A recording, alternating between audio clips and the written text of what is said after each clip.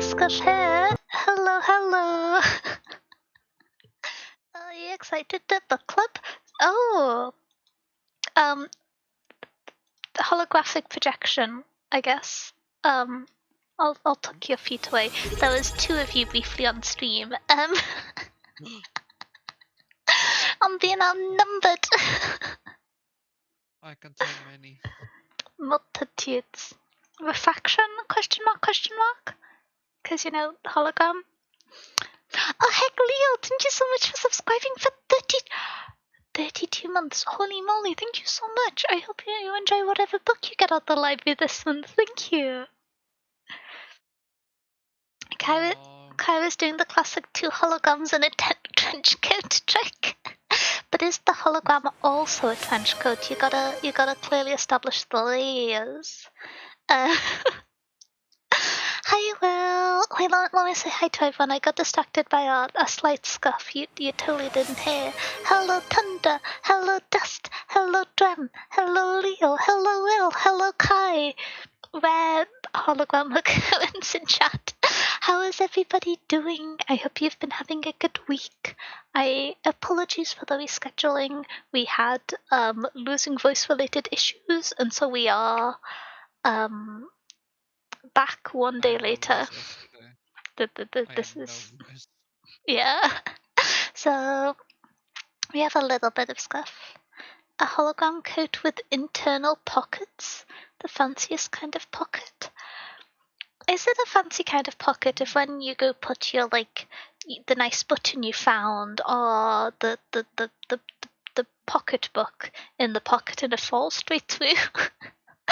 Or is that? I wouldn't describe that as fancy. I would say nearer to dysfunctional. I don't know. Maybe for a holographic pockets work, but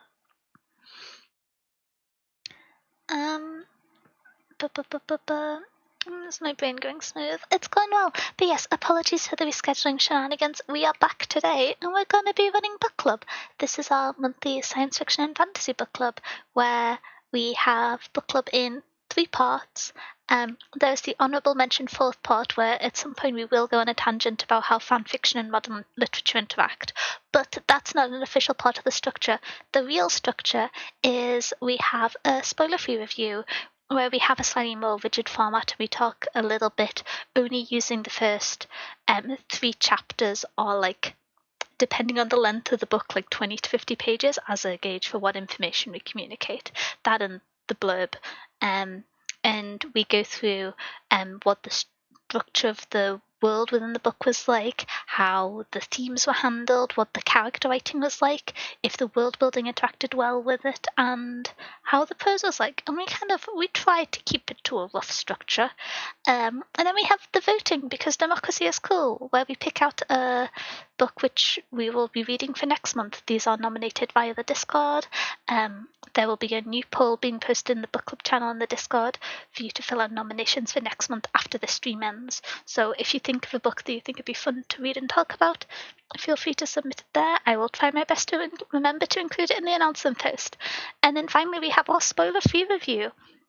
No, we have our spoiler review, which ideally would follow a similar structure to the first half.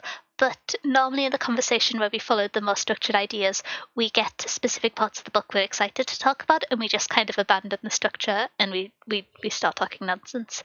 And we're also sometimes a little bit delirious by that point. So we'll see how it goes. Just like a smidgen. But yes,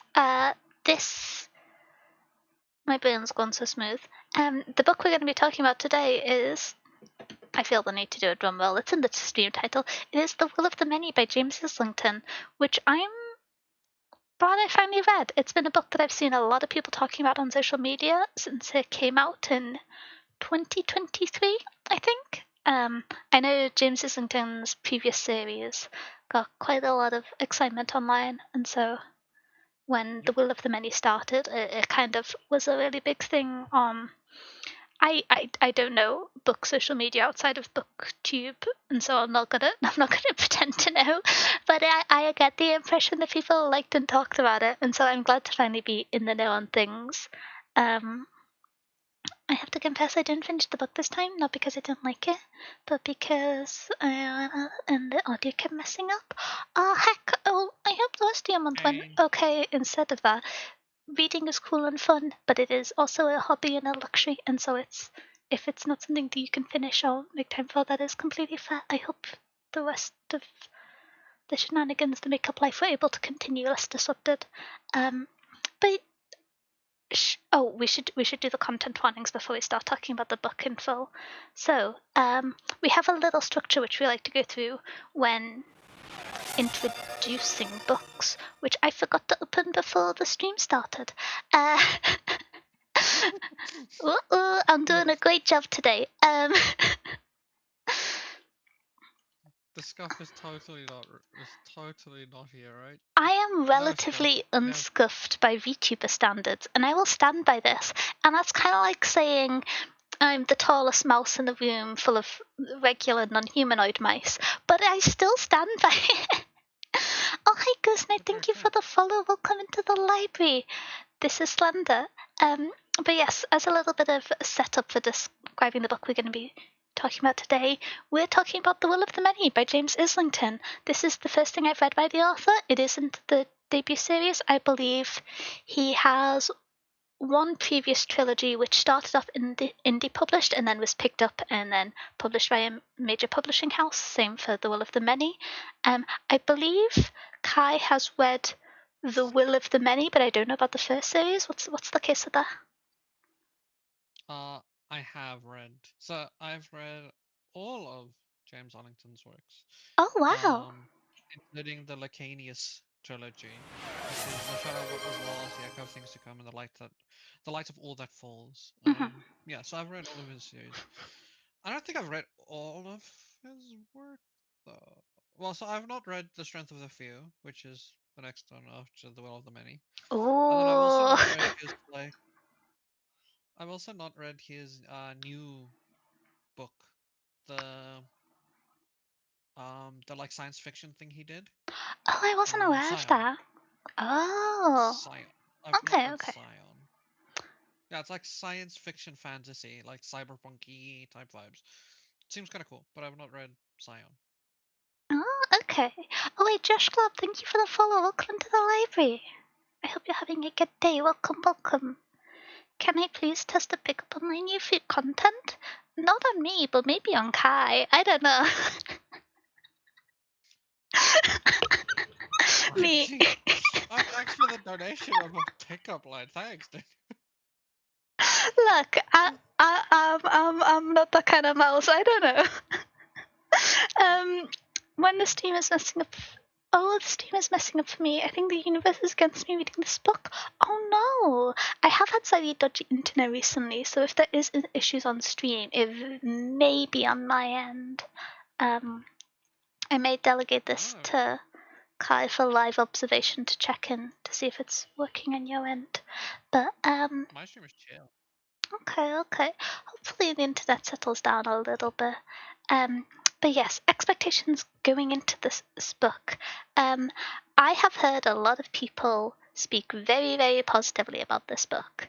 The thing which the thing which I've heard from the wider internet over and over again is it's like Red Rising, but even better, or it's like the fantasy version of Red Rising, which is like a very simplistic way to introduce a book. But that's the thing which I heard over and over again, which was interesting to me because I've read the first book in the Red Rising series, and I thought the world was really interesting and the structure and the pacing was good, but I just didn't find the characters compelling, and so I ended up with a very kind of discordant perspective to the majority on Red Rising, and yeah. I'm going to save my thoughts for later because it's exciting. But yeah, I was expecting a slightly more involved version of your kind of classical fantasy teenage boy up against the world. He's angry, things happen. Little bit of I forget the term for it. Is it Gary Sue instead of Mary Sue, where like overpowered, etc. And so I was expecting a little bit of that, which not historically my favourite thing, but I can find quite interesting.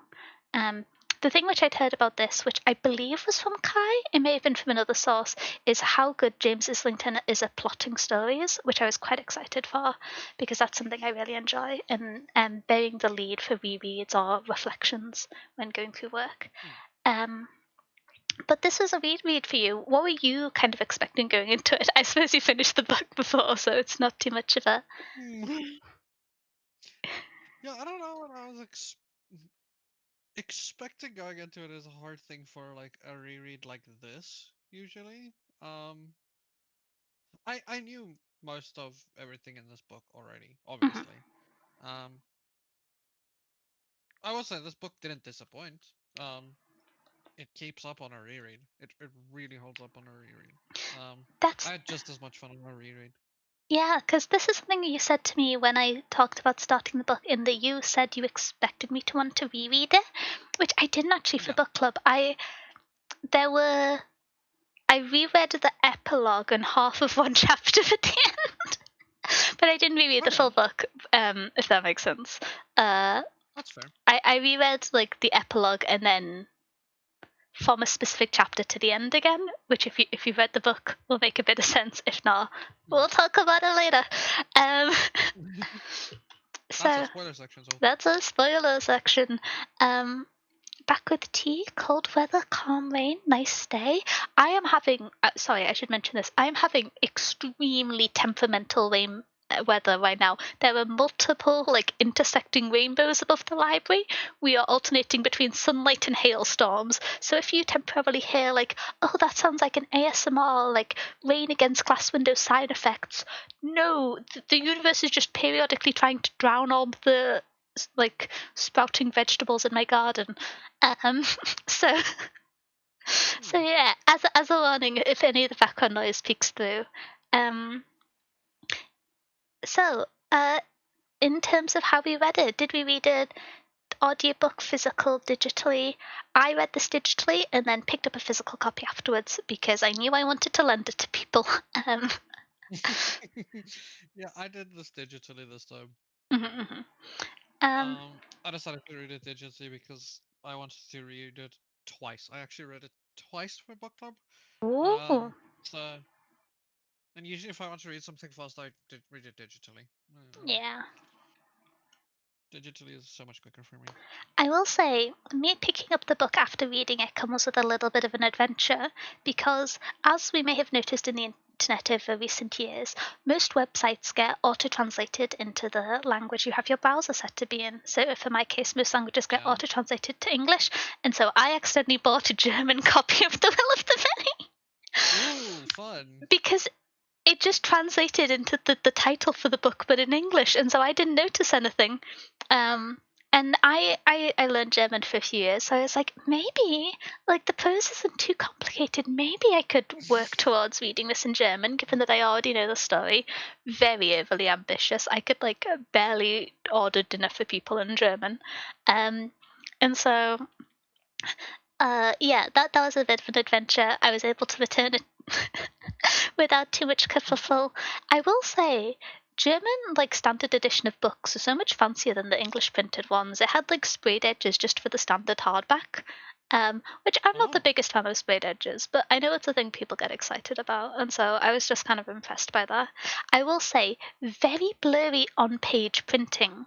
Like, the letters were a little bit fuzzy, which I'm never a fan of. But yes, on the German one. on the German one, which felt kind of Interesting. contrary because a book having sprayed non-flat color edges is generally a sign of a higher printing cost, and so for the actual Yeah. standard printing component to be something that's generally indicative of lower quality paper was a little bit surprising to me. But it might just be that I got a bad one in the batch. But yeah, I was able to actually go into a local bookstore and find a copy and pick it up, and so that's quite exciting. One of my friends, who I Heck think will yeah. really like this book, is going on holiday on Tuesday, and so I had to sprint together so I could give it to them so they can read it on holiday. Um, but yeah, uh, and then do we have any other notes on, like, the format of reading before we jump into content warnings? Are we? Ooh. think that's me. I have heard the audiobook is pretty good though. Sadly, it seems that Will's book kept messing up, but I've heard the audiobook is pretty good. I haven't tested it myself though. Oh, okay, that's fair. Yeah, that makes sense. I feel like for how popular it's got online, that's normally correlates quite well with good audiobook. It's not always exclusive, but it tends to be indicative. Um, okay, so jumping into the content warnings because there is quite a lot of them on this one. So we have Yes, there is. I'm always very chipper on Steam, so I feel kind of strange adjusting my tone to start listing off all these awful things. But we have violence, death, blood, injury and injury detail, murder, gore, death of a parent, colonialization, classism, grief, child death, war, body horror, suicide, and then there's lesser mentions of child death, grief, suicide, vomit, and they're the main ones, I believe. That sounds about right. Yeah. Yeah. I'm just skimming through any of the other ones that have like one or two tags, but yes, I think those are the main ones. So quite a lot of quite heavy topics. Just a few. Yeah. I will say it in terms of if we jump in straight into talking about themes from the content warnings, this book did a really good job of setting up the themes for the rest of the series potentially, because this is going to sound a little bit silly, but saying, oh, the thread for this idea was laid really well, I'm excited to see what it develops into, can become a bad thing if it's handled poorly later on. And so Yeah. there was a lot of ideas which weren't central within the book, but were gradually set up and were either highlighted as a thought for Viz as the perspective character, or were later kind of made evident through the actions and decisions characters had to make from both the perspective character and others of the surrounding cast, which I think was done quite well. There's the kind of key main theme which is on accountability and culpability in oppressive systems, which is kind of central to the world and its magic system, and the different ways of resolving and handling and responding to that, which is, I think, the emotional driving force behind the whole first book. Yes. Which I haven't read the sequel, but I get the impression isn't going to be the central theme in the second book. So I'm kind of curious because there's I don't this. think so. This is the first book in a 4-book series, and Hmm. I feel very Of which we have two, by the way. yeah. Which we have two of, for those that don't know. We only have two of the hierarchy right now. But this is a 4-book series. That's going to be 4 books. Oh We're getting yeah. the next one next year? Ooh, oh, that's I don't quite remember. exciting. Oh, hi, Jesus of Rock. I hope you're having a good day. How are you? I'm doing okay. I'm talking about books. That's always good. Just about book. I was listening to an Audible app instead of downloading it offline, and they fell out of sync with random restarts. Oh, that's so annoying. No. I wonder. I don't use Audible a huge amount, but I know that the website version can be quite reliable if you're having stuttering issues for roaming. But what was my train of thought? But yes, for the themes, I'm going to mention a few of the themes that are kind of brought up as non-central ideas, just because I think it's not very spoilery, but I'm excited to see what they're weaved into later on in the book. But we do have this central idea about culpability and responsibility, especially of the masses, of the like silent observers. Within the book is centered around a colonialist expanding structure. There's also I I get very passionate about the theme of like expansion as a necessity for empires and for economies, because I think it's something Yeah. which isn't fully digested in its like current cultural significance, and so Mm. it's something which I really like when it's handled in sci-fi and fantasy or in dystopian writing. And I think there's notions of this which are really well handled, which is the idea of this is based off an approximation of the Roman Empire. And it's Mm. not a central point of the story in the first book, but there's passing mention that the empire has finished expanding and it's conquered every piece of land it can reach, and what will happen when it can no longer expand and attack out. And that's a kind of Yep. secondary force and theme within the story. And although I don't think it's going to be central, I think the kind of necessity of organisms and economic and military structures to expand and the challenges they face when that's no longer possible is really interesting. Um, Agreed. it can even Yeah, be it's a very, seen, very interesting topic. yeah, it can even be seen in like small parallels of the idea of people constantly needing to move to the city centre from the countryside, just from a Yeah. personal location standpoint, which is the most immediately relevant to us all, likely, rather than running empires, I hope. But yeah, um, Yeah. there's also, Yeah. yeah. However, Mhm. it's a very, very good theme that I agree with you. I feel like it's not as It's something which I'm gonna say something negative about this like genre mm, of book, but praising this book, which is for this style of book, I wouldn't normally expect it to pick up an idea like that and hold it as a part of the story. mm, It's a kind of level of nuance I wouldn't normally expect from a book about an angry teenage boy fighting an empire.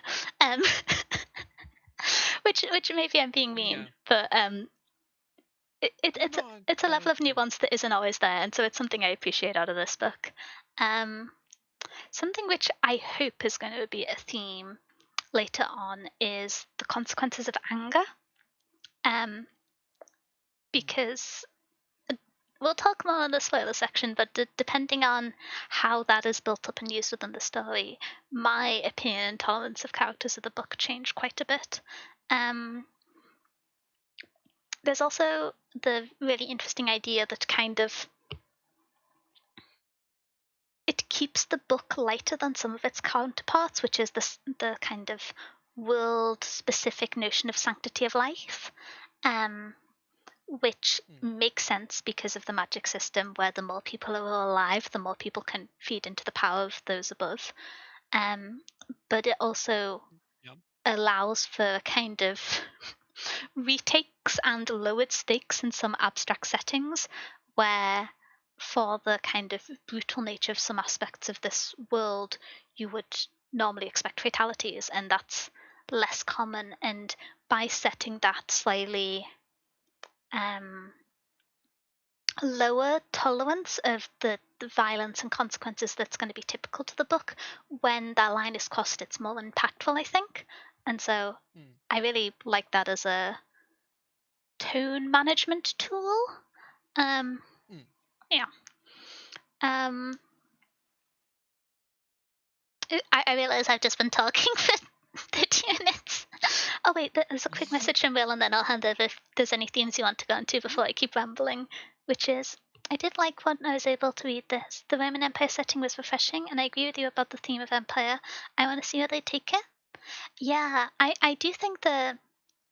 Um, I'm going to get back to that in the prose later, but I do think there was Mm, varyingly deeply buried leads, which I'm excited to see where they're picked up later on. Um, which I mm. normally wait until after book club to write the like shorthand version of my review on Storygraph, and I didn't this time. So if you want to see the summary of my thoughts, you can go there for like book club spoilers. But we'll be talking for 2 hours before we get to that. Um, Mm, but yeah, the um,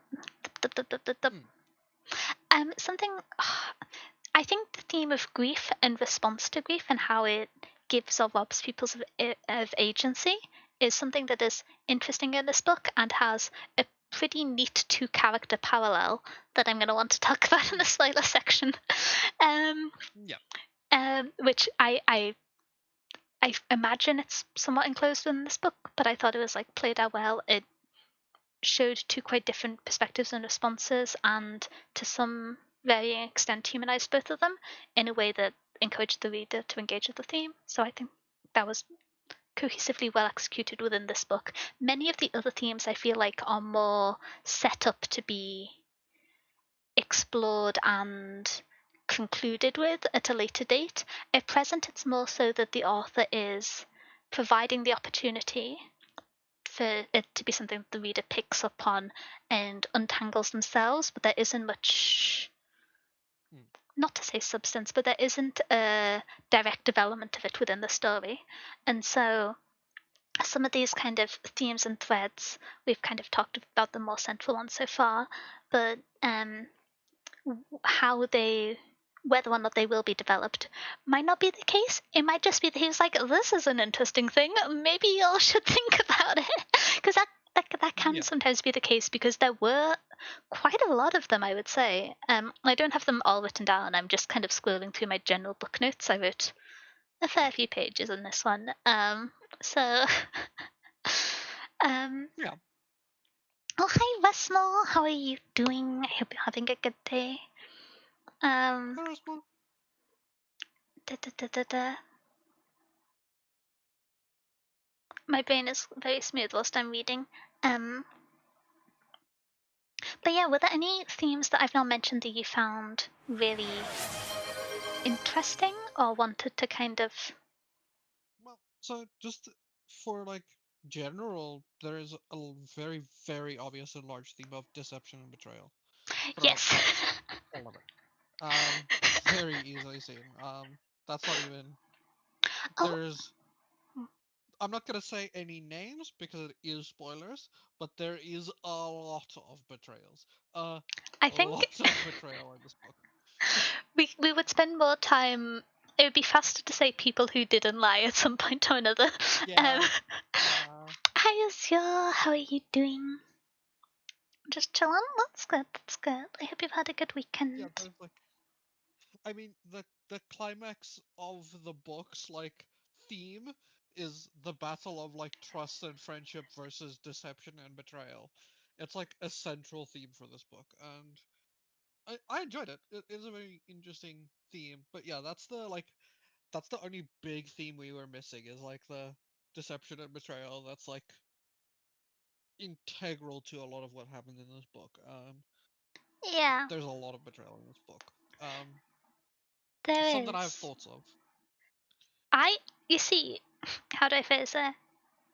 There's some things where, because I sometimes have beef, despite Mm, loving long fantasy series, I often feel like, especially with early books from authors' careers, when mm, they may not have the like absolute confidence and certainty of the author tuning back into the second book or of the mm, series, the first book is left on like a cliffhanger where it could have just had that arc concluded in the book and the piece of work would have been better for it, and that kind of yeah. structural element of the hook is left in at a detriment to the piece of work as a whole. And I don't think that's the case in this book. I think it leaves a lot of open Mhm. questions and a lot of open developments. Um, but this is a long book. It's around 650 pages. Um, Yeah. I think it's yeah, 640. yeah. Wait, let me check the version I have. Um, da, da, da, da, da, da. I have rage baited Danya Resmore. I have in the past. I just feel bad after I do it, but I have. Oh, the version I have is just under 700 pages, but I have the paperback Okay. version, so they're sometimes Yeah. longer because they're smaller. Um, Yeah. Hard to believe Denya angry is a difficult thing to picture. Have you seen When Did I Get Angry? Throw back to the one book club where I started beef with Carl Jung. Anyway, um, there's got to be other examples of me being angry.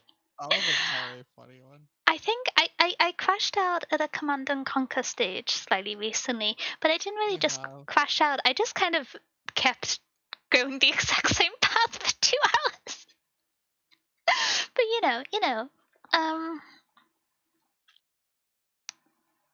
something Yeah, which that's Mhm.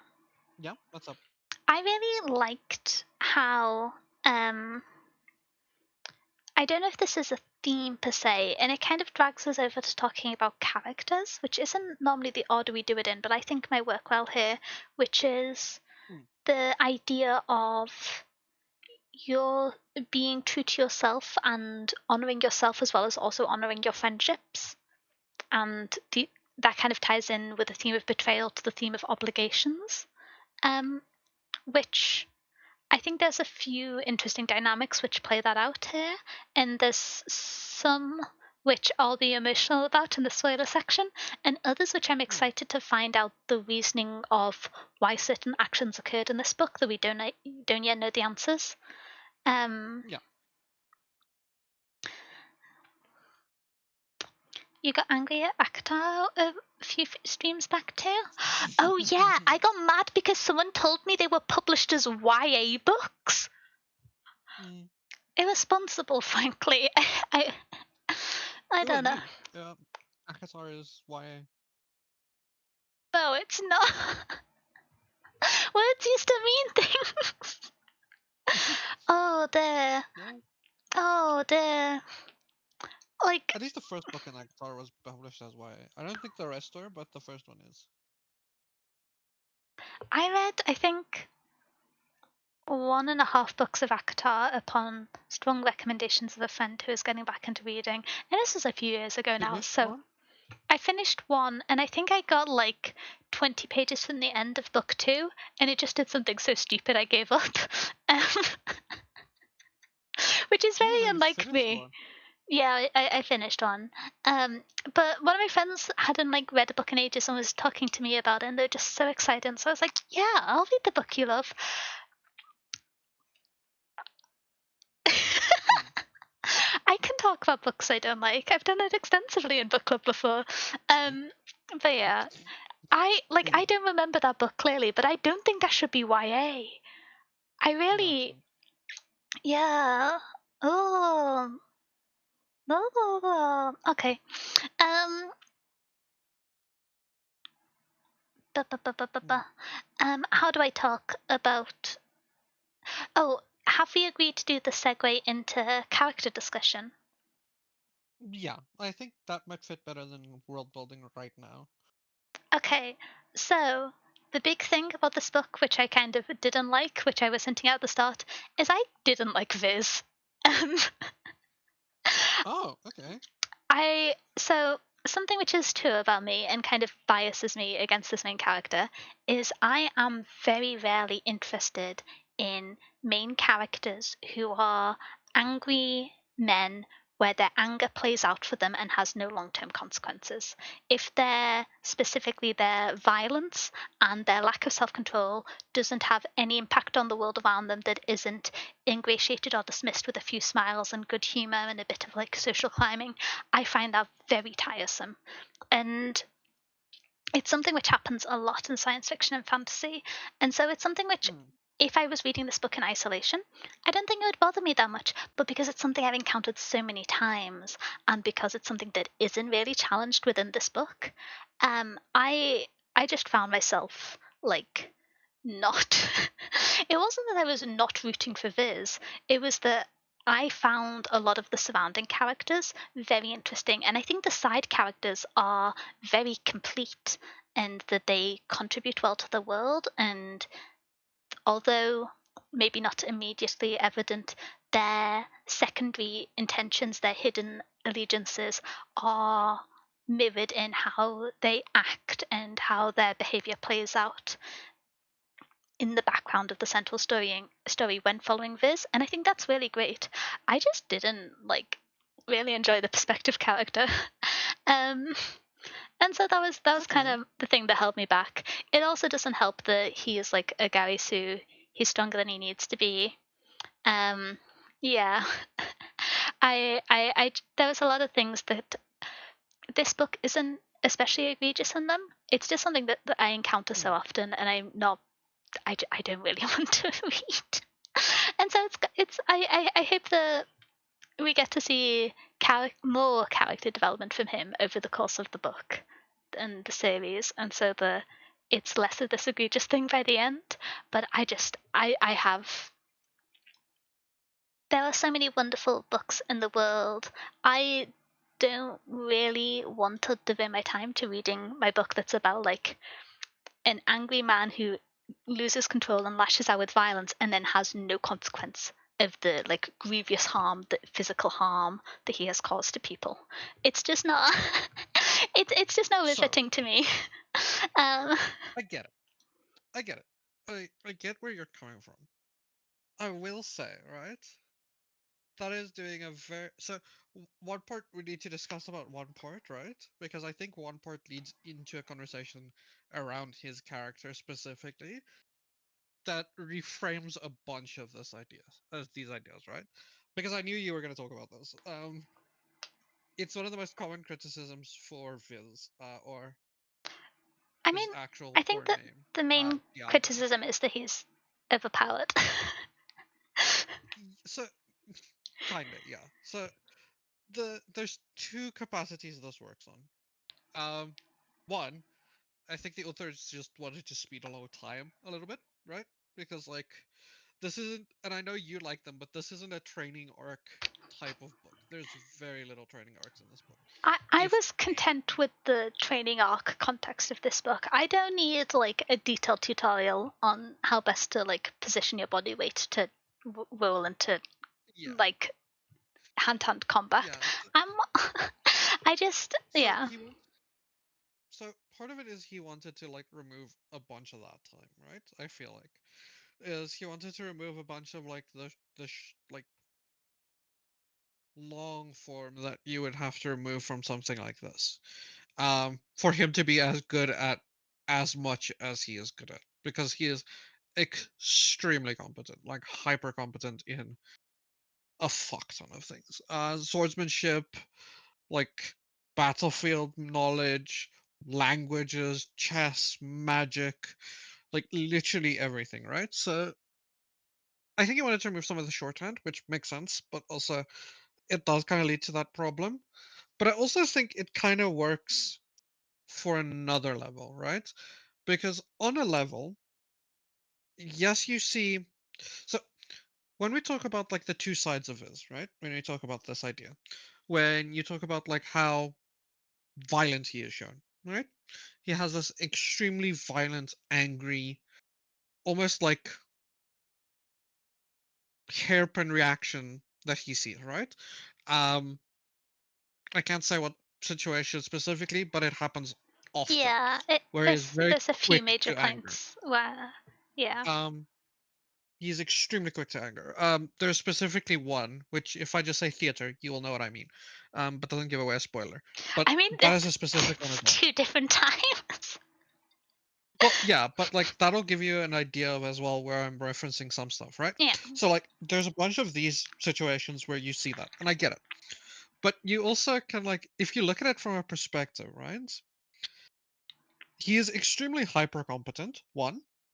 So he is an extremely arrogant character. Like Yeah. extremely arrogant character. Um he is also a very passionate character and a very, very strong moral compass.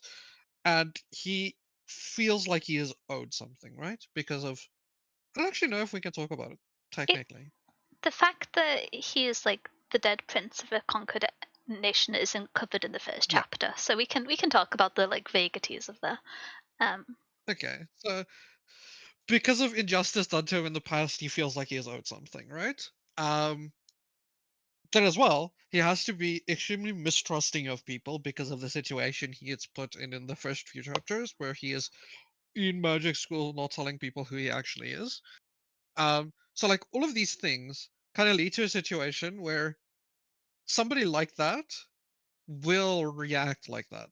It's almost like it's a perfect character to be angry and violent, and that is kind of the intent. oh yeah, it's I'm not saying that I think his anger and violence is shallow and inconsistent. I'm just saying that's not a perspective I find particularly interesting. Well, so I know what you mean. So And I think it could be interesting if it's challenged and deconstructed, like I mentioned in themes, that I hope it is throughout the rest of the book. But there are some specific instances where this is either removed from the situation or just kind of brushes over the consequences of his actions with like charm and good merit. And I just find that tiring. And it's very strange because when I see people talking about this book online, because I tend to watch a few reviews once I finish the book before book club, and some of those scenes which I kind of find disquieting, and I don't feel like the need to root for and stand 100% behind the perspective of a character who I follow in a story, but I think it's, how do I phrase this, evaluating a perspective character as well as the like events within the story and other characters as kind of a natural process of thoroughly engaging with any work. And I just, there's a lot of people who talk about how like satisfying those moments are to see him like go crazy and lash out, and I just it makes me feel even worse about the like trope and pattern being in books, because it's like it's not good. And so if it was being read and engaged with by the majority of its audience as like, this is a character who has been through extreme things, is in this contentious pressing circumstances, and under these extreme conditions is pushed to the edge and then violently lashes out, and it's being processed as the way you're kind of framing it, as it makes sense for this natural standpoint of this character who's in a very convoluted and distressing environment, that would be fine. But people are just kind of seeing it as a like, yeah, get him moment, and that and that's one of the reasons why I kind of dislike these perspective characters, because I feel like people engage with them so shallowly a lot of the time, and it's kind of disquieting to me. I don't know. I'm putting too much pressure on this book from the rest of the genre, but it's certainly affected my that's reading what a I bit. think. That's what I think it comes down to, because I don't think this character is that archetype in a lot of ways. Because that archetype is more like that archetype is the issue with it is, right. I see Oh, I see hi, this Lakin. Wait, perspective thank of, you so much for oh, subscribing hi for Lincoln. 32 months. I really appreciate it. I hope you enjoy whatever book you get at the live with this, and thank you, thank you. Also, whilst I paused, I adjusted Kai's volume. If it works better, let me know, because I know they were quiet a little bit earlier. Um, but yeah, what were you saying? What were you saying? So I get where it's coming from, right? And it's a hard perspective to look at it, because like, at what point does something become the trope, or it just looks kind of like the trope if you squint really hard? Because like, so much of that trope is, hmm, Oh, yeah. it's like, I will say, I don't think Viz is like an egregious example of this. I think he's one of the more balanced examples of this. It's just a perspective I see a lot and not one that I find mm, compelling, unless it's challenged within the story, which it hasn't been yet. I have faith to some like significant degree that it's something the author will deconstruct in some small aspect later on in the story, based off the quality of the plotting and the writing of the rest of the book. But it is a yeah, drawback for me in its present state.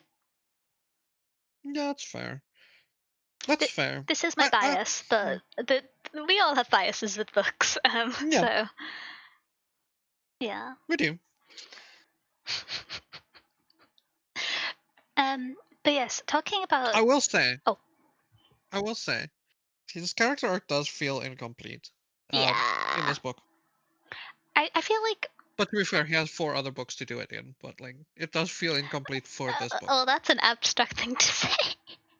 um, but yeah, I feel like Viz doesn't go under a huge amount of character development within this book. Mm-mm. Um, you get to see a little bit of development, but that more so comes from change in environment rather than change in character, which I think change in environment can often be mistaken for character development.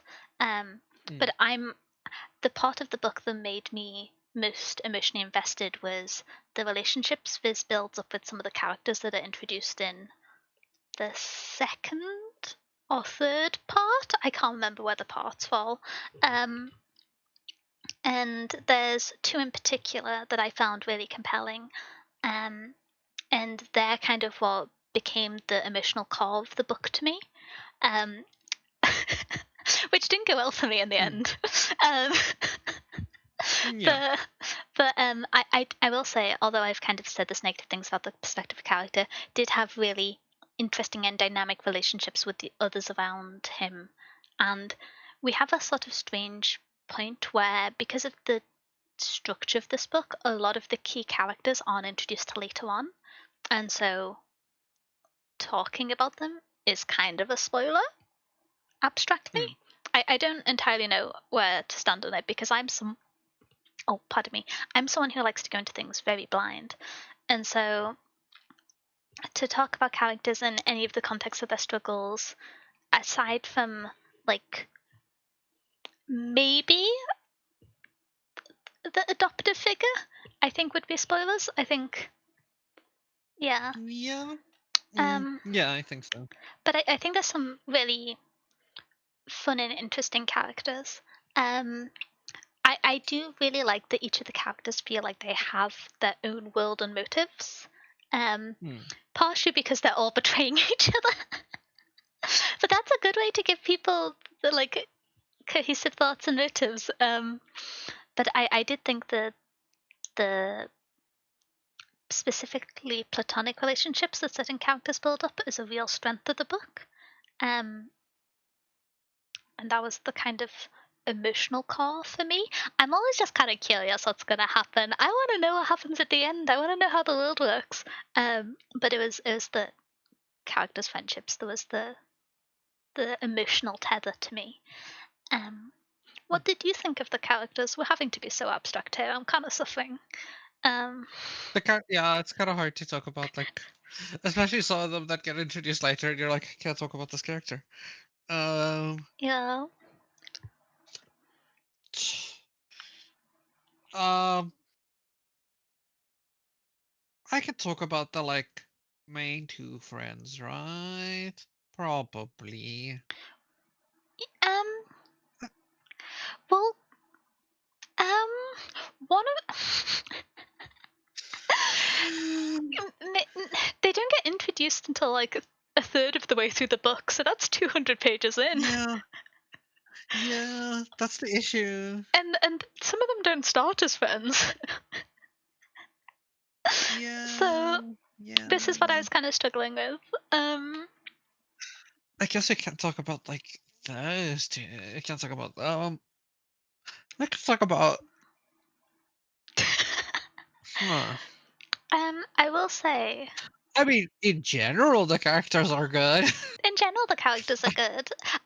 I know. I can make general statements. I feel like whenever I say criticism, because I'm so willing to criticize and engage in that kind of almost negative way with the media I enjoy, it makes me come across as like quite down on something just because that is not the default of talking about things you love. It becomes idolatry rather than like basic praise. um, me and Yeah, my little agenda. But I found the character relationships really engaging. I thought the twists and turns were very fun. Um, some of the betrayals I kind of saw coming. There was one. No, that's a spoiler. I was going to say something very vague, but there was a bad thing that happened, and I was just like, things have been going too well here. Something must go wrong. And it's like, is it going to be another betrayal? um, yep. um, yep. Sounds like they're great. So I'm not sure you mean that, mm, Mom. they're not. So we just can't talk about a lot of the characters because There's a few like one we there's like location specific characters, and you don't meet them until you reach certain points in the book, and whether or not you get to those locations is kind of a key plot stake early on. And so it becomes their presence and definite and like environmental factors that shape their motivations becomes a spoiler in a way. Um, I feel like is the easiest way to describe it. Oh, do yeah you mean Grey as in um morally allegiances? right. Um, I mean, Mm, I think there's two solidly morally good characters in the story. Three. No? Two. Yeah, Yeah, I will say I do think that Viz or Diago is a morally good character.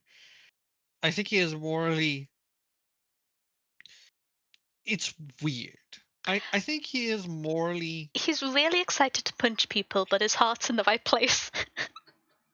Yeah, he's a the way to put it is he's a very morally strong person. He has a very strong moral compass to what is right. Yeah. His right just also means I'm gonna punch you in the face if I think you're wrong. But he is morally good. Oh.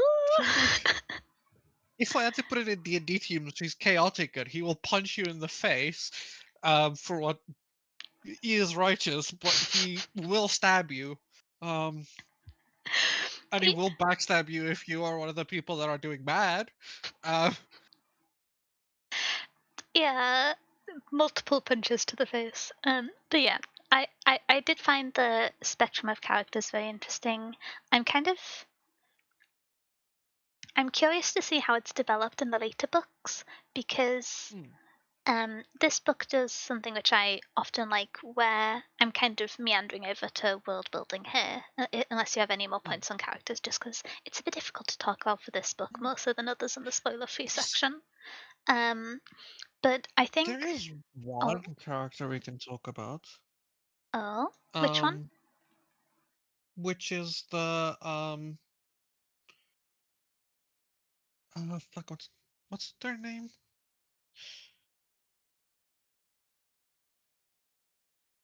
Why did I forget their name? I'm not 90% sure we can talk about them. Well, you're gonna need to give me the name before I can answer that. I mean, Um, the the okay, character, I can tell you the first name, Aqua.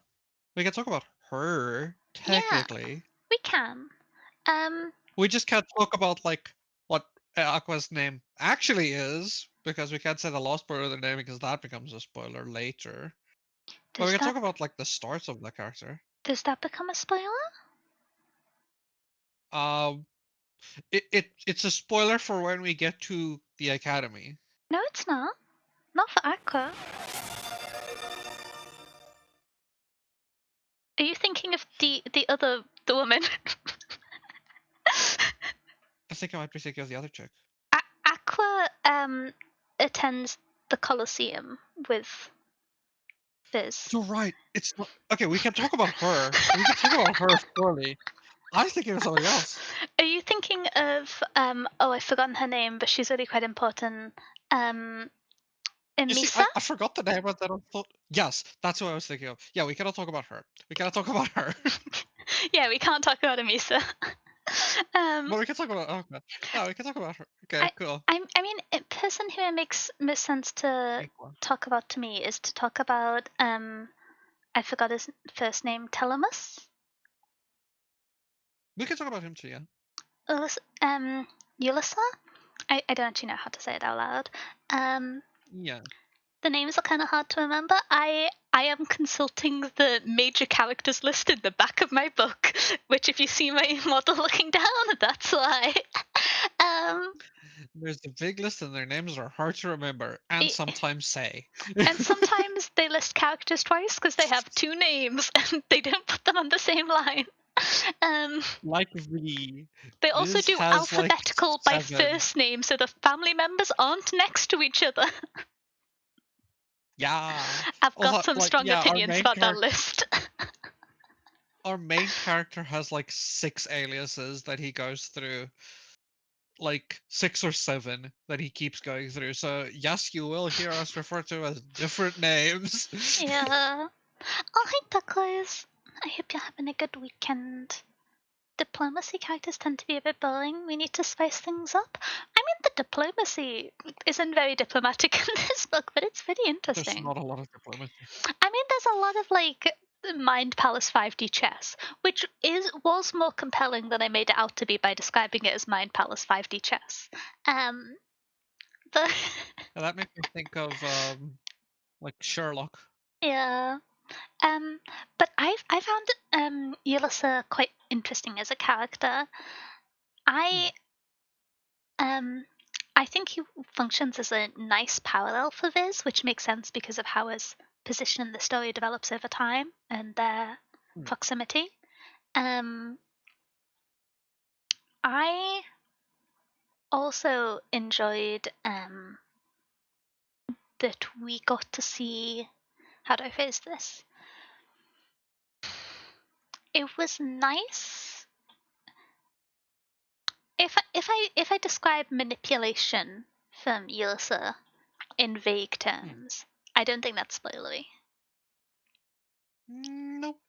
So the fact that Yulsa can control Viz to some extent makes sense and is cohesive within the world, but it's nice to see a character that kind of has control over someone not be without influence or without objection, because oftentimes if you have this kind of Gary Sue-esque super strong, super successful main character and someone who is towering over them, they are seen as an unshakable power within the land.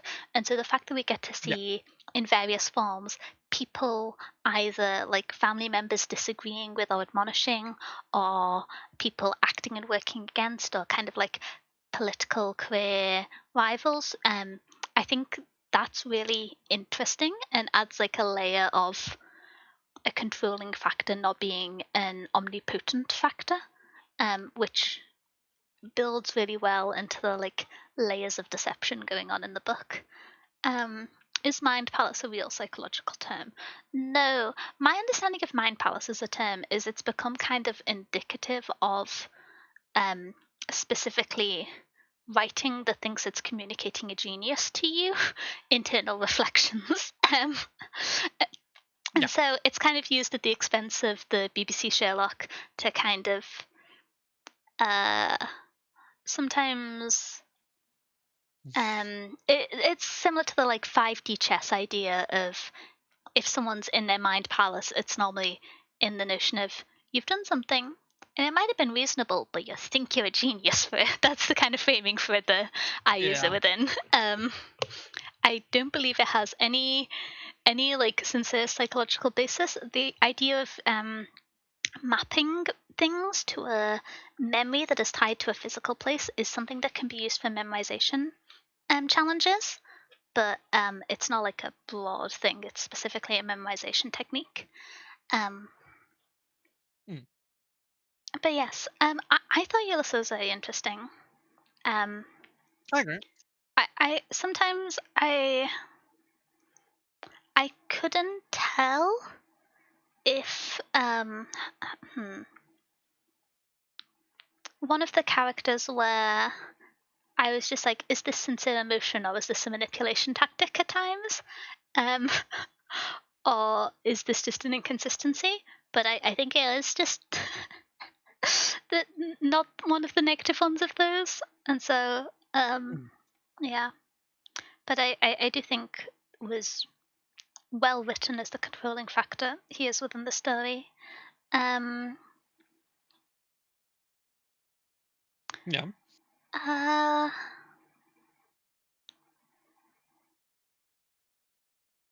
My brain is very smooth. So many of these characters you I don't realized, meet until after key events. We could talk I about. realized how hard it is to talk about sub characters and some things that happen in this book because of how this book is structured. How do we talk about anyone who is introduced in the like second major arc? Because I'm gonna say a name, but even talking about, oh, can I remember her name? Who works for Ulysses? Yeah. I love her character. She was great. Yeah. Very Yeah. cool. It kind of did the. I'm gonna simplify a little bit, but there was a really cool example, kind of a la Avatar: The Last Airbender, of a magic system and how disabled people can use it to like regain mobility and access to parts of life that they wouldn't be able to have access to otherwise. And that was really cool. And I also just like her character. I liked how she developed over the course of the story. Apologies for going off topic. No worries. We have not been known to stay on topics. It's okay.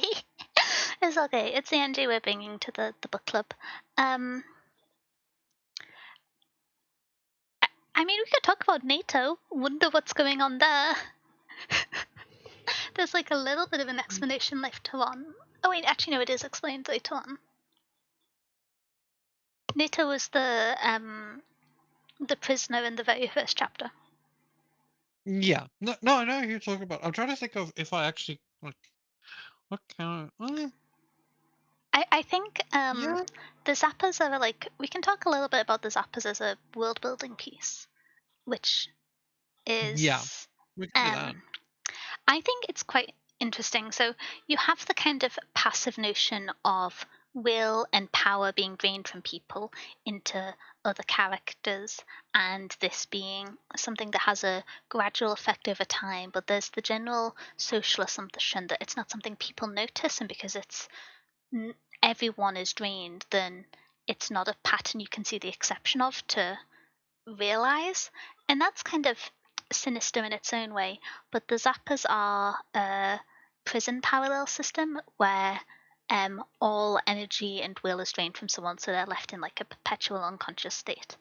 And I think this is really good because it kind of forces, especially with it being central to the very first chapter, in that it forces the audience and the reader to confront the horror of the will system, where it could otherwise be seen as like a minor drain. And admittedly, the perspective characters rallying against it makes that less likely, but it describes the most extreme and kind of violent version of the system, and so primes you to engage with what's going on, not as like a passive consequence, but of an act of horror and oppression, which I think is good. Yeah, I agree. Yeah. I thought you would IRL NATO for a second. No, not IRL NATO. Not.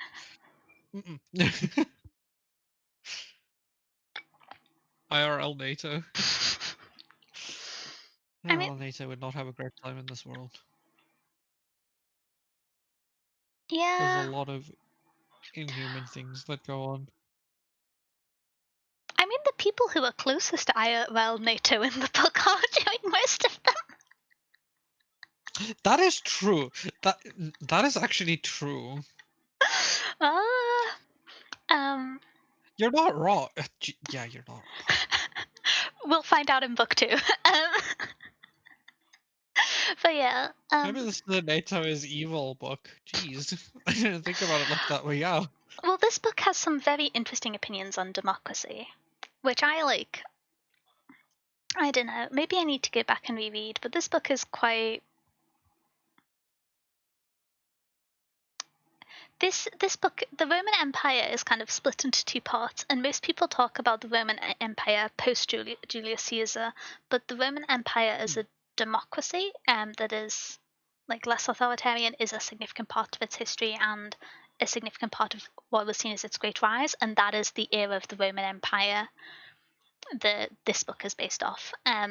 Because I think when people think of Rome, they think of all hail Caesar, etc. And so that specification, I think, is valuable. But there's like, this book doesn't like politicians. To be fair, I don't like politicians, so. I mean, But yeah, but still, it's quite this book really doesn't. It's quite pessimistic about democracy, which I don't fully. I don't really. We'll see it develop more later on. It may be a misreading, but like that. Yeah. The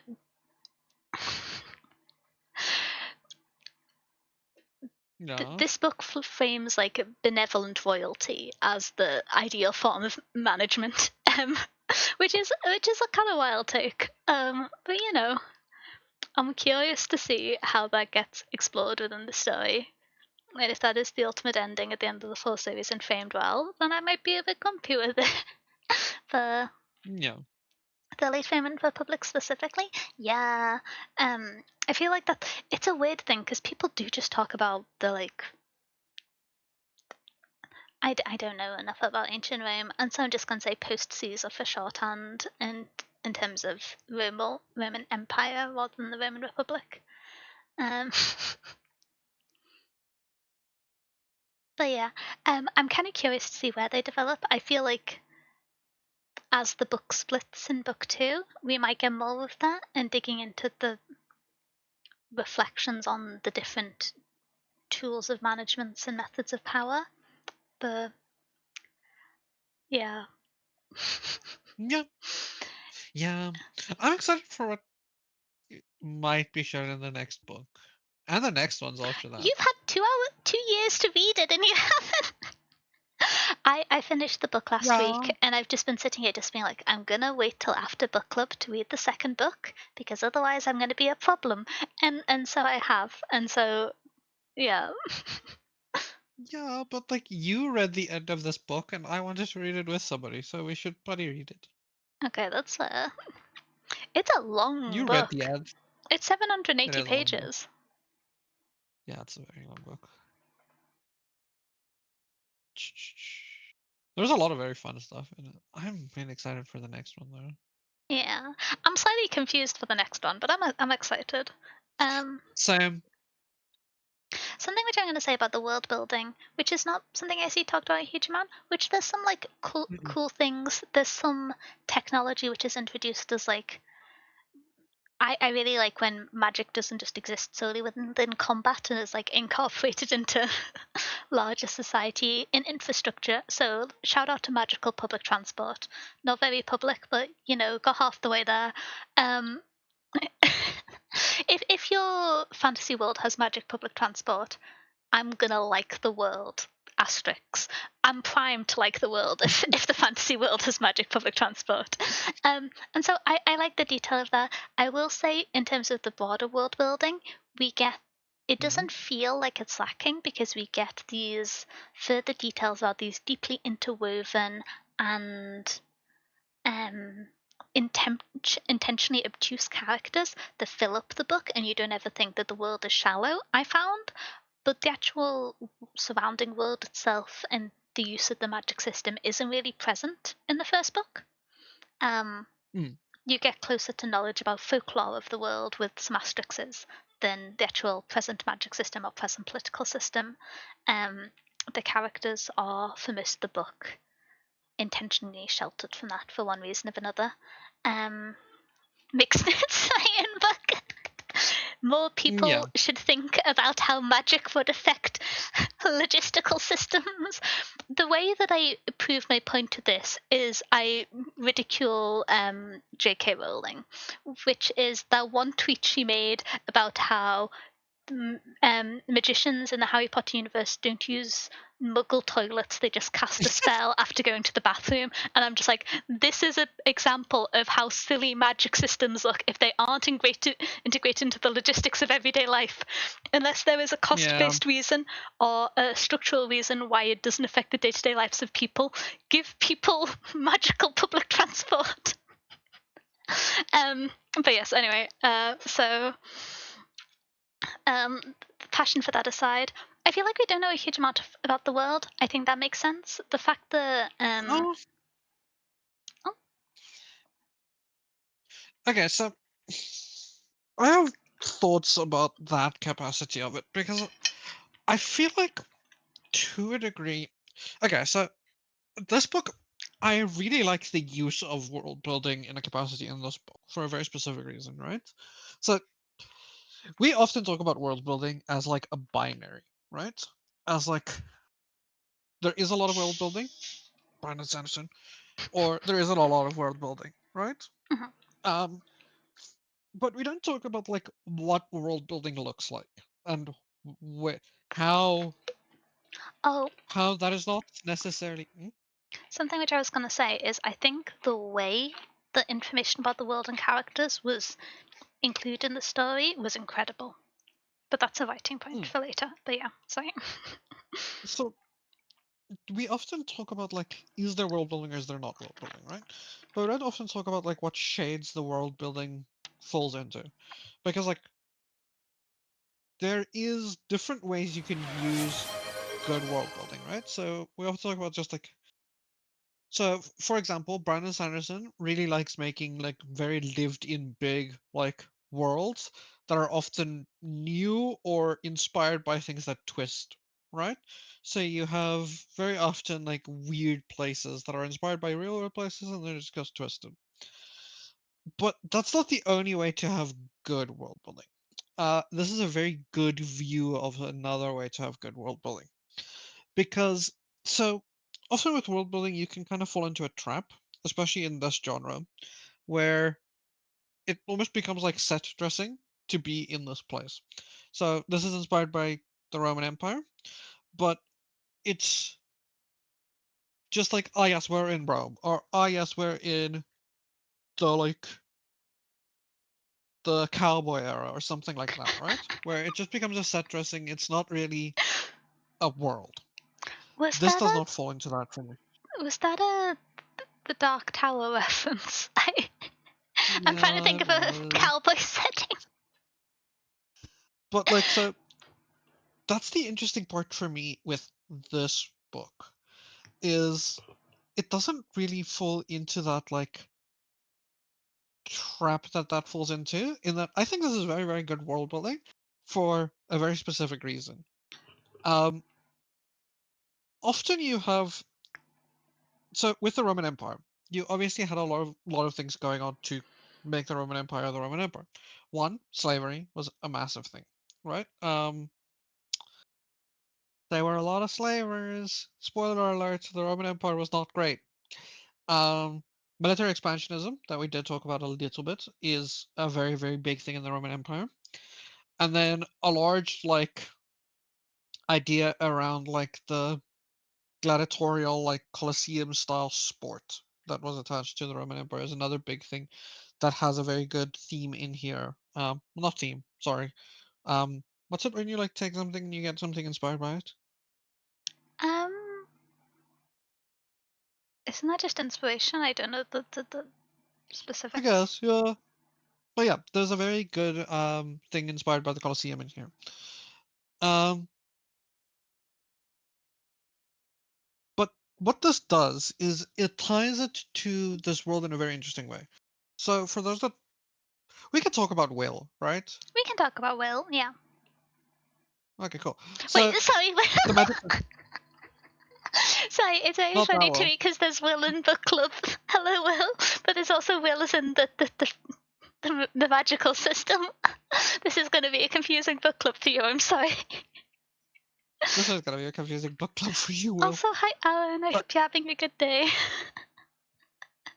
so the magic system in this is Will. Um, and Will has a very interesting structure attached to it, right?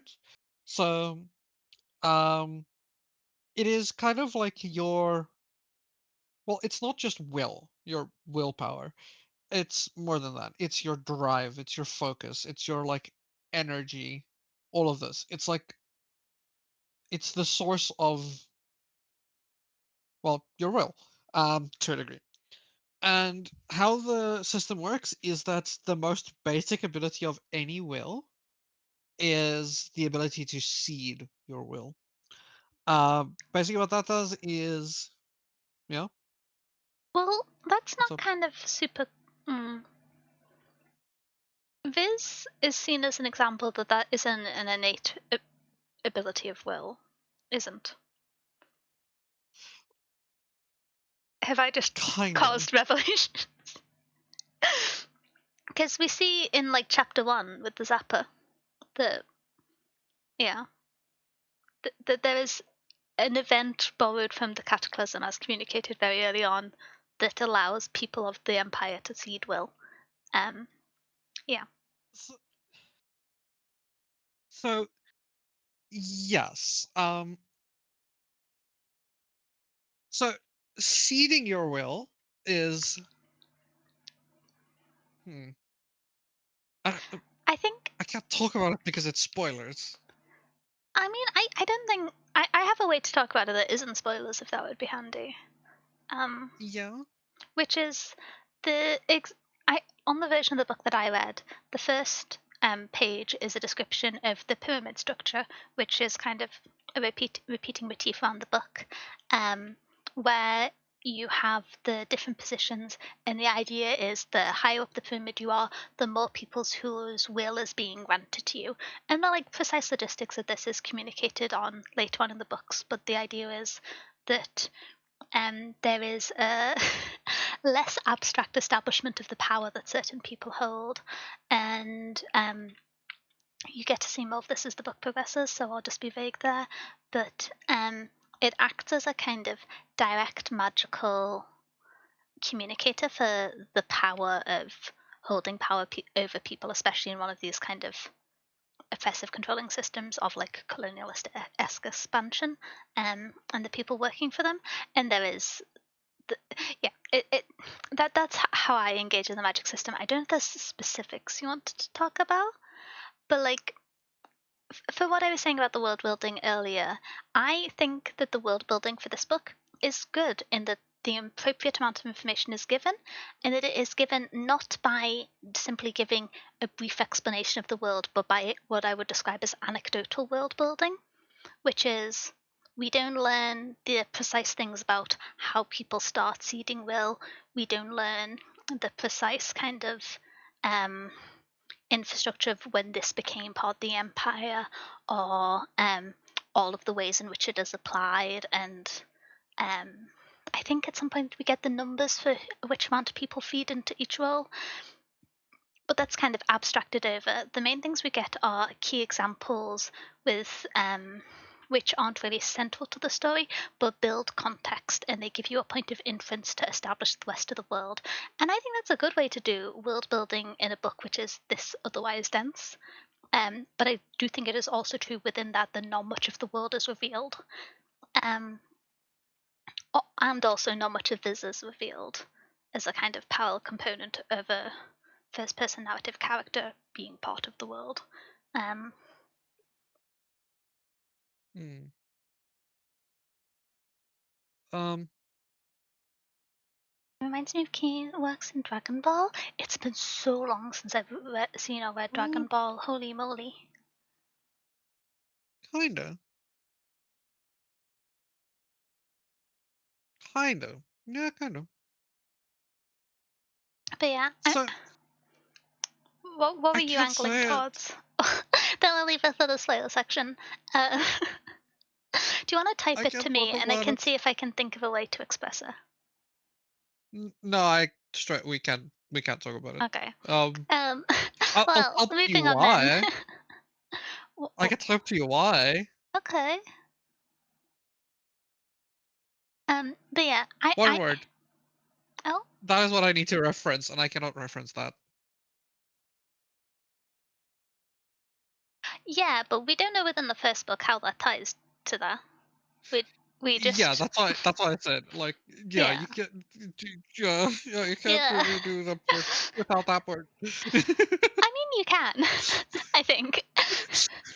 Just not in not spoiler section. Oh, I mean, you live in the book for I would say you get to the end of the book without really understanding or contextualizing that. So maybe this is Yeah. something that you glimpsed on reread that I haven't spotted. But I Yeah. but Yeah. yeah, Yeah, I can't talk about it. I do like the anecdotal world building. The precise anecdotes I'm going to save for the spoiler section. There's a few that I really liked, but it's a nice way that is natural to the characters. I haven't read Islington's previous work, but Hmm. one of my friends has. I was reading this book and they mentioned it, and they were talking about how the previous series was really good by the end, but in the first book specifically, it was very info, like this would now be the next 3 pages which described the context of the following chapters. The communication of world building had some kind of refinement to do, um, and I think this book has a really good style of doing that.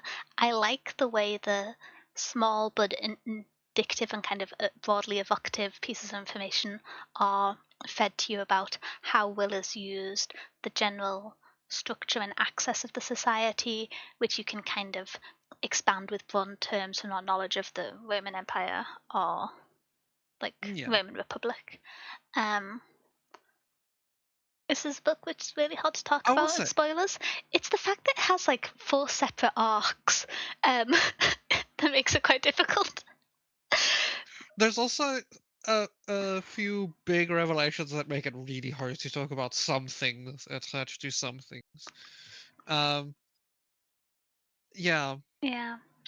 a very cool one that I really do want to talk about, But but yeah, can't. I like the world building. Now, It wasn't super detailed to me, but I like the anecdotal construction of it. Um, and I I thought am it. sad about one part Oh, okay. What are of you the world sad building about? because I think it's cooler in like the actual Roman like idea of it than it was in this. But I Oh. kind of get why he did it like this for this book. Is like so the hierarchy Mhm. is a pyramid with 3 sides, right? You've got Mhm. 3 aspects to the hierarchy: the government, the military, and the religion. Mhm. Right? Your religious side, your military side, and your government side. Very easy to see. Actual this cool idea. I'm not going to talk about any of them. Basically, the idea for this book is that they are kind of like rivals to institutional power. They're kind of like fighting for power between themselves, right? So like military kind of goes against religion, religion kind of goes against government. They're all kind of like it's kind of like a power standoff to try to get more power for each of these 3 sides, right? In actual Rome, it was not like that. In actual Rome, it actually became a thing where you kind of climbed it in a spiral. So Julius Caesar is a great example of this, right?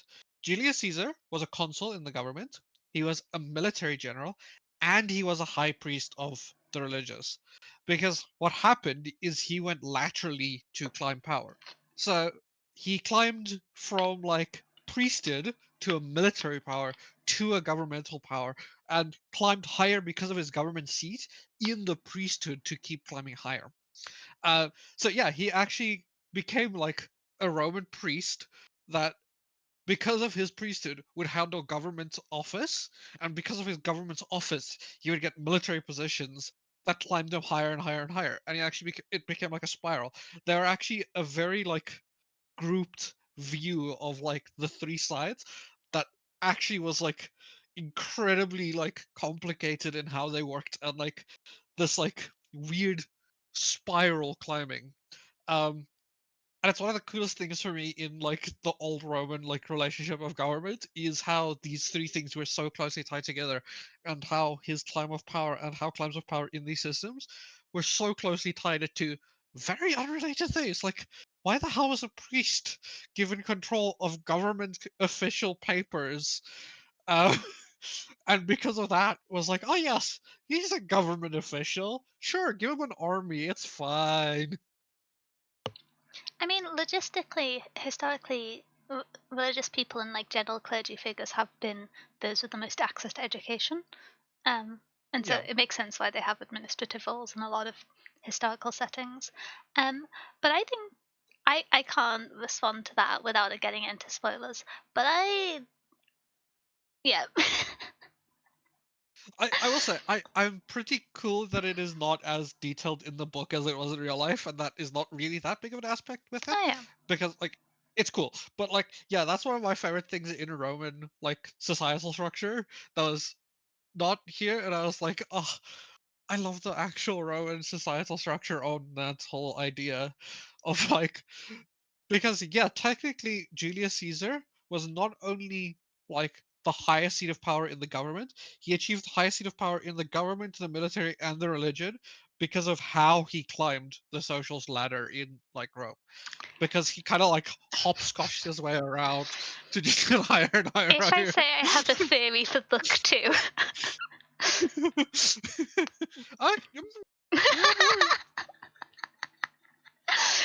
Yeah, That anyway. is the thing, Will. It is very weird and complicated, and it would get very confusing. And I can see why he didn't do that in book 1, maybe book 2, but he didn't do it in book 1. Mhm. I also think it's worth noting that actually no, that's spoilers, never mind. Um but yeah, something which I kind of wanted to praise about this book, which is part world building, part prose and writing, is I really like how information is communicated throughout this book because we learn a lot of information from like direct events, but also there's a lot of tutoring and learning. That something which I do think maybe wasn't the best if I'm going to be praising how things are communicated, is there are a Mm, lot of things which were kind of set up of like this is something about the will-based magic system, which will be used in mm, this broad world and then isn't used at all in the book, and it's just kind of a question gets asked on page but not answered. That happens quite a lot with in the second and third arc. And I don't think it's like to an extreme detriment, but I would say that's the weakest yeah, part of the communicating, especially because I feel like it's going to be used as like a look, we mentioned this earlier, ex machina, because I can't think of another reason for including it this way. It feels kind of awkward at times. Um, yeah, but I do think um, the like, how would I describe it? The like narrative perspective does a really good job in putting you inside Riz's head and sitting with his thoughts as he reasons through responses, and it allows you to kind of see the clear secondary points that the characters are working with that might not fit naturally in the kind of like traditional third person omniscient writing style. Or yeah. no, not third person omniscient. It'd be the opposite, third person not omniscient. But yeah, Yes, yeah, yeah. so I think that like switchery works well. Um, but yeah, I I I think um, it's communicated quite well, which I was kind of nervous about because going into it, I heard my friend talking about his previous series and saying that it was kind of quite info dumpy and the exposition wasn't very subtly included, and I thought it was generally well done here. Um, and so definitely like development from the author on that front, from what I've heard. As someone who's read all of his works, I'm curious if you have the same opinion as my friend, or if I've got to go back and be like, my friend Kai said that that's not true, actually. Um, third person limited. Yes, third Uh, person limited. Thank you, Earl. yeah, it's 3% limited. I was also trying to think of that. No, you cannot play us against each other. I do agree, though. But like, my friend Kai said, "No, you're wrong." No, I agree. Yeah, I do agree. I will say, for lots of things from the first series, with like, what's the? I keep forgetting the series name. I don't know why. um, I remember the first two books of the series, but it's the Lacanius series. It's the yes. Lacanius series. I've heard very good Uh, things about book three and like very things about book one. Um, yeah, he grows as an author. Let me put it that way. He grows as an author. Um, it's kind of damning. he grows. He grows as an author. No, no, no, because a lot of the growing has already happened. Um, I do agree, though. Yeah, I do agree.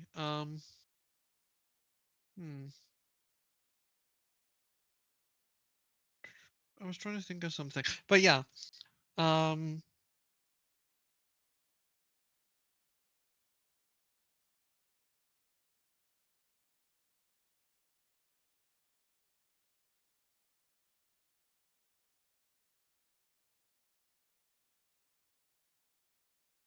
Oh, I was trying to think. I can't remember now. Oh well. oh. Well, um, the brain smooth. I was kind of waiting for something to bounce off, so my brain's melted. But but yeah, talking about the writing a little bit. Um, I found the writing unobstructive. I didn't really find many moments where I was sitting there being like, "Wow, Mm, incredible quote," but the prose was like efficient without feeling sparse and shallow. mm, It just fits all within the genre.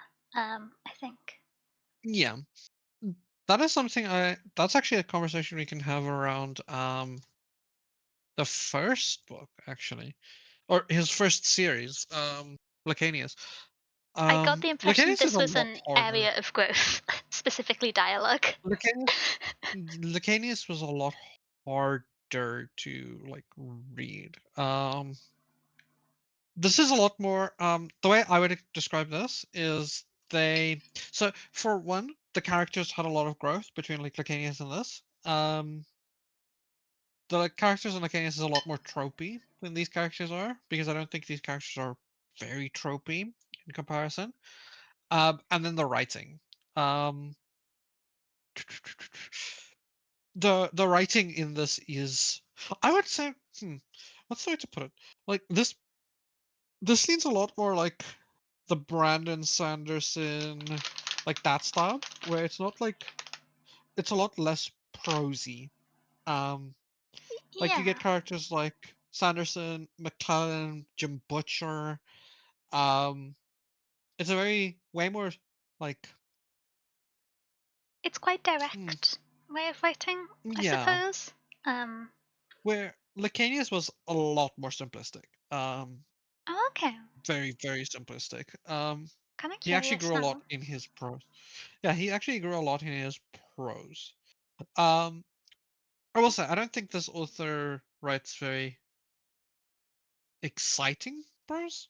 Um, Yeah, like that exciting prose, but I it think works. I think the strength of the book is the plotting, Hmm. specifically in the information and character reveals and how tension and expectation is built up and subverted with the reveal, and how that is done throughout the book in a way that maintains and escalates tempo well. I think Hmm. that's like the greatest strength of the author to me. Um, Yeah. oh, welcome back from jail. Oops, oops. I need to get better at noticing that. But yeah, um, is I never really know how to describe Yeah. writing in this way, because if I just say it's like good classic fantasy writing, then that feels like Yeah. a shallow description. But it's um It kind of works. yeah, I there were I could imagine with time that there are patterns to the world building and the kind of parallel character development of non-perspective, like non-main perspective characters that build up for this world that could become like indicative and identifying of Islington. But I feel like the prose is something that at present is I could read and not be able to tell who it's from like a series of writers, if that makes sense. Or I wouldn't be able to like Yeah. place a pointer to, which is a very difficult thing to do. But there's certain authors which you get a kind of distinct signature from, and that's not the case here, and that's not bad. If you want to write 700-page books full of intrigue, having prose that is in some way, albeit beautiful but acutely obstructive, can be detrimental to that story. And so I think the style of prose suits the book. Um, I kind of wish potentially that I always like when prose, especially if you're going to have a um, I, wait, I'm consulting Will for this because I forget the official terms. Is there a more Yeah. precise description of the narrative perspective of this book other than like first person? Is there a like specific sub label? Because you don't always get full internal thought.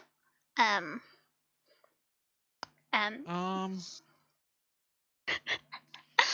my lack of I don't. education and sheer addiction to reading books is showing here. Um, but I I think it works I'm trying well to for the remember. story. There is a term for it. I just don't remember the term fully out of my head.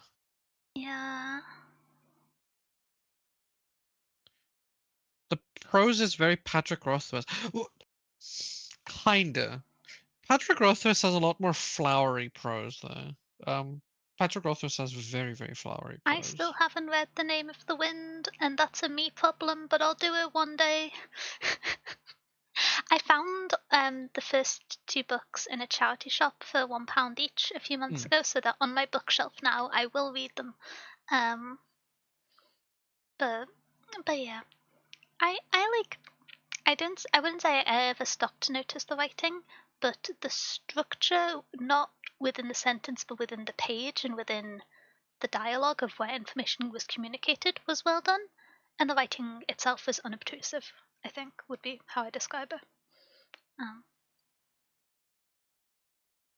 Purpose Unlimited may work? Okay. I think it is like it is very first person limited. With there's another term that could attach to it, but that's the main term.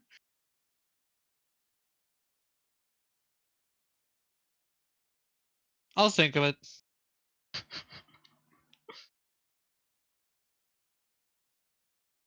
Okay. Oh, I almost started talking about the Loctium there. Okay, I'm being so restrained.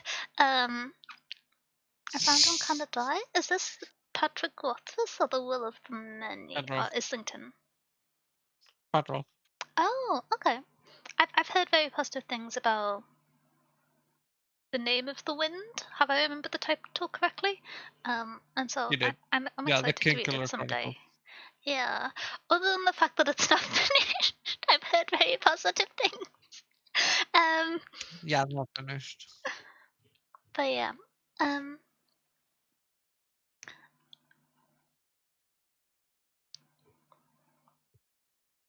do we have any other notes on the writing style? I think there is. Oh, hi, Katara. Katana. It's a book club stream. So we pick a book each month, we read it, and then we talk about it. We do spoiler free review, we do voting for next month's book, and then we do full spoiler review. So it's kind of just like a regular book club, except you normally don't have the spoiler free section in regular book clubs. It's a great book, but yeah, Name of the Wind, I mean. Oh, okay. Um, I do want to read Name of the Yeah, Wind at never. some point. Could we read that for book club? Is it too long? I feel like it's somewhat long. No, no, it's Hmm. chill. Not too bad.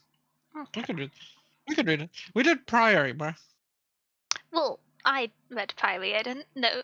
So, me and I Syphil finished finished Priory. Priory. You finished Priory I 3 months finished it eventually. late. No, I finished it not 3 months late. I finished it like 7 months late. Uh, So I did Priory. I did half of Priory and then eventually finished it. I feel so But also, conflicted about that book Name of the because I Wind is love the only like first arc, but the third arc is so weird. It's so rushed. yeah. How do you rush an 800-page book in a series? Sorry. um. Also, Name of the Wind is about as long as Will of the Many. It's a little bit longer, but it's about as long as Will of the Many. Oh, okay. You're changing your voice for content? No. And I'm Nope. gonna. I don't know how to communicate to you that I have, like, I just sound like this. I, It's longer than I, Eye I, of the World, I think. I don't know. I don't do moderation things very often. How do I do this? What do you want to do? I can do it for you. Oh no, I am an independent mouse. Okay. um, Ma'am, yes, ma'am. never mind. I've given up. It's fine. Um, but but yeah.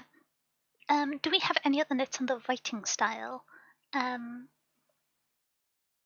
one thing which I was going to mention in Mhm. passing is that I don't feel like, and this is something that might be built upon and used in the rest of the series, but there's quite a lot of fantasy world names for things here. Hmm. And I don't feel like they were used in a way that was especially beneficial to the story. Because there's like some which you can kind of see linguistically the inspiration from Roman structure, but there are also ones which vary from that. And I know we mentioned it kind of in passing earlier that it can be quite confusing at times, especially towards the beginning of the book, because there's all these terms and this information going on, and you get a summary at the start Yeah. of the book, but it's not really reaffirmed within the book proper. And so I Yeah. feel like within the first book, quite the extent of the in-world names wasn't super well utilized and instead just became an obstruction at points. But I imagine they'll be used more in the later books, so like fair enough. I feel Yeah, like you could have just taken Roman numbers and did things like less abstractly off there, which is the case to some extent, yeah. but it's yeah. It is a very like fantasy, especially epic fantasy trope though. It happens so much in epic fantasy. Uh, Yeah. yeah, yeah. And it's As like much as I do love epic fantasy, it does become like a pain point for epic fantasy. and it's something where it is mostly just Latin words, which are fine. It But it's is like mostly just Latin. it's like, ah, yes, I wonder what a princeps is. but Yeah, but I do think it could be detrimental at times. And yeah, yeah. not everyone is like super familiar with Latin. So, oh hi Mm. sailors, let's go book club. Yeah, yeah, yeah. It's quite funny. Every now and then, am I gonna get distracted by that? No, I'm not. Look at me go. I think we may be getting close to the wrap up for this, which feels very brief considering I'm very excited about this book and I have a lot of things to say, but they're just Well, all drenched in spoilers. Um, yeah. We can't it's talk about a lot of it's this book. unescapable. Um, I never studied Latin. I studied Latin a little bit. There was a while where there was this slightly deluded assumption that if I got good enough at Latin, I'd just stop being dyslexic. Not my perspective, but I was taught Latin for several years. So don't ask me how that works. I think the intention was if you can see the roots for words, you only need to learn a few common spellings, and therefore you'll be able to get more of the word spelt and identified correctly, which does make sense. And I find that I'm like relatively good at inferring out the meanings of words when they have Latin roots, even if I've not encountered them before. But like, Yeah. I still can't spell. I remember Yeah, me at A level doing two sciences and spelling the word science wrong on all my workbooks. I was doing physics and chemistry and I kept spelling science wrong. But here we are. Very smart mouse we got going on here. Um, yeah, very. oh wait, thank you, Will. I just saw the voice message.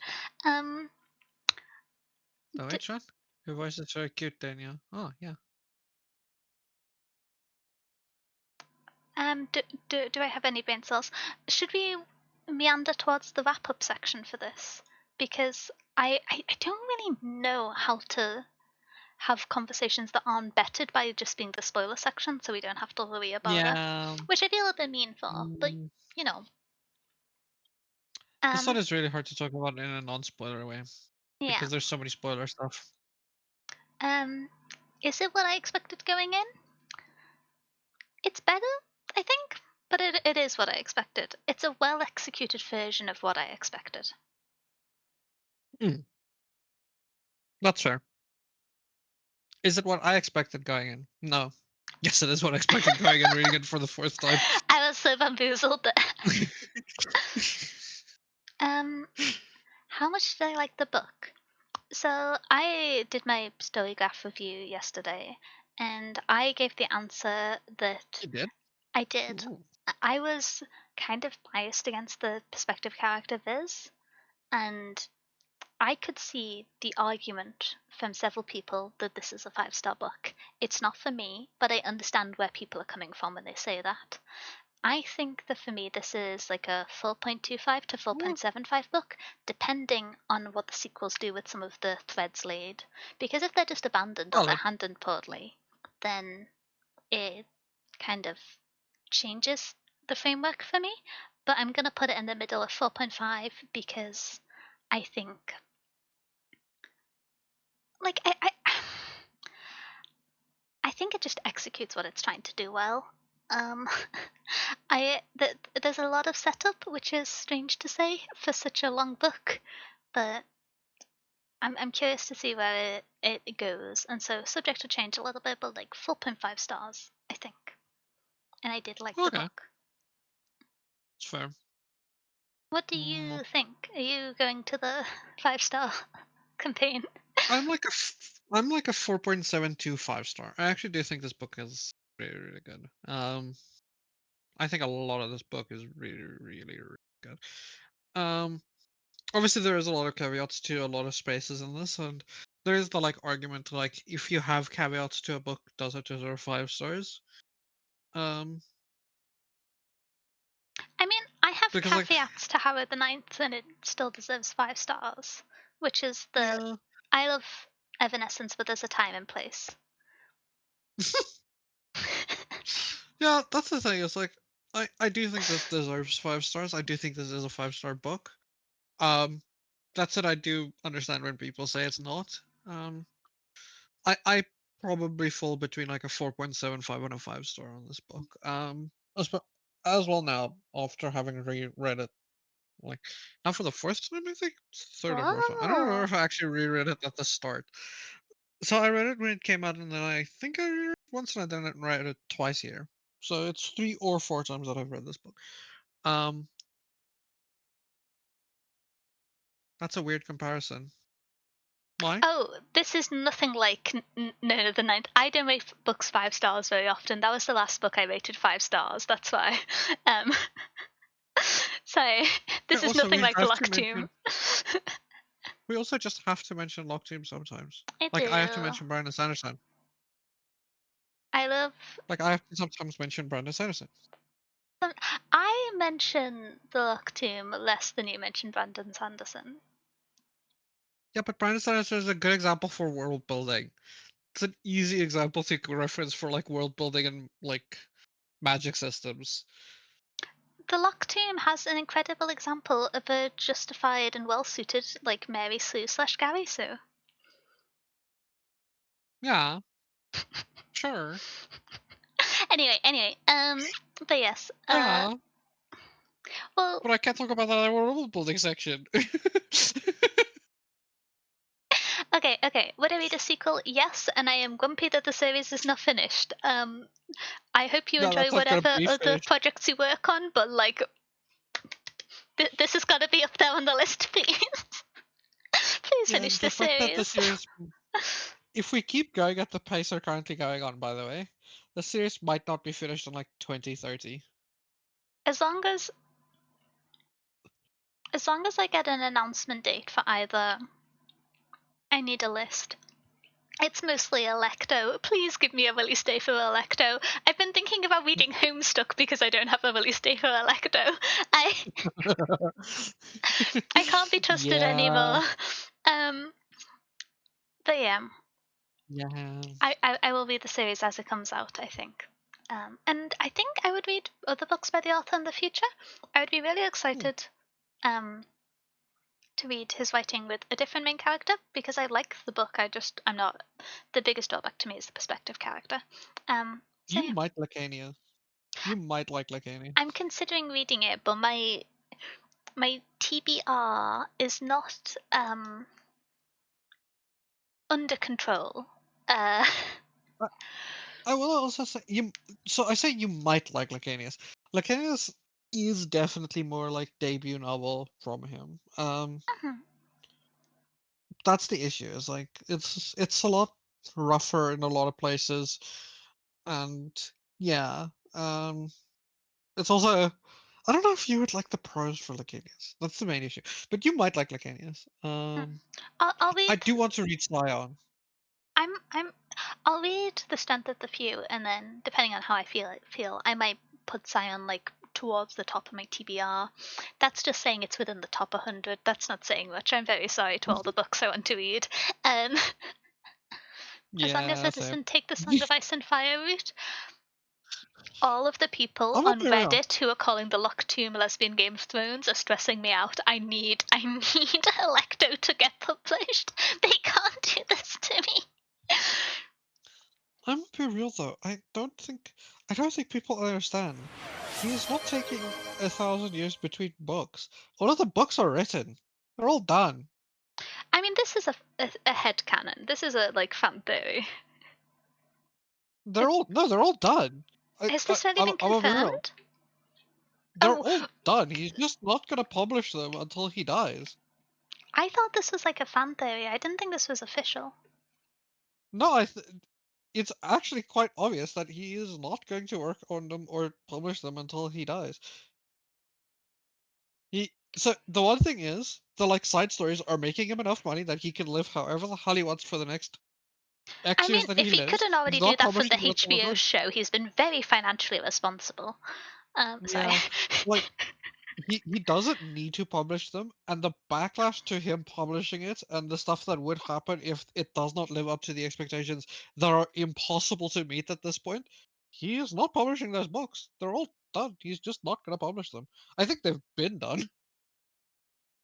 He's just Mm. so self-critical of how the view of it will happen and what will happen when he publishes and people are like, no, this is not as good. Maybe the HBO series was actually good.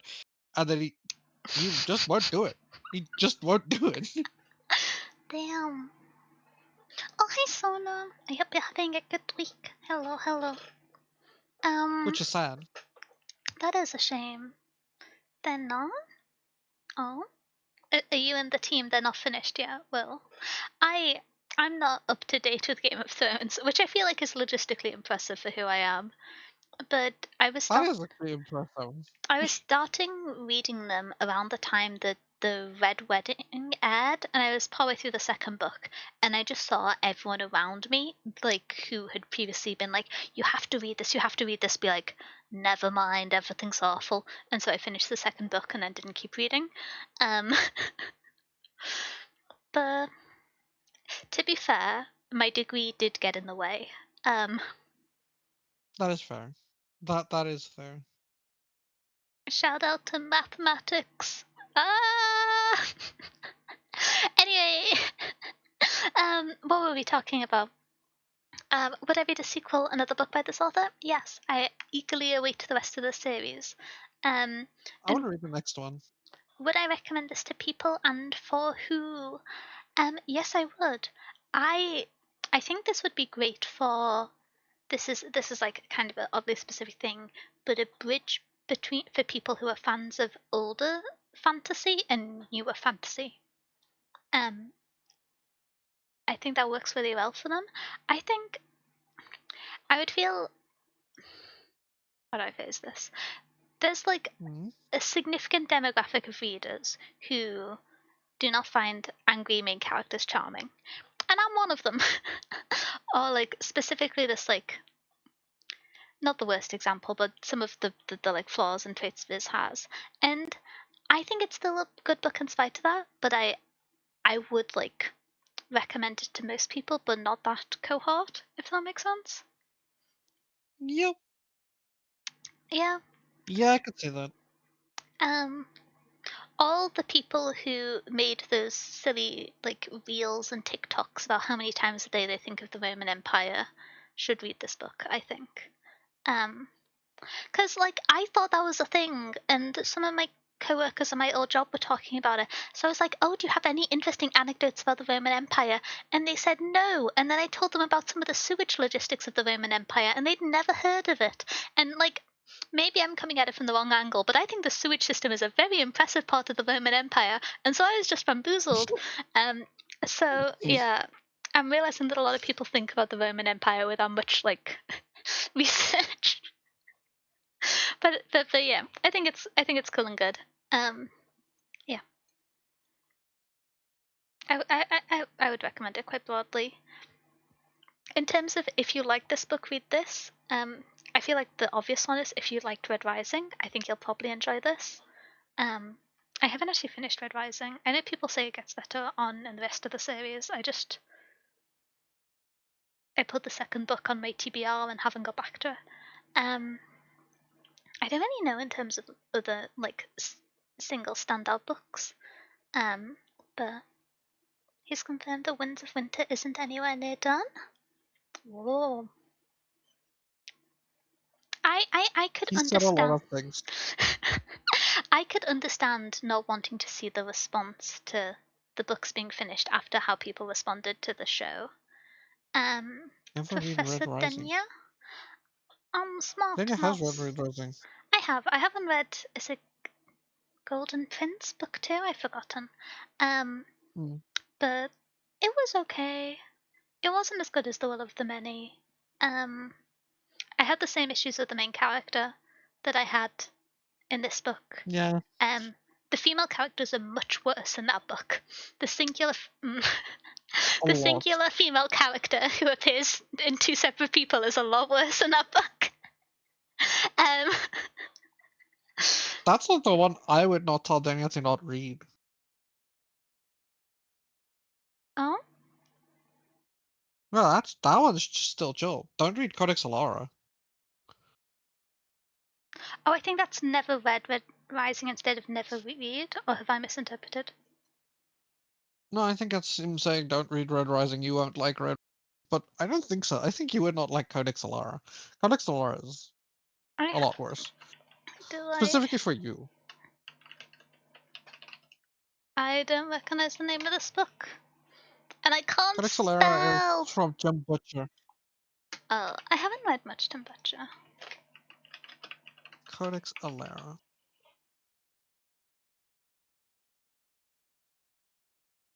It's like the Oh, two series that this gets compared to the most. Is interesting.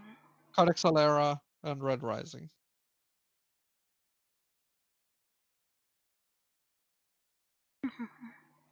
But anyway, yeah, I feel like sometimes we talk about book recommendations in terms of people getting back into reading as adults, because that's a joyously common pattern now. People who burnt out in college or university and stopped reading and are now returning to it as a hobby. And I think Hmm. this is a good book, but it probably isn't one of the first few books you read returning to fantasy as a genre. Um, I think it might be a bit overwhelming. Um, Hmm. and I feel like you wouldn't get the most out of it if this was one of the first books you read after a break, potentially. Um, Yeah. Yeah, I can see that. I feel like a lot of the setup for the twists and turns, if reading in like short intervals or reading in like a somewhat shallow pass through, might not be set up fully, and so that's kind of the angle of it for that bit. I'm gonna shuffle myself over. I keep falling off the edge. Um, What book? What book what? I'm bamboozled. I think there's a timing shenanigan. I think that uh, was a timing shenanigans because I don't know. Hmm. but yeah, I'm. I think this is a good book. Hmm. Yeah, I don't know. I Yes. I do find it compelling, but I don't. Hmm. I'm not invested in Viz at all, and I don't adore being in his head for the perspective. Um, and so I understand that there are a lot of people who would be disinterested in the book because of that, and I guess just at the exclusion of them and people who are new to like fantasy. Maybe not, yeah, new to fantasy. I think that's my general category. Do you have any, like, if you like this book, you should read recommendations? I don't have a huge amount. I have one which is really rogue, which is just, if you like this book, you should read The Hunger Games. Um, because I like The Hunger Games.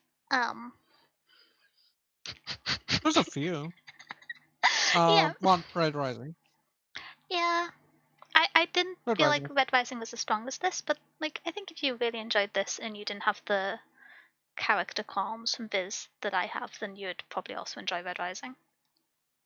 Yeah. You've got Red Rising. You've got Blood Over Brighthaven is actually also pretty comparable.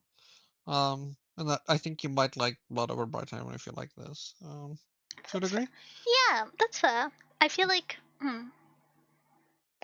Blood Over Brighthaven is a lot more focused than Yeah. this book. You might also like The Raven Scholar by Antonio Hodgson. You might also like that. I think people should read Um, The Raven Scholar, but I wouldn't describe it as similar to The Will of the Many. no, okay, so I don't think Do there's you many things mean more so similar in the to this in a lot of capacity. You might reveals? just like it. No, you Yeah. might just like it. You might just like that if you You like might just like this. the Raven Scholar. You might just like Piranesi. Um, you might like the Luck Tomb. Everyone should talk to me Mm, about Camilla Hecht. Thank you. Um, I could see the Eye of the World will. I don't know.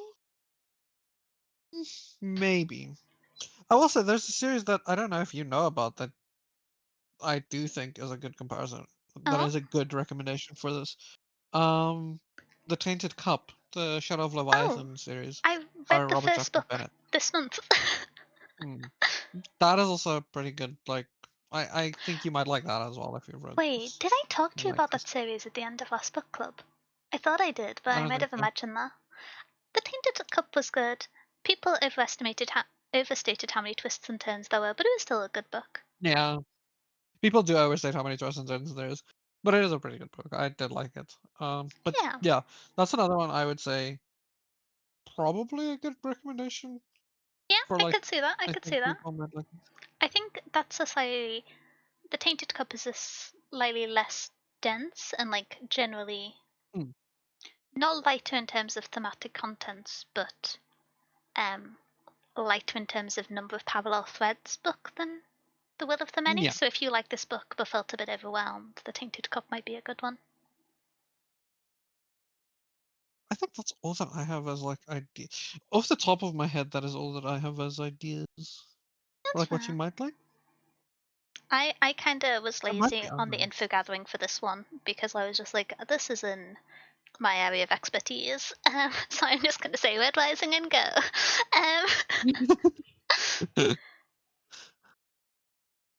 um, you I could get some. I could think of some more. There's probably a lot that you might actually like after this. At least Rand isn't as mad as Vizsla. True. Rand also isn't. Well, yeah. Uh Okay, should we meander over? Wait, you, oh wait. Wait. I need to what? remember the name of the series. There's one I would say. Um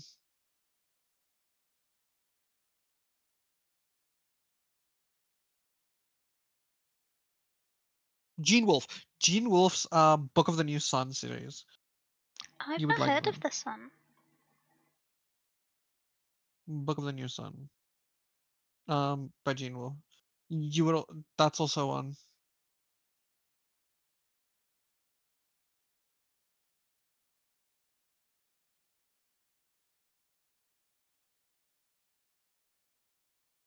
Yeah, it's a that's also a pretty good one that I would suggest for people. Neat. Um, I'm surprised that Will didn't mention that because that's older fantasy. It's like 1980s. Will you have been appointed the champion of fantasy published before the 90s by the Council of the Library? Um,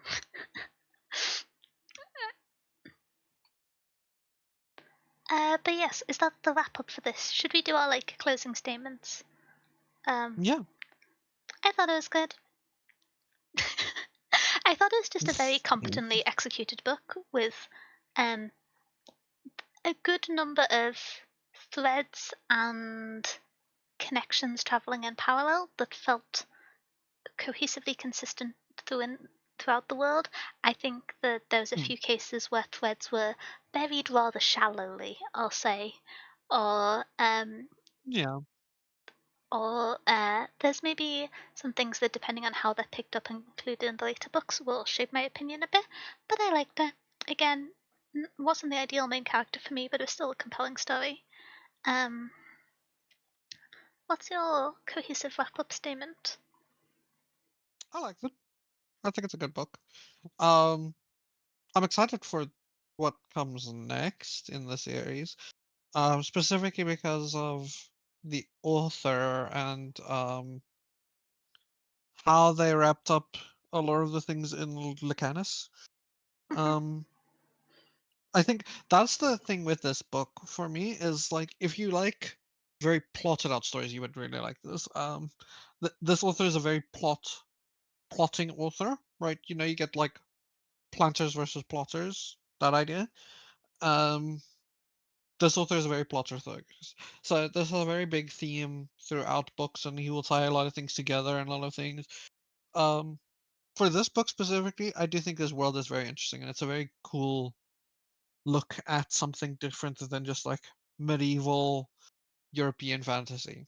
The like Britain forward European medieval fantasy.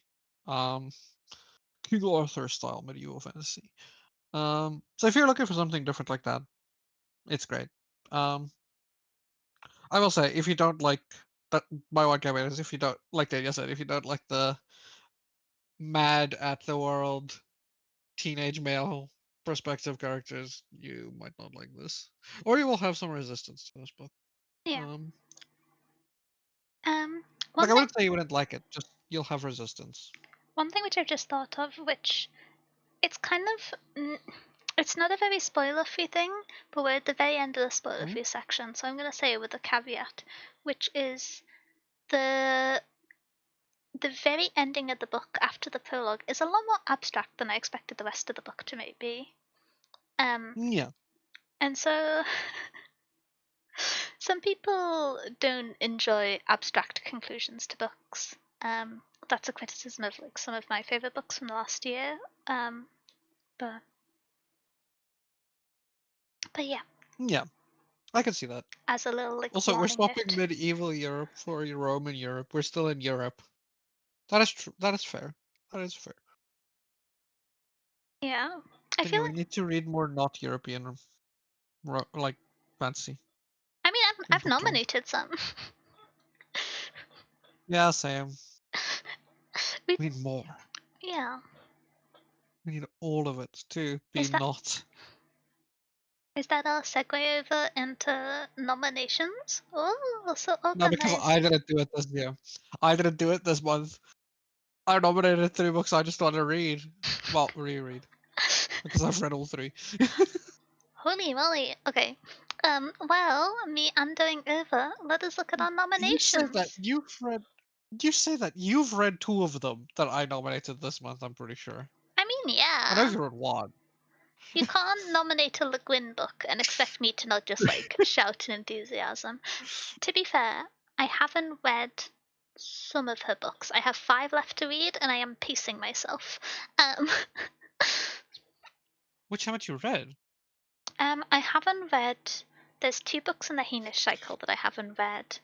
And then Okay. I haven't read Steering the Craft and one of her essay collections I haven't read, like one of her earlier essay collections. And there's Okay. one other that is a sci-fi book untethered to a series that I haven't read. Okay. That makes sense. That's chill. I read almost all of her discography in like 2 years after being like, wait, this is the author of Versi. I remember enjoying that and then just becoming entranced. Um, Yeah, yeah, that was me too. yeah. I I read Earthsea and then I read literally all of Ursula K. Le Guin stuff. I read Earthsea when I was small, and then it actually, I think we saw it happen live on Book Club maybe a year and a half ago, 2 years ago, when I Hmm. nominated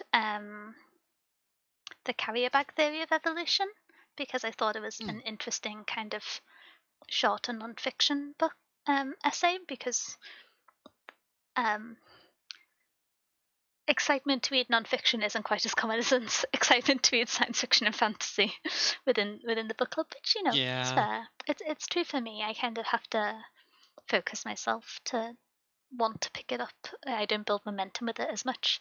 But I went Hmm. off and I read that, and then I loved it. And then I read, um, which one was it? Um, My Words and I Matter, I think. Hmm. Yeah. And then I read Rain So Smooth.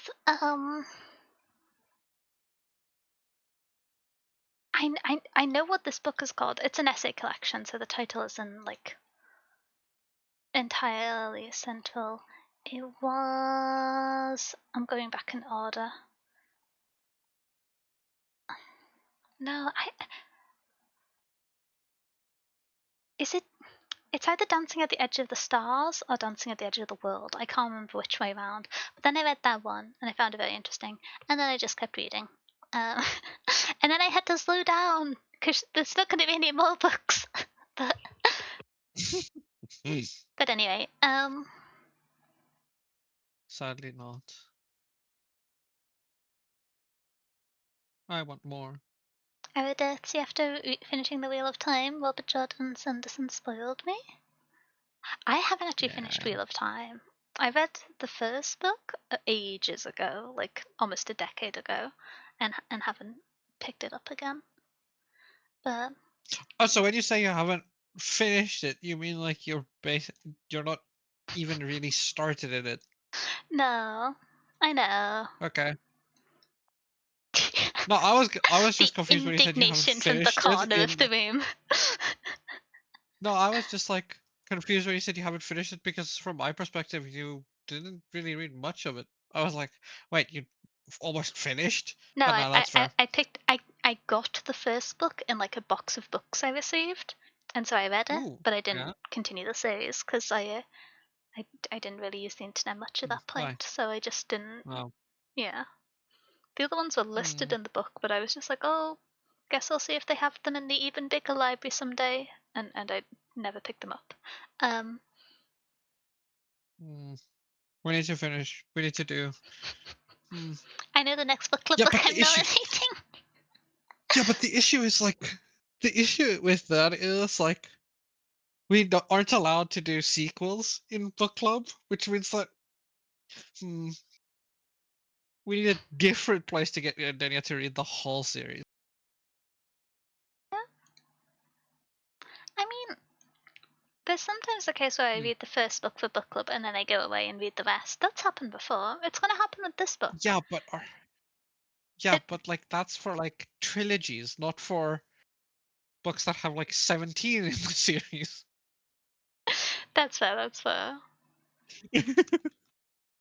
Um, should we jump into going through our nominations? I'll explain a little bit of the structure.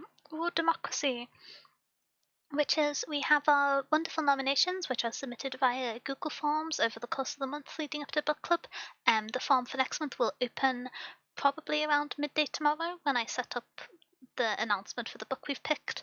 And we go through, we read a brief description of each book, we talk a little bit about our feelings on it, we go through any content warnings that might affect whether or not you want to engage with it. And then at the end, we decide what book to run via Twitch polls. Because the polls are limited to, I think, 5 or 6 books at a time, we do polling in multiple brackets. And then whichever book wins or is joined for first get brought through to the finale. And then we vote there. And if we have a draw in the finale, I sulk and we run it again and hope one of the books can be eliminated and that it's not an all-way draw between the books in the finale. Um, that's what happened 2 weeks ago for science fiction and no, for non-fiction and literary fiction book choice. So, um, Yep. Yes, it did. Yeah, it did. ah, but yes, up first we have Gallant by V.E. Schwab. Which do you want to jump into this one? Or I can. I do it because I nominated it both times it was nominated. So I actually nominated this before. Uh for book club. As well, one, I like Victoria Schwab. V.E. Schwab. Victoria. I can call her Victoria. We're close like that. Didn't know if you know. No, I'm joking. So this is a young adult fantasy, specifically. Well, like urban fantasy, I would say more like this is an epic fantasy. Um, but do I do content warnings first? Probably. So, content warnings for Gallant is there's a few spooky ones, which is why I'm thinking doing it first. But you have death as a very big theme throughout the book, specifically death of a parent, which will make sense. And then there is a lot of spooky, like murder, grief, bullying, abandonment, suicide, ableism, injury, violence. There's some body horror attached to it. Um, some ideas of confinement.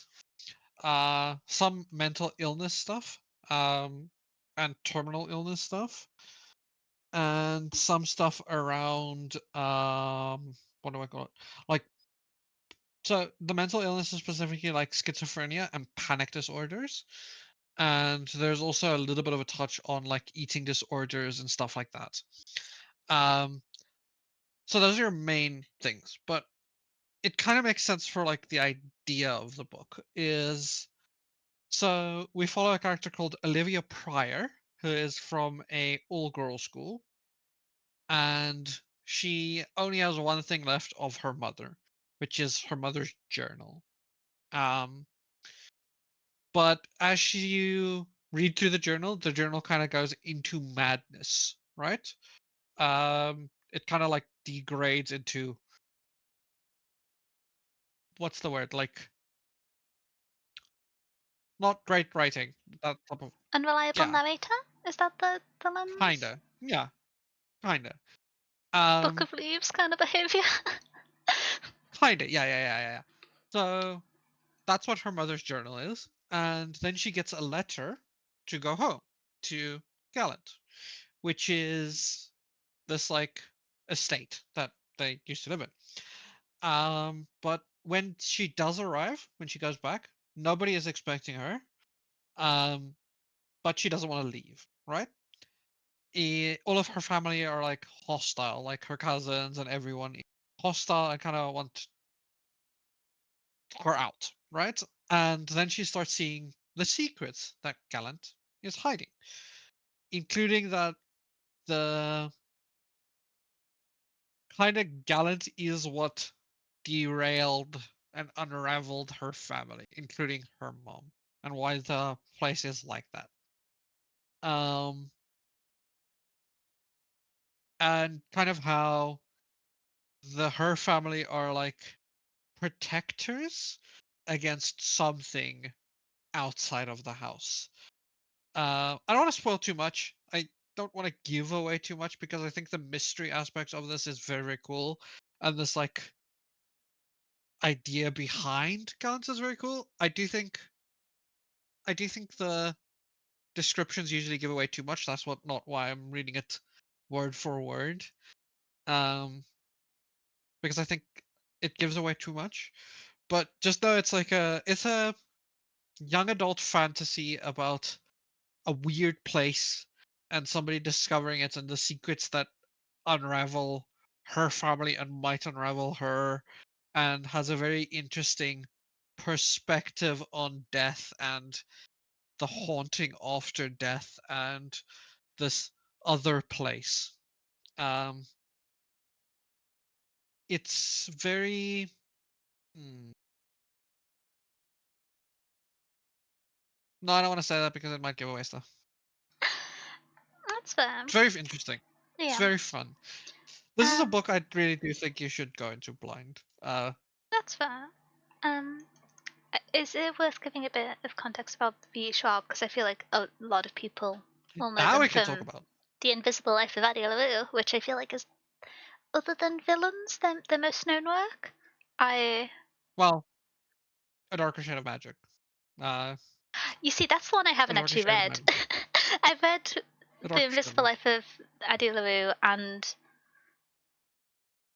two of Villains. the books in Villains, I think. I don't think I read the finale. Oh, is it the last book in the series isn't out yet? I can't remember. But um but yeah. For villain. Uh, so book one is Vicious. Book two is Vengeful, and then book three is out. It's Victorious. Oh, I haven't read Um, Victorious. I should probably go do that. It's been a while. Um yeah. but yeah. The other thing she has is her other standalone, which we did talk about a little bit, which Oh, is very up. Yeah. Bury Our Bones in the Midnight Soil. Mhm. Um, is the other standalone.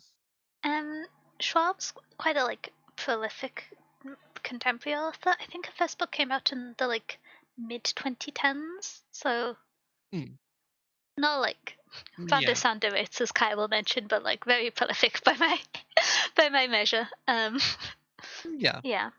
Um, Well, yeah, but not everybody can be Brandon Sanderson. She is very prolific in that she has published. one book every year the last few years, I'm Oh, pretty sure. Since damn. 2020. Since 2020, because like Ariluru came out in 2020. 2021 she had a book out. 2022 she had Gallant out, which was this. 23 she did Oh, heck, wait, welcome, Threads of Power. readers. Welcome in Oh, Wine and welcome in Eden. I hope you've had a good stream. What were you up to? Can I summon the moderator to sort out a little shout out? But thank you very much for stopping by. Is this a raid of acquaintances or is this benevolent timing from you both? Welcome in, welcome in. oh, I Hi, need to shout yes, out yes, Steam. one person. But I'm delegating to Kai. Do moderator things. Thank you. I'm doing moderator But things. welcome in. You must surrender to the gaycation or be destroyed. Do I get a holiday and What? a girlfriend? Is this what I'm being offered? That sounds great. What's this raid message? I feel like I'm being threatened, but it's like it's like with a good time. I I feel love paid threatened. time off work. But yes, welcome in everybody. Thank you for stopping by. We are currently doing book club today. This is a little bit different from the regular stream where we spend 4 to 11 hours talking about a book we've recently read. In today's instance, we're talking about The Will of the Many by James Islington, which is a like mysterious fantasy about a teenage boy Politics. who has to make his way and overthrow the system which he's an orphan. There's a lot of classic things, but in the meantime, we're doing democracy. So if you have not encountered book club before, we're currently deciding what book to read for next time. So if you have strong opinions, which I always have strong opinions, it's a great trait to have. Now's a good time to participate. Um, but thank you so much for stopping by. I hope you had a great stream. If you need to grab a drink, grab a snack, take a break, make sure to take care of yourselves. Well, let me say hello to everyone. Hi, Celador. Hi, Goldfinch. Hi, Ryan. Hi, Eden. We yapped. Oh, what were you yapping about? What were we yapping about? Do you want to know about the gaycation? I think so. I think I would like to know about the gaycation. The Left Hand of Darkness is actually so good. It is. We already went on a tangent of me just fan mousing about Le Guin. Yeah, big fan, big fan. Great taste. Very good first impression. I'm gonna have to go now. That's very fair, Ryan. I hope you had a great stream. Thank you so much for stopping by and trusting with your community. Um, I want to know about the gaycation. DM me too. it's a Reddit story. Now I'm scared. The sister's genuinely amazing. Oh, I'm glad you think so. Hopefully, it'll be an exciting book for next month then. And then there were none. Yeah, I was excited to talk about And Then There Were None because there's some incredible adaptations of it.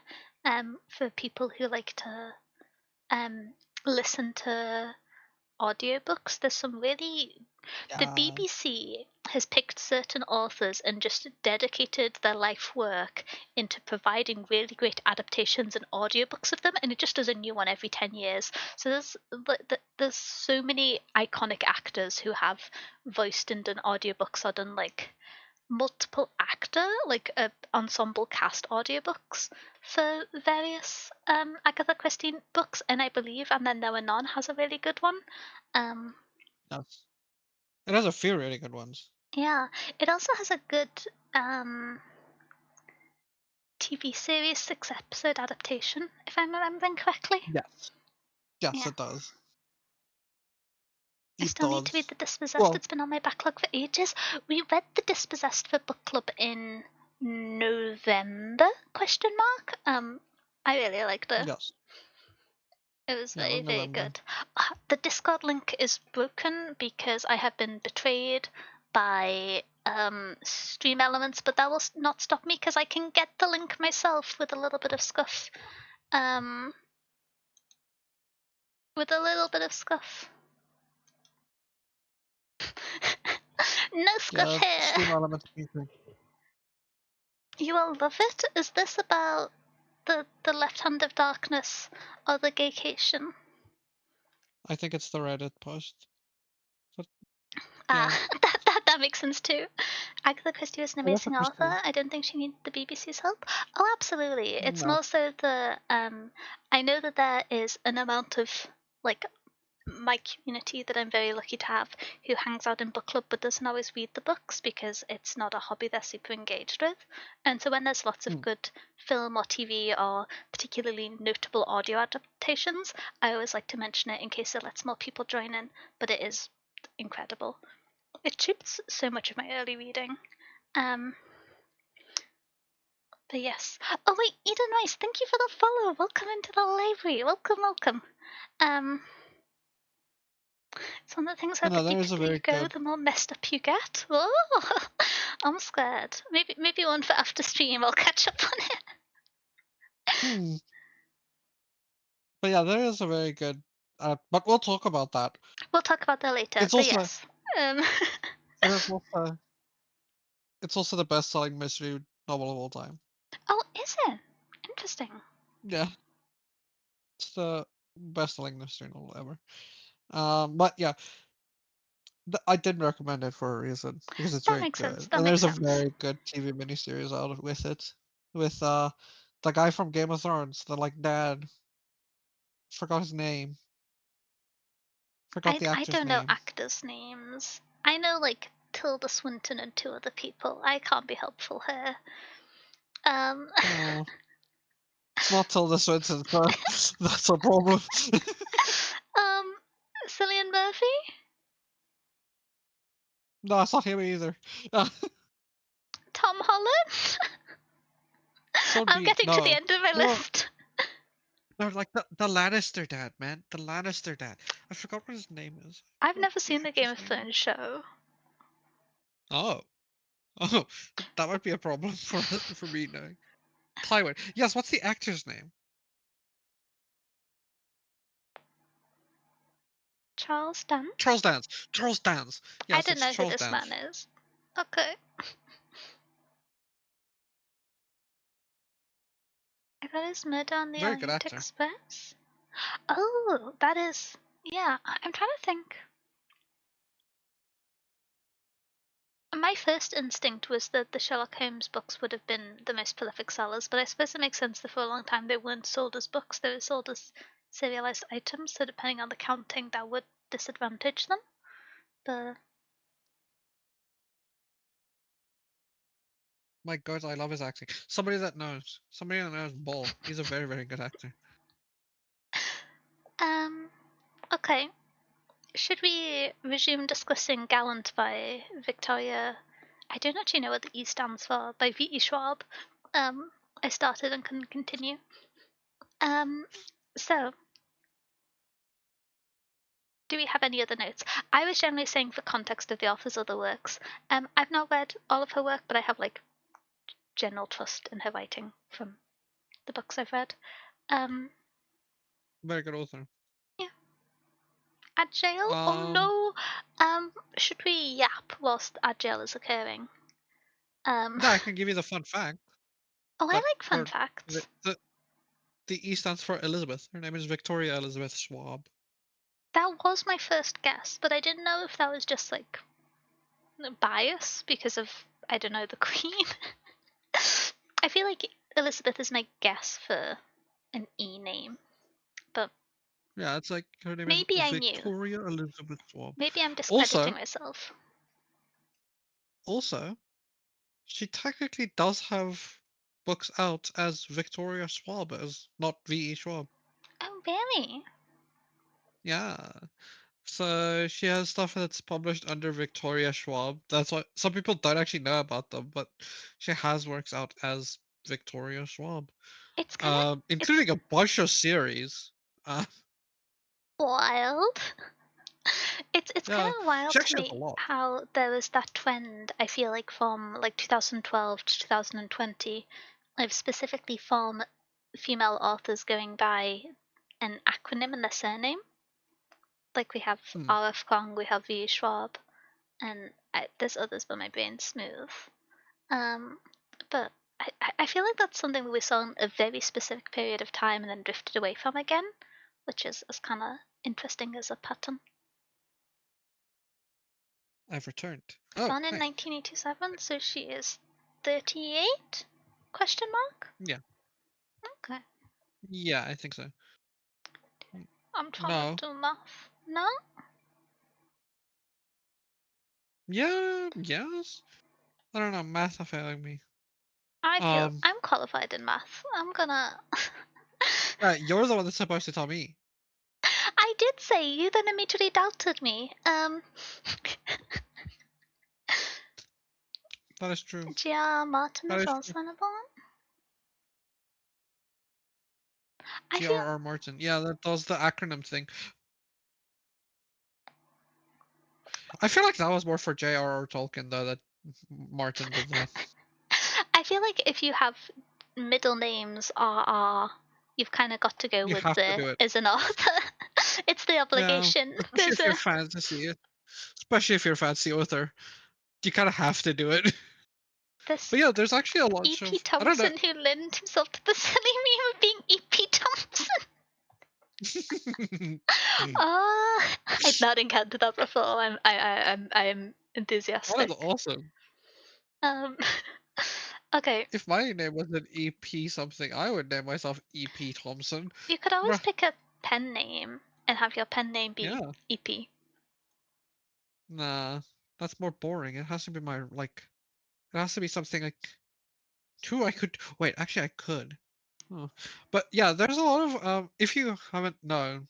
Because you seemed surprised by it, so I assumed you didn't know about Victoria Schwab books. There's a No, lot of I very fun ones didn't. there, too. Oh, For people that don't know interesting. about Victoria Schwab. I might look She into has... them. She has a few series out under that name. Um, I'm not fully sure why they're not under V Schwab myself. Could have been, They might be very different to what she usually writes. yeah. I'm curious, But are they chronologically parallel, or was it a cut-off point where she swapped the moniker? it's a good question. Wait, let me see. When was these books published? Okay, most of these books are published before. Wait, no, there's one. Cassie, there's one 2021 Oh, and interesting. 2018. Okay, so they're kind That's of... quite curious, because her name is like a selling point, I think, at least in online book spaces. It gets buzz, you know. Oh, yeah, I'm kind of good. I don't know why this was. Yeah, but so she has a few series there that are also really, really cool. One that I almost recommended. Ooh. Um, Okay, one shall that we I move on to the almost. next book, which is Childhood's End by Arthur C. Clarke? I'm going to go through Yeah. the content warnings first before jumping into the description. Which is this contains death, extinction, child abduction and mutilation, grief, colonialism, and then racism and misogyny. And I believe it's with the context of um, the time period it was written in, rather than like authorial voice rather than character voice, if that makes sense for some of the context of it. Um, Looking at the broader warnings on Storygraph, there's also mentions of suicide and sexism for the content Yeah. warnings. And then jumping into the description, I haven't read this one, so I'll be going through the little bubble. Hmm. The overlords appeared suddenly over every city, intellectually, technologically, and militarily superior to humankind. Benevolent, they made few unify the earth, eliminate poverty and end war. With little rebellion, humankind agreed, and a golden age began. But at what cost? With the advent of peace, man ceases to strive for creative greatness, and anomaly settles over the human race. To those who resist, it becomes evident that the overlords have an agenda of their own. As civilization approaches the crossroads, will the overlords spell the end of humankind, or the beginning? Dun dun dun! Um, so that's the little description. Uh, we I like didn't. your sound effects. I like my sound effects too. I think they were very good. Um, we didn't mention page length, but this is 218 pages, and it was first published in 1953. As a little bit of context of the author, given some of the content warnings we mentioned. Oh, Goldfinch Ghosty, thank you for the follow. Welcome into the library. Welcome, welcome. But yeah, do you have any comments or notes on this one? Um, I haven't read it. I haven't I read. just know the author. Yeah, I was gonna say I know Arthur C. Clarke, but I haven't read this book in particular. Which Space Odyssey has kind of become like a. If I say it's like escaped past his work into like a cultural element because of adaptation, if that makes sense. Yeah. I Yeah. think I've only read Space Odyssey by Clarke. I'm trying to rack my brains if there's something else, but um, I think I've read there's a Space I Odyssey need to check. sequel which didn't read. There is. I'm pretty sure there's a few sequels to Oh, Space is Odyssey. there? Yeah. I've read I have read one other one. I read This the is set in Rama book. 2001. Rama Oh, book one. interesting. High I read pace and well Rendezvous with there. Rama. Oh, okay. Yeah, Um, which is another like space book from him. mhm. But yeah, there's a few sequels to Space Odyssey. Mm. Oh, interesting. Want to take a guess at the years that they are? Because they're all a year. So it's 2001 A Space Odyssey, and then Yeah. it's take a guess. What's the next year? What would make sense? 2002? No, 2010 Okay. is Odyssey 2, and then what's the next one? 2019? No, 2061 specifically as Odyssey 3, and then there's the final Odyssey in. Oh. Wait, that's kind of Come on, fun. there's obviously a pattern. There's obviously a pattern. 2001, 2010, 2061, and then 3001. Obviously. That's that's kind of The pattern is not. It's very interesting. I don't know why. I don't yeah. know why it's 2061. I At, don't get 2061. at first, when it was 2010, I thought it was going to be swapping the numbers around, and then my brain was just loading on 2061, and I was like, wait, did I miss something? But no. I don't know why it's 2061. Well, But yeah, I've read Rama, and mhm, I don't like Rama. I don't read all of Rama. I know yeah. there's a few Rama books. It's another one of his series. But But I've yeah, read the first one. But, this is a book that's kind of regarded as a classic for science fiction, as far as I'm aware. hmm, Um, it's not one that I've read, but um, it's often on like staple reading lists for like older establishing science fiction. hmm, Um, it is very influential science fiction author as well. oh, Arthur C. Clarke. absolutely. Yeah. I love what Chad's End has to say about human nature, the evolution of mankind. It's not your stereotypical alien invasion story. Oh, interesting. Ooh, That's quite compelling. sounds cool. But yeah, this is a Oh, sounds shorter very one. interesting. It's 218 pages, which All how right, how long is Gallant? I don't know if he 300, 300. 310. I actually considered nominating a book I'm this short. month and then chose not to, just because I was conscious that if I make everyone read two 700-page books back to back, they'll be grumpy with me. Um, you gotta space them out occasionally. But yeah, so I would be grumpy with you. you read the book No, I'm twice. joking. This is your own problem. I did. You Yeah. specifically don't get sympathy on this. Everyone else sympathy. You. um. Hey, that's not fair. Mhm. I get sympathy too. Just because I am a problem sometimes doesn't mean I always have to be a problem. The time you weren't a problem being priory when you didn't finish the book. I'm evil Yeah. today. Oh my gosh. Um. But yes, do we have any other notes on Childhood's End by Arthur C. Clarke before jumping into the next book? It's added to my TBR. Yeah. Yes. It's my last note. 200 pages. I can read that in a weekend comfortably. Yeah. Yeah, Okay. that's why it's on my TBR. It's really short.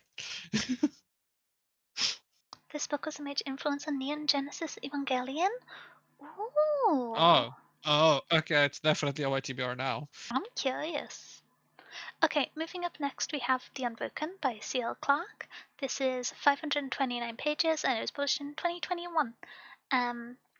I tapped out of the window with my information and I need another monitor. I need too many monitors. Um, but yes, there are some quite serious subject matters in this. So going through the content Yeah. warnings, there is violence, colonization, death, racism, war, blood, gore, murder, injury detail, slavery, and xenophobia as the kind of central warnings. There's Yeah. also moderate mentions of torture, sexual assault, ableism, um, slavery, and scrolling down a little bit to the minor ones. But I believe the inference from how the tagging system done is there's off-page rape, and then further like no, mentions of sexual violence and harassment, and then there's a small number of tags relative to the total, but there's mentions of mental and physical illness, but it's not tagged as highly as other things. I'm using crowdsourced tagging for this, for the warnings. Um, but yes, so not the lightest list of things.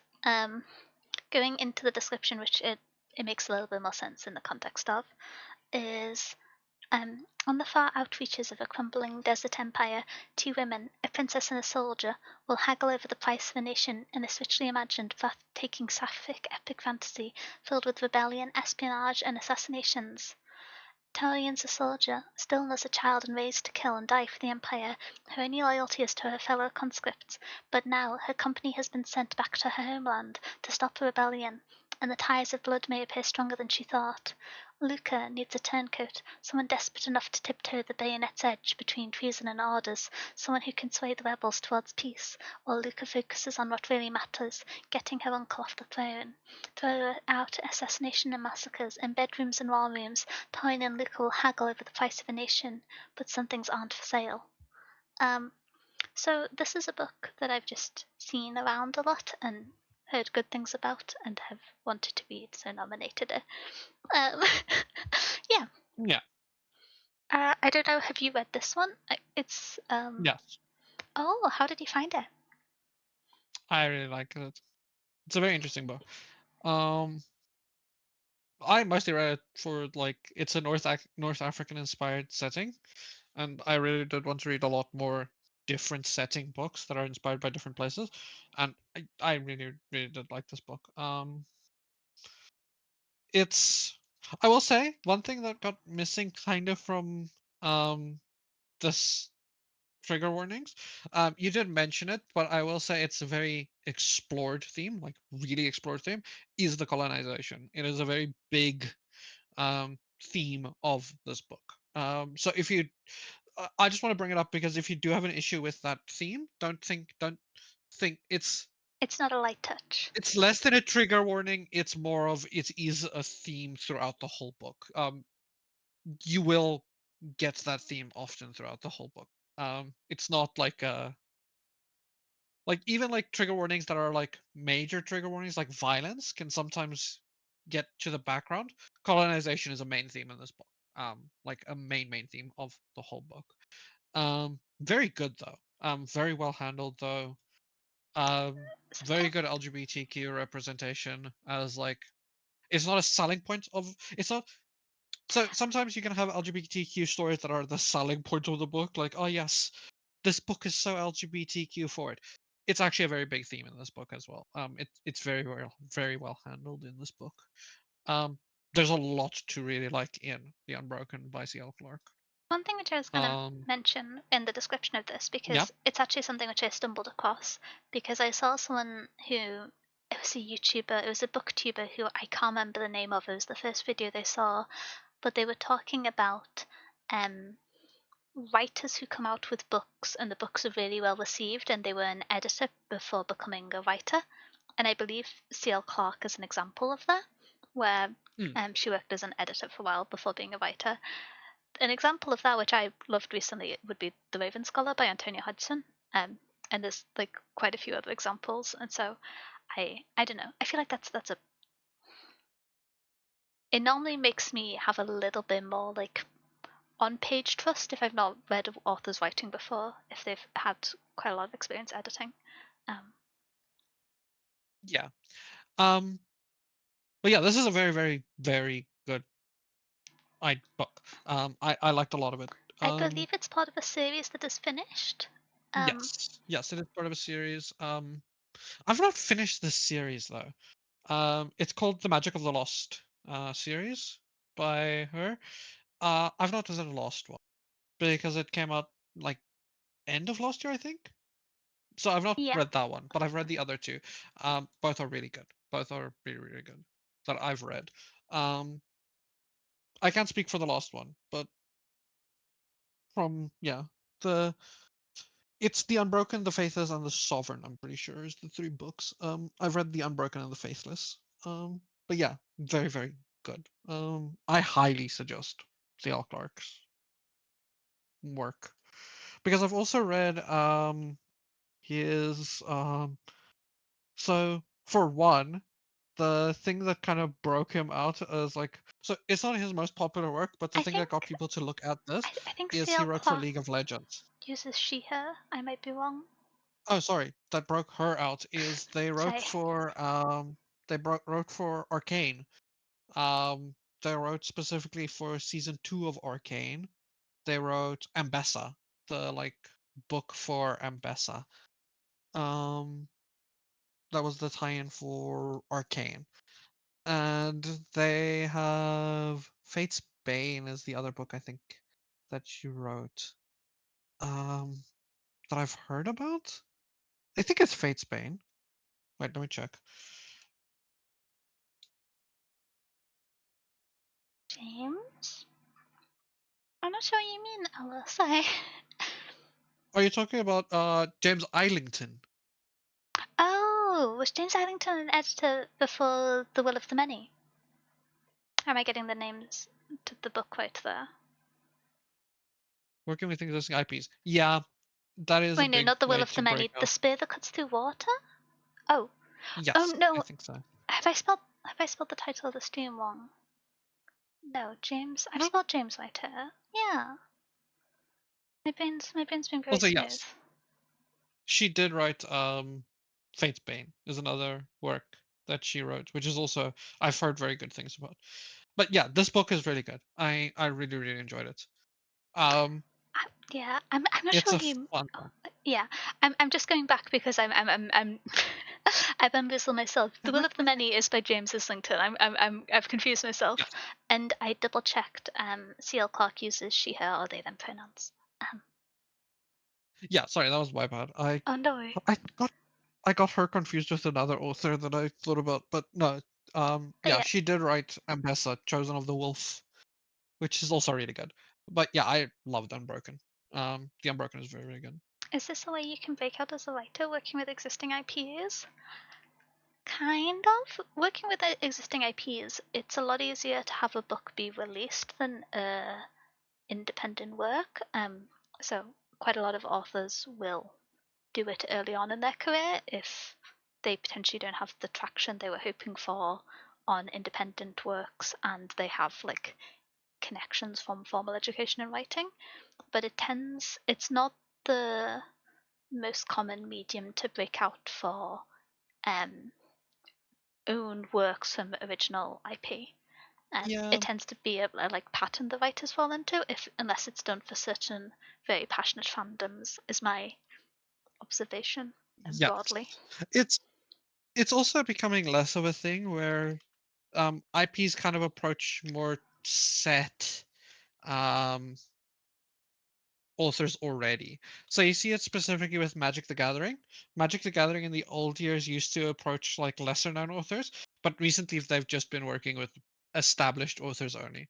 So you get less like breakout authors recently, sadly, which is kind of sad, but yeah. It is a way to break out though.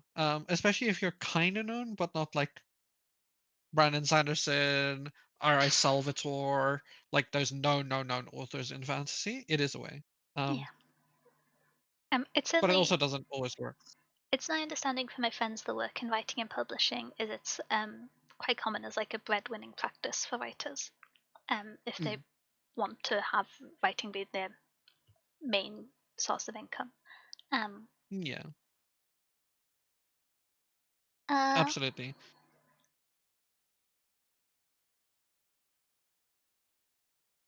It is my, cool though. We do get some fun stuff. We get yeah. some fun authors writing fun stuff. Like we got Greg Weisman, um, who is a creator for animated series mostly. Um, he mostly does a lot of animated series, so you'll know him from stuff like Gargoyles, Spectacular Spider-Man, Young Justice, shows like Woo, that. Young Justice. Uh, yeah, he does stuff for that, but then he also wrote for like Magic the Gathering. He Yeah. did all of their War of the Spark stories and things. I will Um, say, if I'm remembering correctly, I hated some of those books. Um, yeah, they but were not great. I don't like them that much. some of the most question. No, I can't. I'm not 100% sure this is the book I'm thinking of, but the War of the Spark era had some of the most like questionable handling of bisexuality I've seen in a while. Yeah, like some of it wasn't great, but And she yeah, looked we at did get. Gideon and she saw how manly he was, and she thought, men, a high point in Yeah, fantasy. Sorry, yeah, my beef from 2020 is returning. Um, but yes, yeah. sorry, I will say the Magic the Gathering writing has gotten a lot better in the last year. It's really picked up again, and they've been doing more to provide it as like an online thing which you can check in and read regularly, which I do a bad Hmm, job of, and just like catch up a few months at a time. But it's like they were really thinning out digital written content in like 2018 to 2022, so it's nice to see the uptick again. yeah. Um, I did like their newest thing that they like are like working on now and releasing. So they did last year, end of last year, they did a YA novel thing for Strixhaven called Omens of Chaos with oh, I haven't read this one Seanan yet. McIntyre I've heard good by things about it. Sean McGuire. I loved that. And they're doing a new one now as well. After the release of the new Strixhaven set, they're doing Secrets of That Strixhaven set novel already as came well. out, I think. Well, so they're doing Secrets of the like book isn't out yet. Oh, okay. I'm pretty sure, but like the set is I out, think the set but came the out last book isn't month. out. Yeah, the set I is missed like the draft, but it yeah. got to I'm do so sad. pre-release. I was considering drafting it because the set released right at my birthday, like two Yes, days after that's my birthday, true. Yeah. and I was considering drafting it, and then I missed the draft, and I was like, man. Me. But yeah, I've been liking a lot of the like new novel stuff that Magic has been doing. We might have to read one. Maybe we'll read Strixhaven. Strixhaven is fun. Maybe. Yeah. Yeah, The Should Unbroken, very very good. Okay. This has kind of solidified my desire to read it.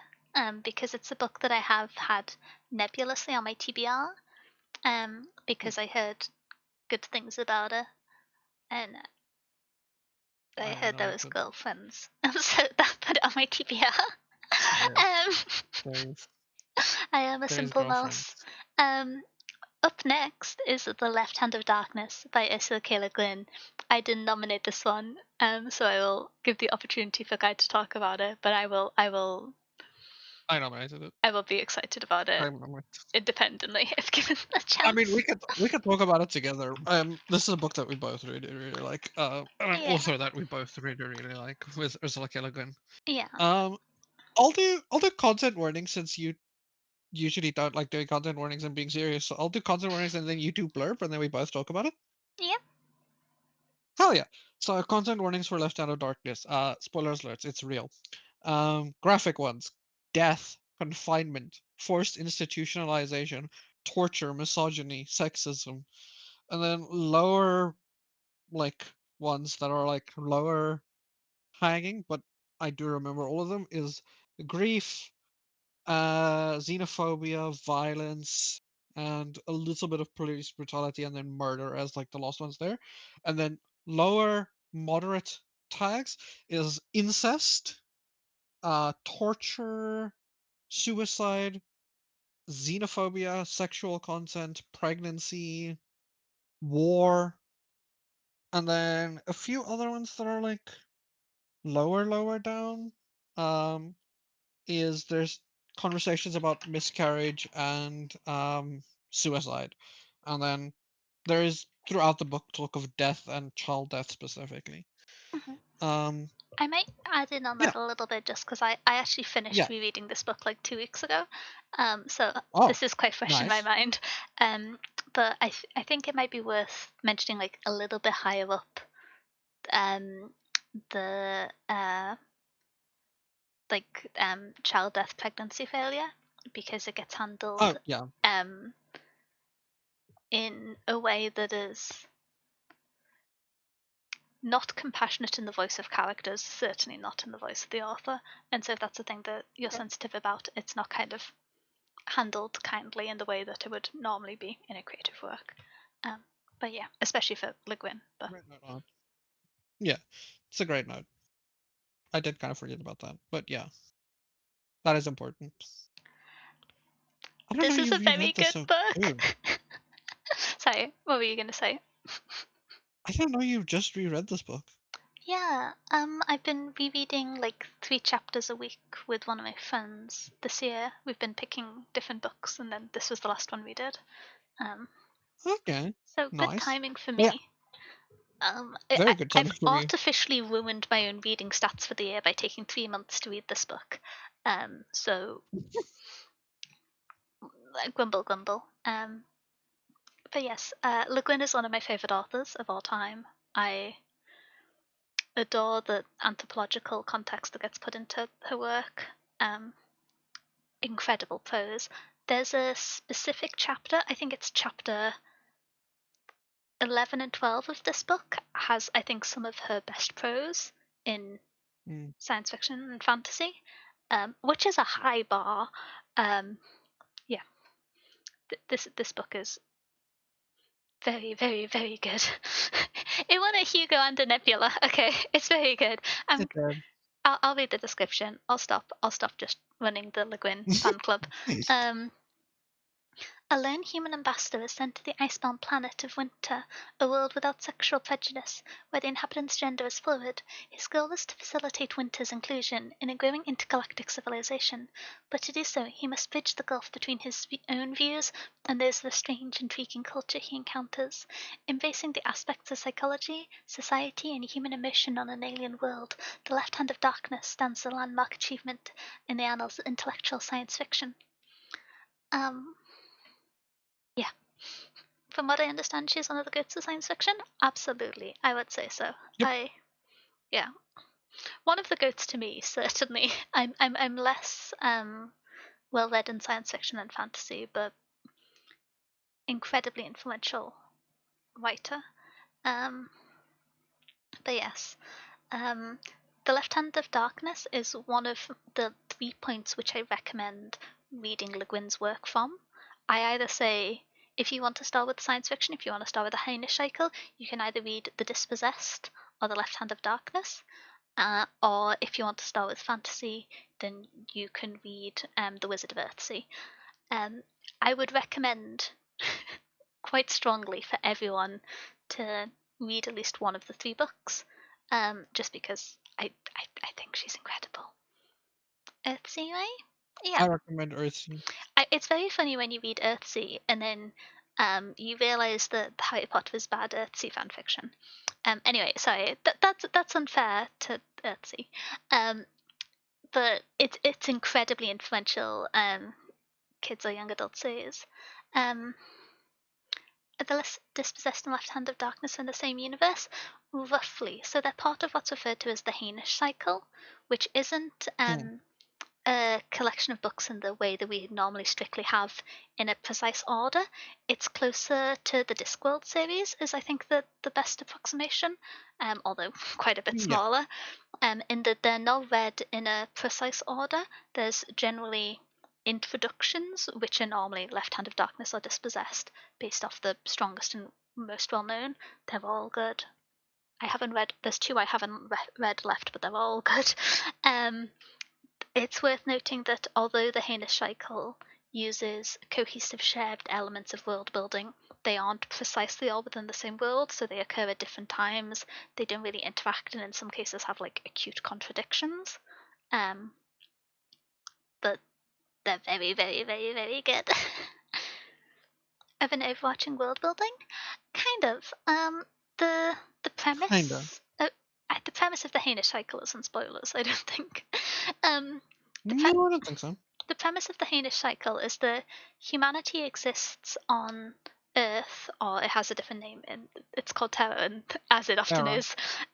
But humanity exists on Terra and across a series of other planets because there's actually a group of a species called the Hain who are far older than Terra and all of the other planets, and they had achieved space travel and they went out to other planets and populated early evolutionary versions of themselves on planets that they thought were suitable for life because they wanted to study and observe and see them grow.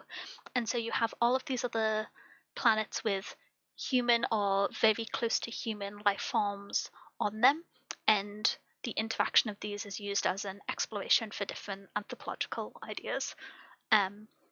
And so, for example, the one which is the starkest difference that's used is on Winter, which is the self-identified name of the planet in the left hand of darkness. There is no permanent gender, and that's the big exploration here, of how the main character Genly, who is a man from, I believe he's from Terra, how he interacts with and struggles to perceive and digest and feels varyingly challenged by the concepts of a truly genderless society. And it's quite interesting. If you go into it with, I'm going to say, less faith than the author deserves, but I'm very biased here, so that might be unfair. It could be easy to see some of the character decisions for writing around Genly as like a limitation of the author, but it's so well communicated. Yeah, I'm a big fan. I'm gonna hand this over to Kai, otherwise I'm just gonna talk about how much I love this book for ages. No, I'm just gonna do the same thing. And I'm just gonna repeat what you said. Um, it's very good. Well, that's an understatement. It is very, very good. Oh, it might Um, also be worth mentioning this was published in 1969, and is yes, 335 pages, that which is a good mention. we read But sure, Orlando last month for the non-fiction literary fiction book club, and I do think it is worth for books that kind of challenge things like gender, which is uh, not something that is deeply investigated by everybody in this day and age to be having done it 50 years in the past. Very impressive, and also worth noting, doesn't always use the vocabulary of today, yes. but it was written at a time where it wasn't widely adopted or accessible. So yeah, worth mentioning. I actually had a really interesting discussion with my friend when we finished reading this book about how I feel like it would be very difficult to write this premise today because the abundance and familiarity of using language to describe, in the like contemporary case, not the inhabitants of Winter but for non-binary people, and how that would have shaped the book. And so the lack of cultural exposure allowed the kind of localized development of it within a fantasy setting that might not have been as possible to achieve otherwise, which I think is interesting. Yeah, yeah, yeah, yeah. I can see that. That might be a fun conversation to have. Mm-hmm, but yes, uh, I like this book. If you want to just read it Same. as as like a story, cool things happen within the story. If you want to start looking at allegories, you're gonna have Good luck. emotions about shadows. Good luck. It's gonna be a fun time. I feel erratically positive about this book, and so I'm gonna stop talking. um, do you have any further notes Same. on The Left Hand of Darkness? Mm-mm, Um, mm-mm. if you love Le Guin's work and you're just excited about it, we did read The Dispossessed in We November did. of last year. I think we talked about that for 6 or 7 hours, and so if you would like to, the video of that book club is on YouTube. Um, It yeah, is. I'm We good at can go doing self get it. promotion. I remember occasionally. We're doing nominations already. It was difficult to talk about the Will of the Many without spoilers, okay? Yeah, it was painful to not have It's going to be a spoilers. very back-ended book club, I fear, for this one. But meandering over to the next book, so this doesn't just become a Le Guin club, is another iconic author, and the Silmarillion by J.R.R. Tolkien. Which I have read the Silmarillion once, um, quite a while ago now. So Yeah, let me grab the I'm glad you content read it. warnings. I can't smell the Silmarillion. Okay, there we are. Left Hand of Darkness changed my brain synapses. It's such a good book. It's one of those books where I think it is incredible even if read today, but I feel like you gotta just kind of give it extra applause for the time it was written. And also, the version I have comes with a foreword by Le Guin, and she talks about the response to the book and the discussion that was posed by different groups of further deconstructions of genders or assumptions of masculinity as the default, and the willingness to engage with criticism and to further reflect on it while still letting the original text stand is something that I admire so much. I'm just a fan. Okay. Um. Yes. Anyway. Uh. Nice YouTube promo. I'm so good at being a streamer. Um. Content warnings for the Silmarillion. Death, murder, grief, loss. I believe um, I mentioned on the tags, and I remember suicide as a major component of the story. Um, Torture, and then incest as well. Um, Mm, I think there's also specifically death of a parent and slavery mentions are the yeah, only other things that I can think of. It's been over a decade since I read this book. Um, fair, valid, uh, based. do you have any other ever mentions to this? The most epic fantasy ever put to paper. Alright. So, for those That's far right.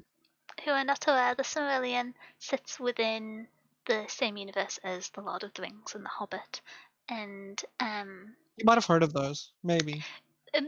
more likely to have encountered those in the Silmarillion per se.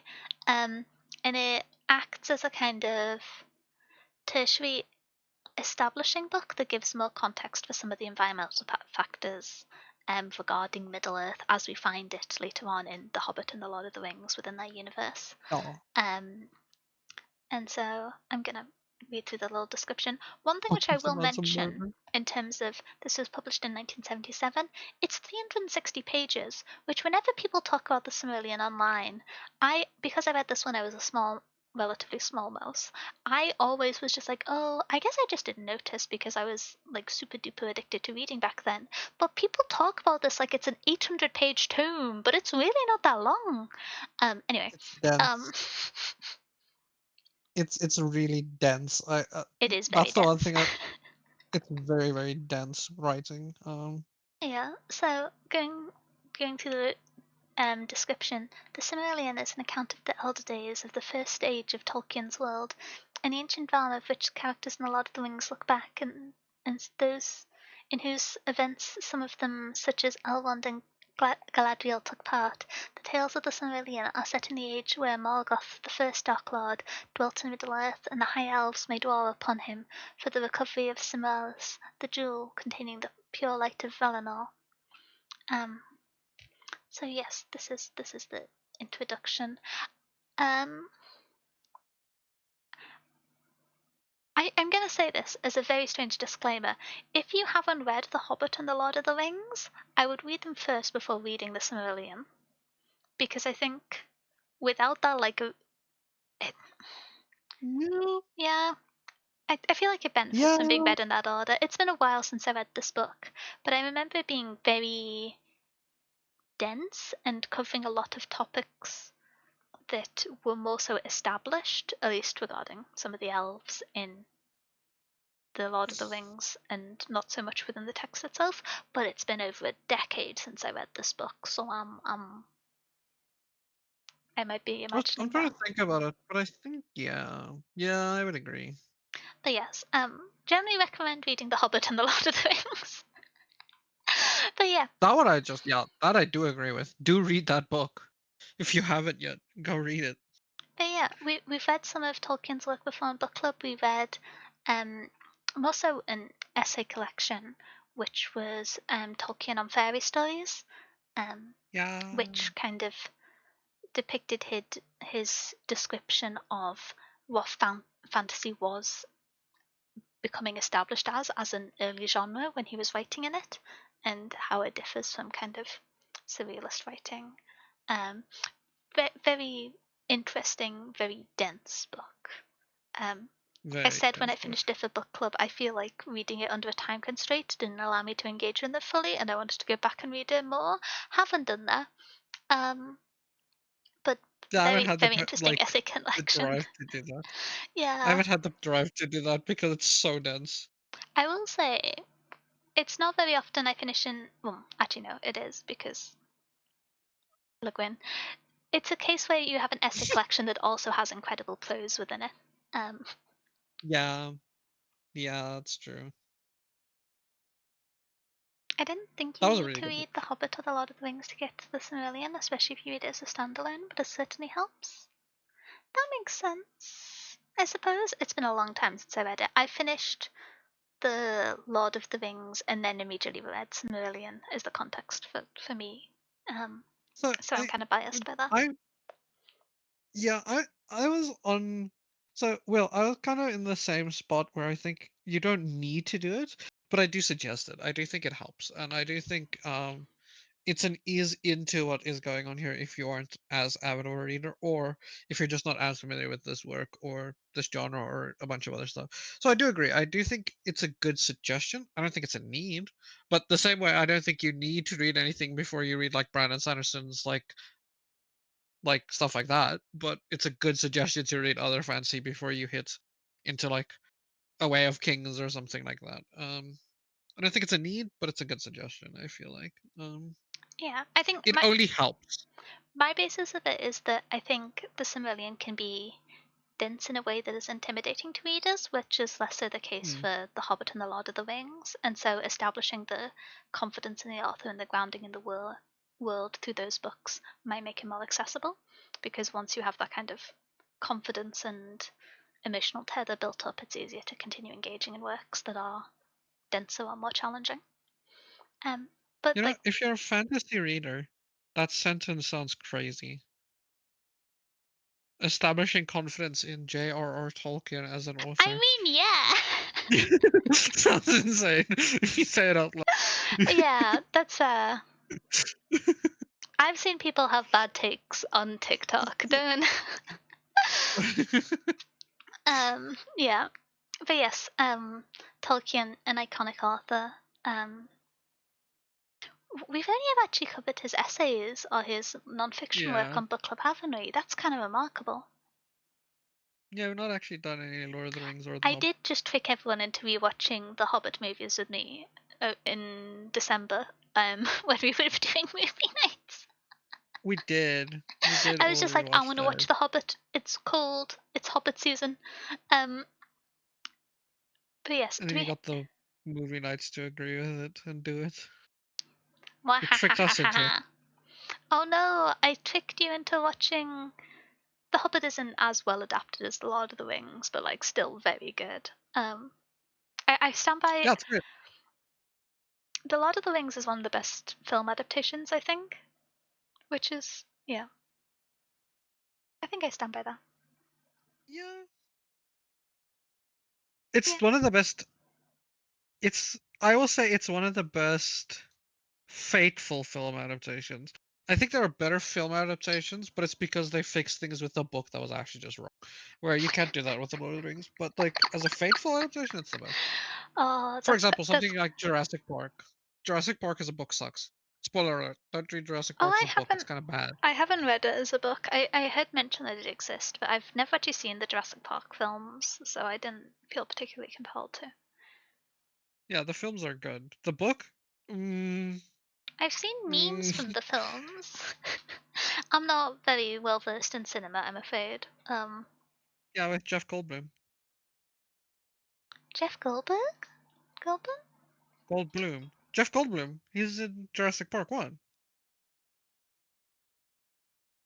Okay. Oh, is he? I think I know. I have an image in my face. In my. I have an image in my head of that person's face. Okay, I think I know who that is. To late Jurassic Park as a book is fine. Oh, we're getting we're getting mixed reports. Um, but yes, before we venture any further off Hmm. topic, I'm gonna go to the next No more book on the list, distractions. which is one I've suggested, which is The Red City by Mary Lou. This is a 420-page book that was actually published last year. It is the first Yep. book in an ongoing series, which isn't out yet, but the second book has a release date in 2027. Um, I think it's either a duology or a trilogy, I can't remember. Um, this is a book which I heard a lot of buzz about last year, and Hmm. I've heard a lot of like exciting things about. Um, yeah, it's described sometimes as contemporary fantasy, which is always slightly ominous to me because I never know what that means. um, but yes, I'm gonna go through some of the content warnings because there are some um, tough ones in here, but we have violence, murder, sexual content, torture, death, injury detail, drug use, blood, death of a parent, and then there is gun violence, sexual assault, and then there is also off page mention of rape, suicide, panic attacks, and panic disorders, and I believe there's like infants or mention of addiction. Um, and so this is a book which I'm nominating just because I've heard a lot of really good things about it. um, Okay. so jumping into the description, alchemy is the hidden art of transformation, an exclusive power wielded by crime syndicates that market it to the world's elites in the form of sand, a drug that enhances those who take it into a more perfect version of themselves, more beautiful, more charismatic, simply more. Amongst the gleaming skyscrapers ruling foothills of Angel City, alchemy is controlled by two rival syndicates. For years, Grand Central and the Luminines have been balanced on a razor's edge between polite negotiation and outright violence. When two childhood friends step into that delicate equation, the city and the paths of their lives will be irrevocably transformed. The daughter of a poor single mother, Sam, would do anything to claw her way into the ranks of the Grand Central in search of a better life. Plucked away from his family as a boy to become a Lumine's apprentice, Ari is one of the syndicate's brightest rising stars. Once they might have loved each other, but as the two alchemists face off on opposite sides of an ever-escalating conflict, ambition becomes power, loyalty becomes lies, and no transformation may be perfect enough for them to both survive the coming war. Yep. Um, but yeah, I've just heard a lot of good things about this. I believe I'm gonna double check before I confidently say this. Um, I'm actually no, I might be wrong. Yeah, what's up? I was gonna say nope, never mind. I'm telling fibs. I was gonna say I Yeah. think that the author has previously worked on like franchise writing, but I think this is Mhm. her first standalone. But it turns out I'm wrong, and there's a YA series I've not heard of. Um, never mind, never mind. She's done a lot of writing. Legend. um, Legend. Cheers. but yeah, I've. So you've stumbled on a secret love of mine. Oh, Legend. Is this I I am a very big Mary Lou fan. Um, okay? yeah. I'm a very, very big Mary Lou fan.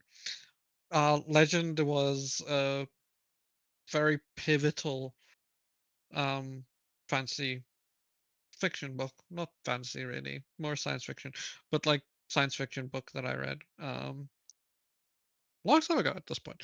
I'm a massive Mary Lou fan. Hmm. Yeah, I Legend technically which has 4 books, The Young Elites, Warcrossed, Sky Hunter, and then this is her new series. Which Okay. sadly I have also read. I have read Red City. Um Okay. What it was very do you good. think of it? It was very good. I really, really liked it. It actually fits very well with nomination we had today with V. Schwab. It feels a lot like V. Okay. It's it's very cool. This is our first like adult book, which is more like serious coded. All of our other works were young adult. Mhm. But this is a explicitly an adult book. It's very, very good. I really liked it.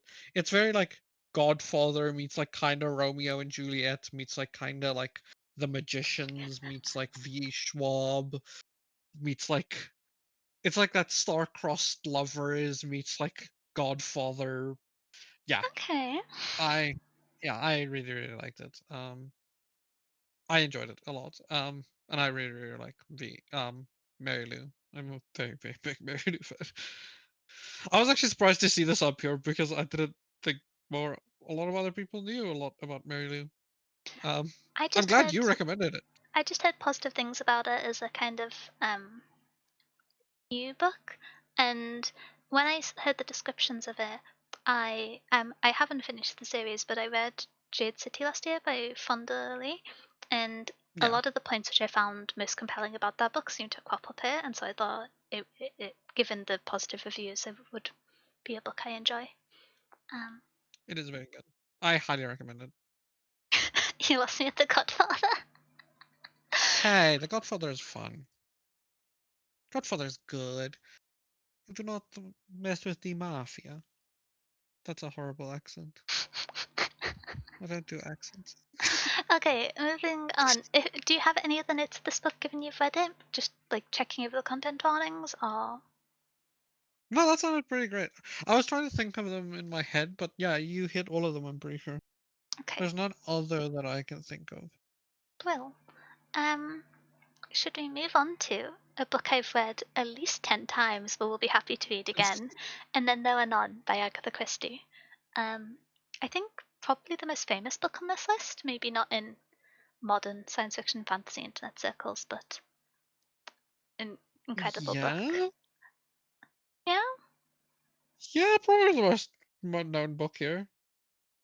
I mean, Yeah, yeah. if it was 20 years ago, it'd be difficult to be more well known than And Then There Were None by Agatha Christie. Oh god, Harry Potter. If it was 30 years ago, it would be more difficult. Uh, My only note was like maybe the Cimmerillion, but I feel like maybe Tolkien. I feel like people know about it even if they haven't read this, but That's fair. I do still think And Then There Were None is probably more popular. But Yeah. yeah, um And Then There Were None. What's there to say about And Then There Were None that has not been said before? It's like the most Give a genre so description it's like first, since it differs a little bit from what we usually cover. yeah, so this is a mystery book. It's a crime mystery book specifically. Um, it is it's an Agatha Christie book. That's the best way to describe an Agatha Christie book is that it is an Agatha Christie book. It is very Sorry, I've there's got to lot laugh at that description. an Agatha Christie. Well, Agatha Christie is like Agatha Christie writes Agatha Christie book. Yeah. That's the best way to put it. One of the And a highest lot of praises other I had mystery for The authors. Raven Scholar was comparing it to an Agatha Christie book. So Yeah, that's that's what I was gonna say. A lot of other mystery authors just also try to write Agatha Christie books because it's an Agatha Christie book. and it's difficult to She do, but I is. support them trying because I like to read them. It, it is very hard to do. She is incredible.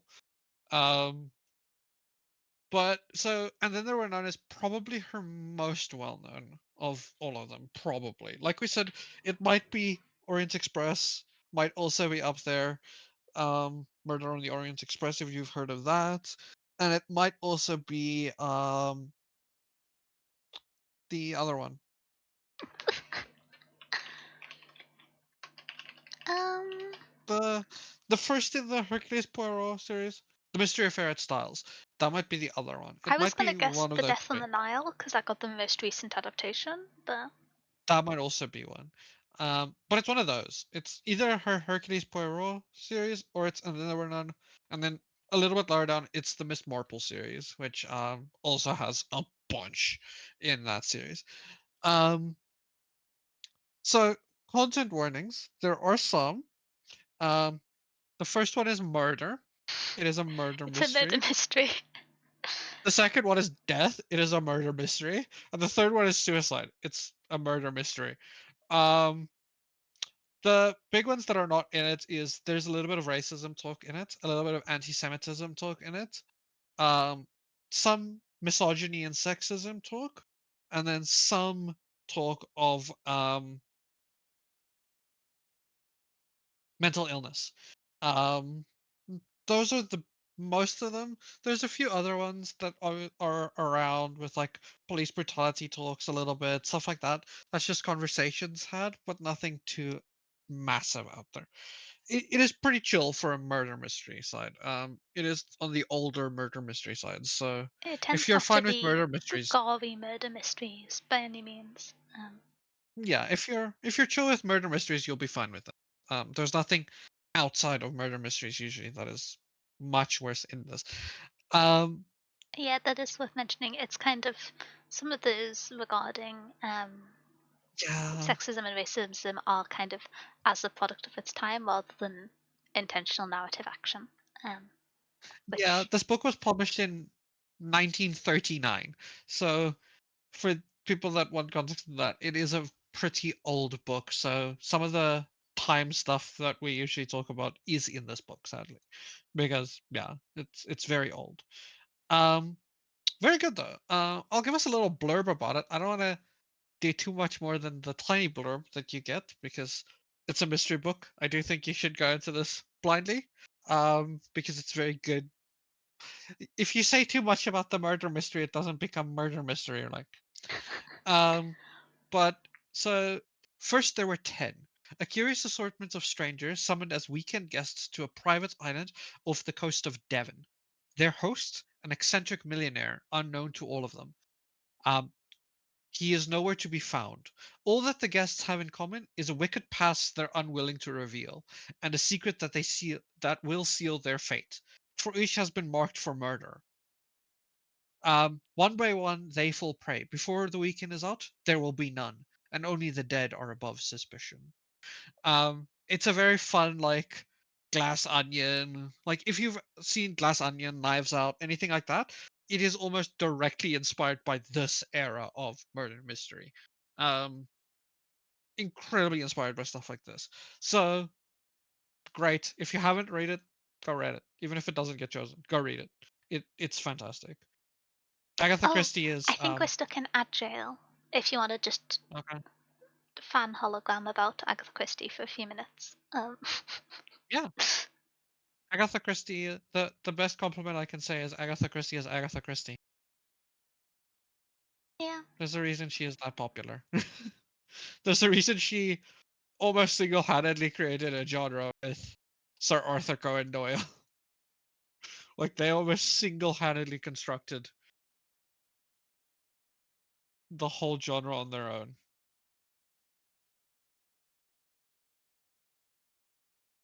That's a good conversation to have though while we're in Agile. Do you actually think it's Sherlock Holmes or do you think it's Agatha Christie that's the most well known? I feel like Sherlock Holmes is more.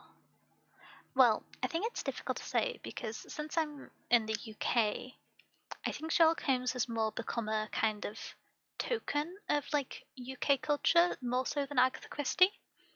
Um, I feel like in a Yeah, but so, way the maintains cultural relevance, so there's more things to bring it in. There is also the feral fandom that I can only describe as super hulock, which I think, regrettably, at what's least on the internet, increases discussion of well, Doctor my Who. question would become my question would become for that because I think Sherlock Holmes is a more well-known character than any investigator or like detective in Agatha Christie I novels, would right? say, yeah. More popular than like Hercules I think Poirot or Agatha something like Christie that. has more name recognition than Story wise, Sir Arthur Conan Doyle, if that's the.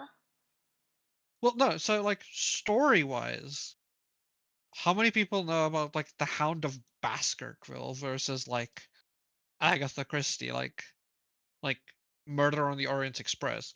Because like character wise, sure, it's like Sherlock Holmes, but like story wise, I mean, if I BBC Sherlock was really popular until it wasn't. yeah, but it also only loosely adapted any of the stories and murdered three of the stories so badly that you couldn't even recognize them as the same story. Regrettably, you could recognize the one that became, was it called The Woman in Red in on Yeah, BBC Sherlock? Regrettably, that one was still recognizable. Um, yeah. I That's have what. beef with Stephen Moffat. I think it was his fault. Um, Yeah, that's what my question becomes. Like, character wise, it's no competition. I feel like, but like story impact wise and like adaptation wise, and how much people know about like the work itself. I think Agatha Christie might have a beat. I think for older generations, yeah, but I think that Sherlock just has more internet mainstay. I don't know. Fair. Yeah. It's an interesting conversation, as I would be like really curious about if you can like I think the impact. I kind of I will say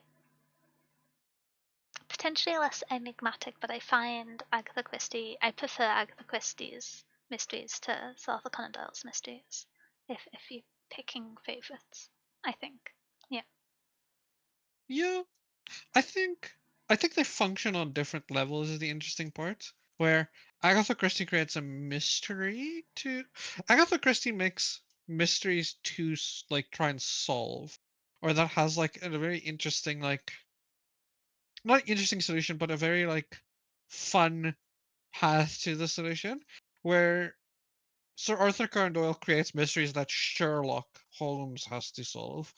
Um, like as a they're like one is a mystery for like a fun mystery. One is a mystery for a very very competent person watching a very. It's like you know Yeah. that like watching a very competent person doing the thing they're very very at is cool. That's Sherlock Holmes. That's what Sherlock Holmes functions on. Mhm. Is that it's cool to watch like this extremely borderline supernatural level detective do the supernatural detective thing. Yeah. Well, thank you for the puzzle. Wait, did it work? I assume we're out of agile now. I was trying I to think waffle we had until we're out escaped of agile. agile. Yeah. Um. Oh, Should we talk about the next book then? Um. yes. So, up next after this is The Sword of Shannara by Terry Brooks. I'm going to read through Yep. the content warnings first. So, um, violence, gore, injury, detail, um, like horror and tension, and then I think there's off-page sexual content. I'm just gonna go through the broader ones. This is a slightly older book, and so as is often the case, there aren't a huge number of online sourced ones. But there's also mention of, um, in terms of the um, mental illness, specific mention of schizophrenia, um, and, and then war with minor off-page mentions of kidnapping and um, ableism, I believe. Um, Yeah. Thanks so much for the stream. So far, tiredness is taking over. That's very fair, Solidor. I hope you get a good rest. I hope me yawning accidentally loudly whilst Kai was yapping wasn't the definitive factor. But yeah, I recommended this one, but haven't read it yet. Okay. This is so just for publishing information. This was published in 1977, and it is 726 pages, so a slightly longer one. Um, Wait, I would I tag didn't say. Kai in to speed read this one to confirm the I have content read that tags one. were. Oh, have you? Yeah. Okay, can you give confirmed content warnings for hours a long time ago? Yeah, it was a while ago, but that does sound very accurate. Okay, Um, let me go through the description yeah. then. Um, So, long ago, the wars of ancient evil ruined the world. In peaceful shady vale, half-elfin Shay Emsworth knows little of such troubles, but the supposedly dead warlock lord is plotting to destroy everything in his wake. The sole weapon against this power of darkness is the sword of Shanhara, which can only be used by the true heir of Shanhara. On Shay, the last of the bloodline, rests the hope of all the races. Thus begins the enthralling Shanhara epic, a spellbinding tale of adventures, magic, and myth. Whatever is left of my lisp struggles with the name of the song. Okay. Um. Uh. Do you want to go over the description or any comments since you have read the book, Kai? I'm handing off description Uh, to you. yeah. No worries. I have read this and yeah. So this is the short. Why did my brain not want to say sword? My brain did not want to say the word sword. I don't know why. I like I how said it was sword. sword you stumbled over of the words in the name. Yeah, I got Shannara right, but I couldn't say sword. Okay. Damn. So this is a um very influential fantasy book. Um it often got like so it's it's often compared to the Lord of the Rings.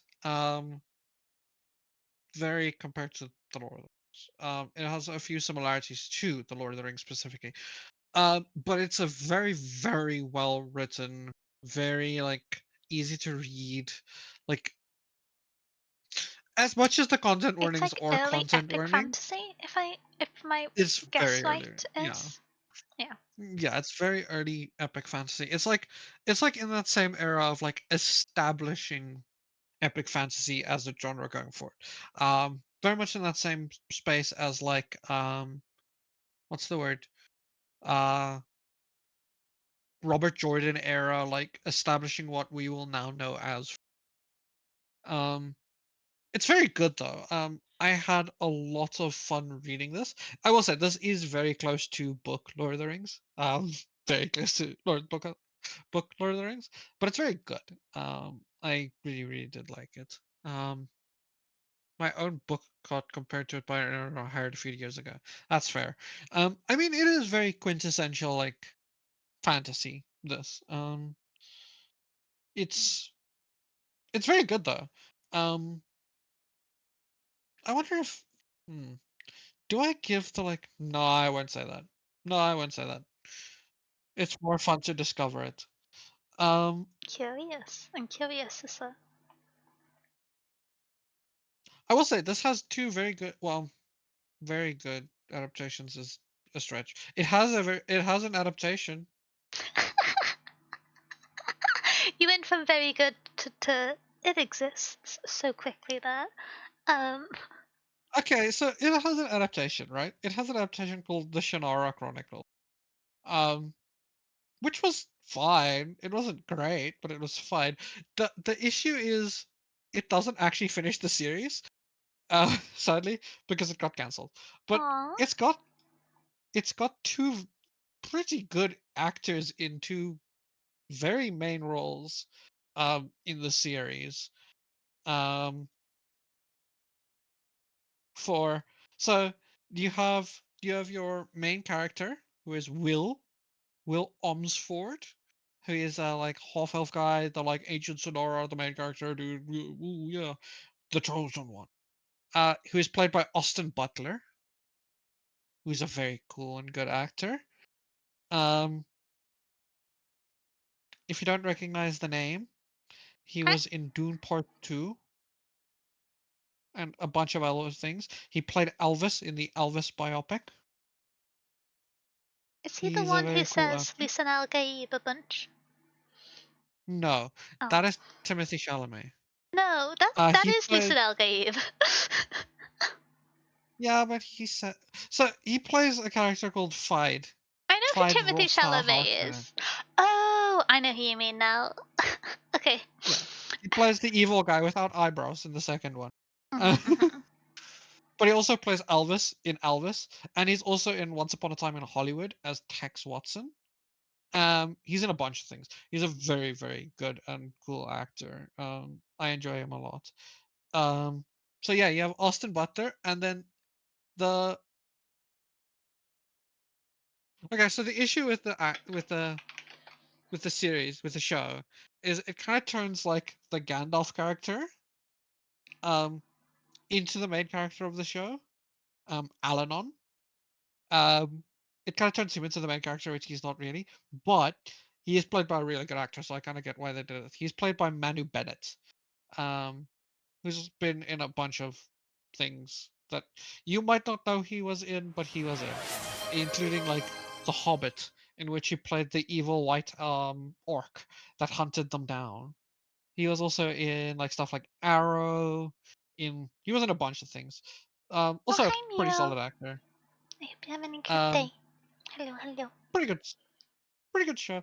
Um, it was also produced by Jon Favreau from the early MCU.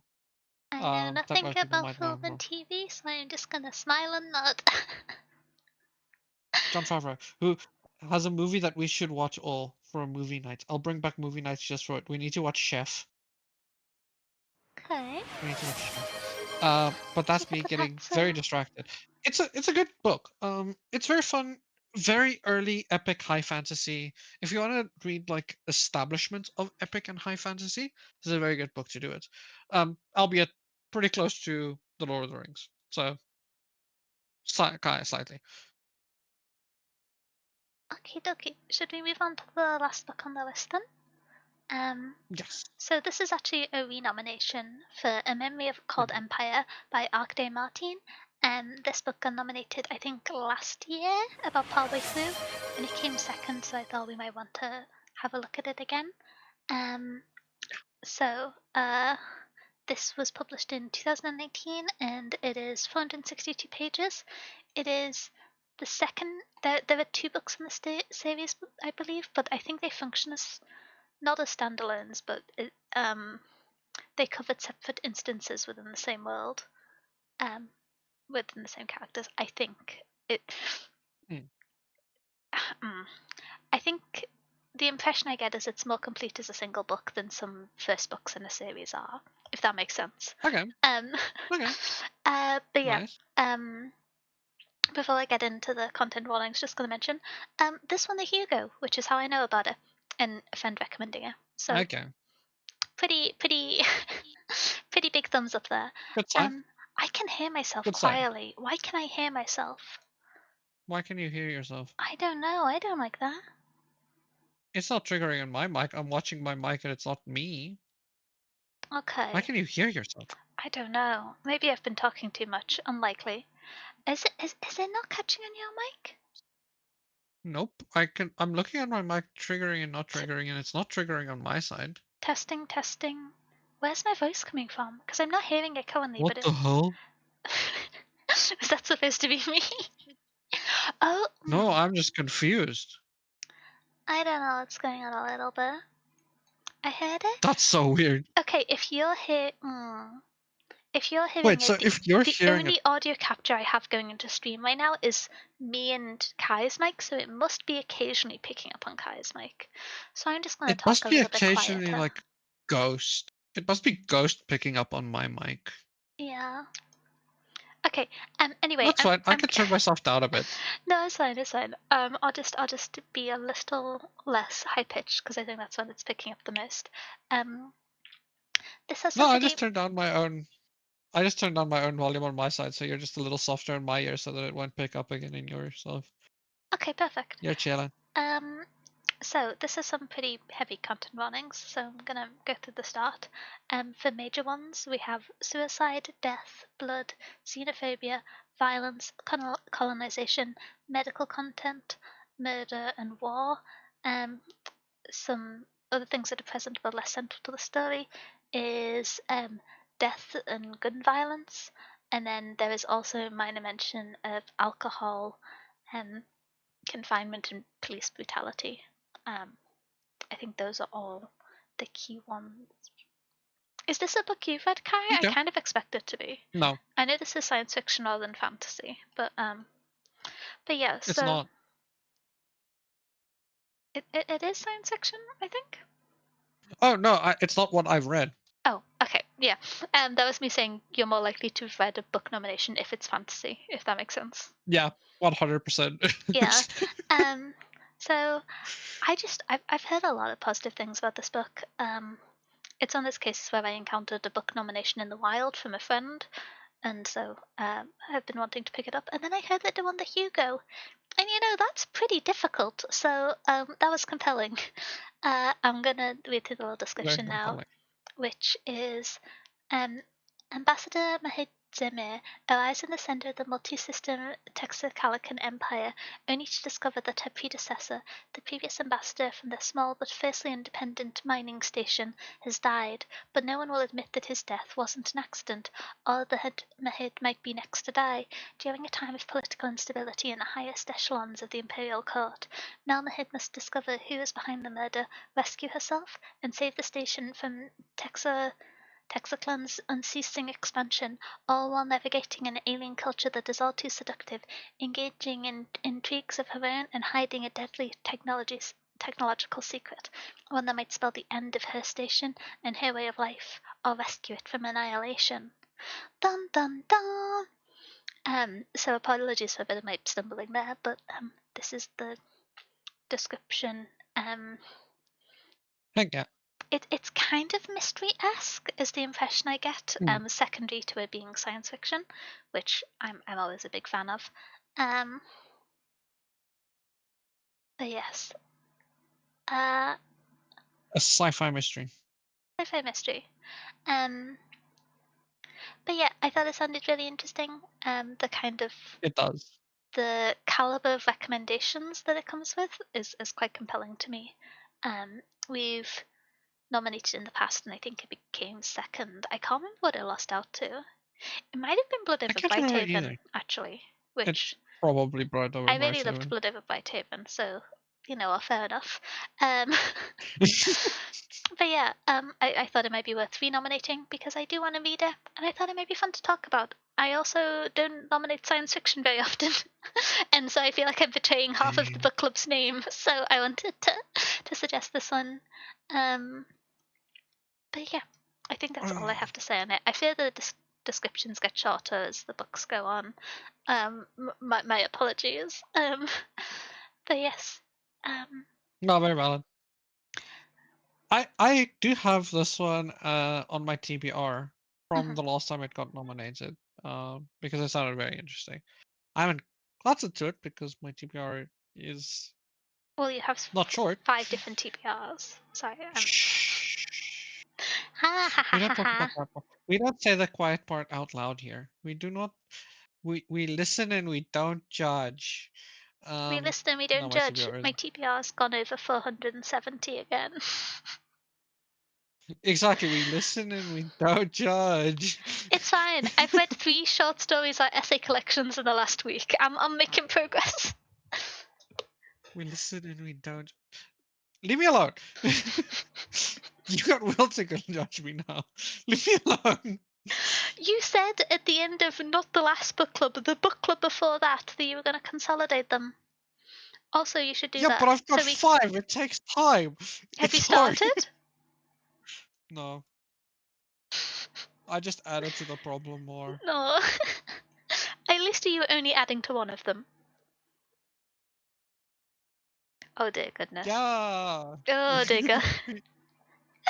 Well, I anyway, see a book on a site and I add it to the first place I can. insanity. Otherwise, I forget about it. Insanity, madness, depravity, Otherwise, I questionable things. forget. I Um, forget about. I forget about. I don't want to forget. Leave me alone. Y'all are mean. disapproving eyebrows. I'm a delight. Y'all are bullying Um, me. Y'all are bullying me. No. This did sound very good. Like I said, it is actually on my TBR, even though that's yeah. But a because it slightly sounded very ephemeral interesting. statement. Yeah. It's on a TBR of mine. Uh, Oh no. it, Okay. it's it sounded interesting. Mhm. I didn't actually know it won a Hugo Award. I believe so, That's very yeah. high praise. I It's certainly very know high it was praise. nominated. I believe it won. Um, A very high I got recommendation if it grumpy won. 2 weeks ago because I found out that the reason Piranesi didn't win the Hugo was because the first book in the Murderbot Diaries series won, which is good, but I Yeah, just don't think it's as good as Piranesi, and so I was grumpy about that. But here we are. Um, yeah. It lost to the first book in the Murder Bot. Yeah, yeah, yeah. Piranesi. oh wait, I just realised, Yellow. Did I say hello to you when you appeared earlier? I'm sorry. Here's a dad joke. What kind of bird is always getting hurt? The owl. I like that one. Thank you very much. You Apologies for totally the would like late that one. reading. Wait, can you tell you to that whenever you next have a stream together so I can see the video evidence of the response? Yeah, I'm done. Okay. Let me find it. I'm gonna copy paste it. Okay. But yes, so we have our 9 nominations today. So we have um Gallant by B.E. Schwab, Childhood's End by Arthur C. Clarke, The Unbroken by C.L. Clarke, The Left Hand of Darkness by Ursula K. Le Guin, The Silmarillion by J.R.R. Tolkien, Red City by Mary Lou, And Then There Were None by Agatha Christie, The Sword of Shannara by Terry Brooks, and A Memory We Call Empire by Arkday Martin. So, as mentioned at the very start, but it's been an hour, so I'll recap. We are going to be doing 2 polls, splitting the books in half down the middle, with the first 4 ending at the left hand of darkness in the first poll, and the remaining 5 in the second. This is your cue to start making the second poll. Yeah, I've Can already I? started writing it Okay, up. perfect. I haven't started the first one. Um, I can't type and speak. I'm very dyslexic. But yes, we'll be doing one-off polls where we pick half the books, and then whichever win of the half polls get brought through to the finale. If there's a tie, both or all books will be brought through the tie. And it is a little awkward, but Twitch's polling system isn't very good, so it's the best we can do. Um, Yeah, we say boo Twitch here. We say boo Twitch. Fix your boo polling system. Twitch, indeed. Give me infinite options. Boo, boo. Tomato, tomato. I don't know why this week I got addicted to saying that. It's I've like, you know tried when you get like something. 4 times to spell the Yeah? Silmarillion, and this is just what we're going with. Wait, I So, thought I'm doing that similarly. no, it was the first 4 ending at the Silmarillion. Oh, The Silmarillion is the fifth. I missed out Gallant. Okay, good spot. Now I don't have to spell it. Perfect. The first poll is up, which includes Gallant by V. Sharp, Childhood's End by Arthur C. Clarke, The Unbroken by C. L. Clarke, The Left Hand of Darkness by Ursula K. Le Guin. You will have the chance to vote for the remaining 5 books in the second poll, so if your most favourite book is in that half, still vote in the first half, because democracy. I can explain statistically, Democracy. but vote whenever you can. I'm sorry, Vote. it's Vote as much as you okay. can. I'm always going to struggle to spell things. um, oh, hey, Yeah, I thought you did that intentionally so that you make me spell the Silmarillion instead of you no, I doing didn't plan ahead that much. Hey, little, how you doing? Um, I, I am. Yes, what are you thinking? So I want to. To me, I am tied between Hmm. 2 books, and it's not particularly close. But I feel like I can't just instantly vote for Le Guin without a little bit of No, that's fair. debate. I did. Um, I did nominate Ursula K. Le Guin. I knew what was coming. yeah, I'm just voting for Le Guin. I think Unbroken is really interesting. I do want to read it. It's a very good Um, book. it seems like a good premise. It's also um, inspired by an area which I've not read much fantasy or any books based off, so that's going to be interesting. But I'm on my getting people to read Le Guin agenda, and there is only around 40 seconds left in the poll. So if you haven't voted yet, I w- participate in democracy. Who are I you going am to vote voting for? for. Hmm, I kind of want to read Gallant by V. Schwab by Victoria, but I also do want to read Unbroken You got and The 10 Left Hand of seconds. Darkness. Nah, Left Hand of Darkness. It is Okay. like Gwyn. We should read more like Gwyn. We should read Marla Gwen, and the Left Hand of Darkness wins the first pool. Let's go. We um. should read more like Gwyn. Okay, and When now, in doubt, vote like Gwyn. hmm? Next is Yes, nominations next part 2.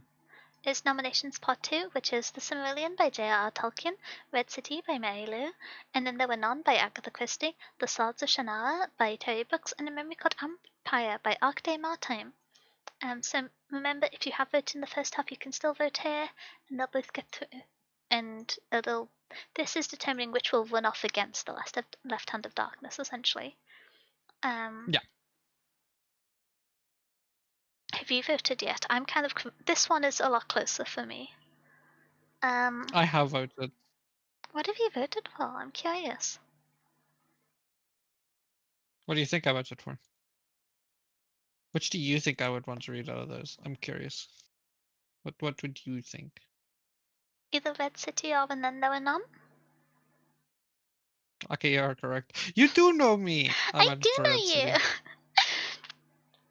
The Silmarillion? I considered that, but I think the density of it would be a reason like I wouldn't pick it for this one, but I do think it's a book that they're glad they read, if that makes sense. I'm glad I read the Silmarillion. I've read the Silmarillion 3 times. It turns out if you spend enough time being stressed about whether Fnatic will win a Valorant match with someone, you know them quite well by the end of it. Yeah, Um, yeah. the true foundation of friendship. I still haven't voted. I need to decide. I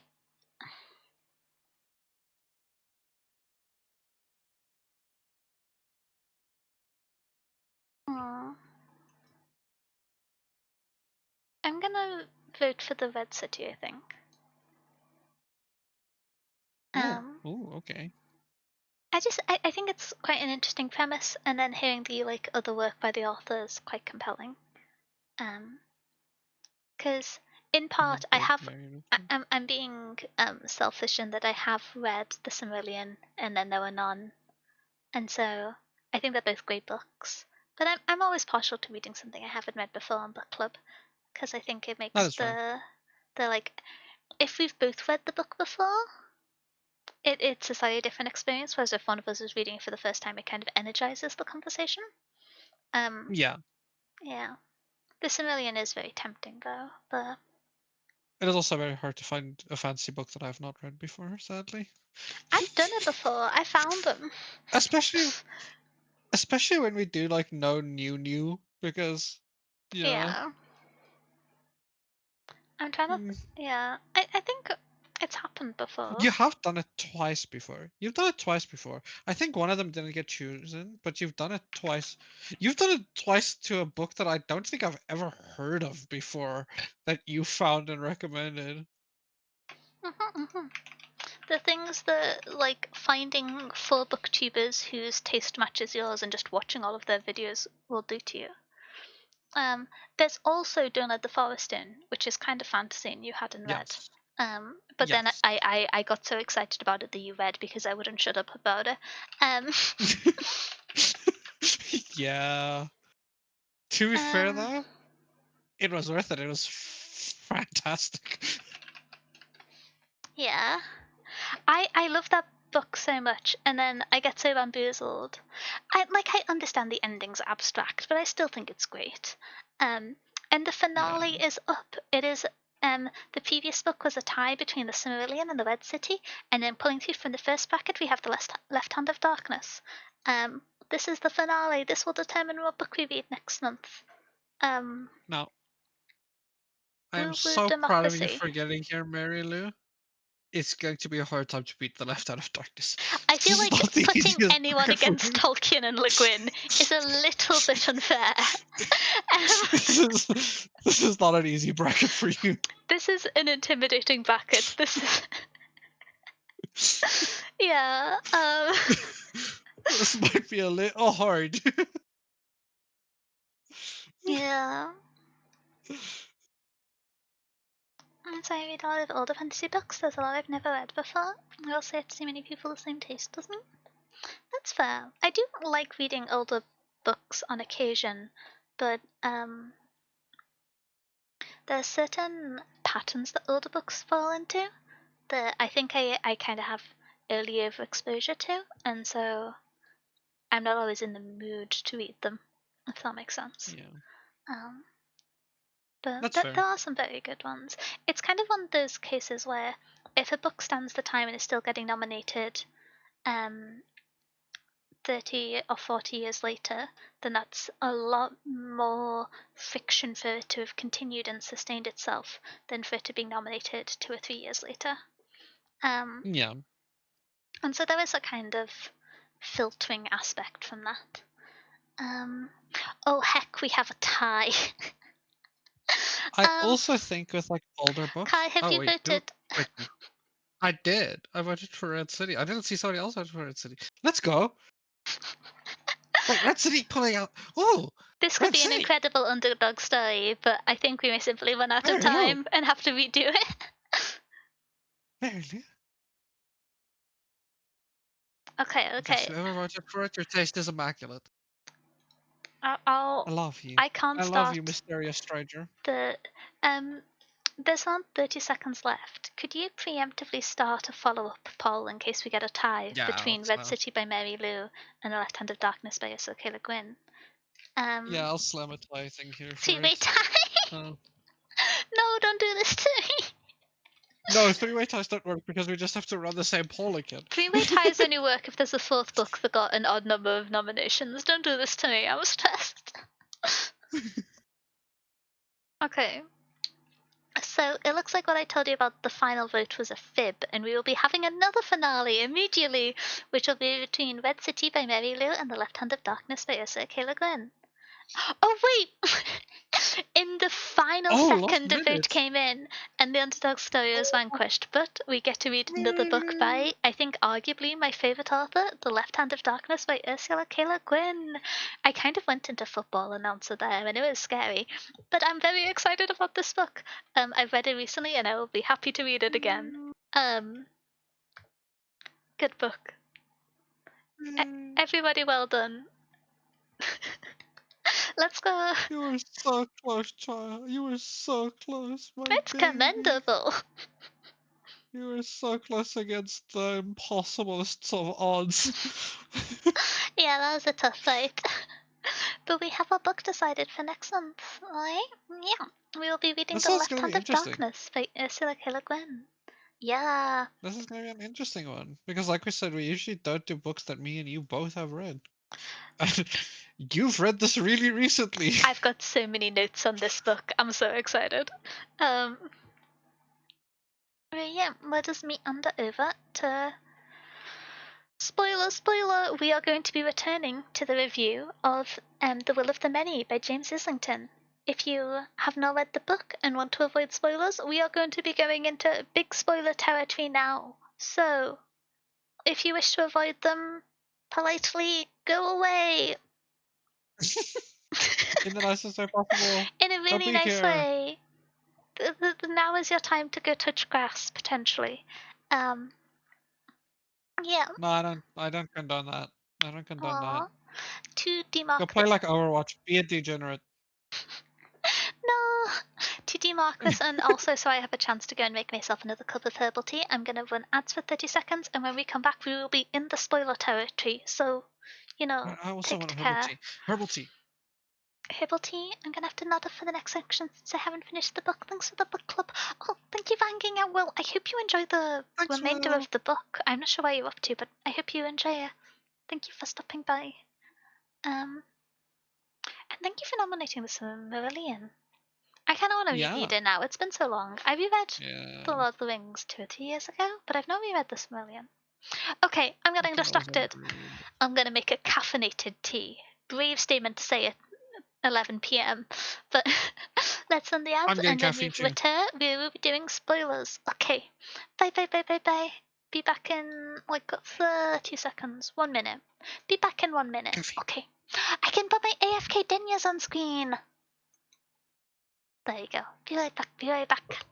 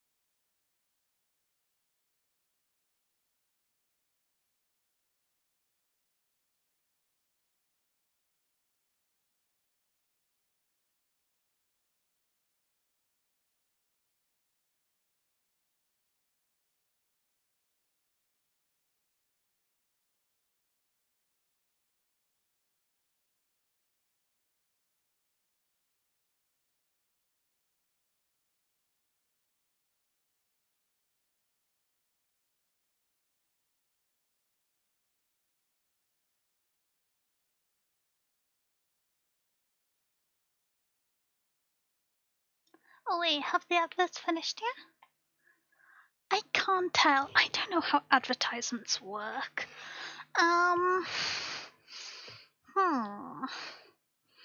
Curious and curious, sir.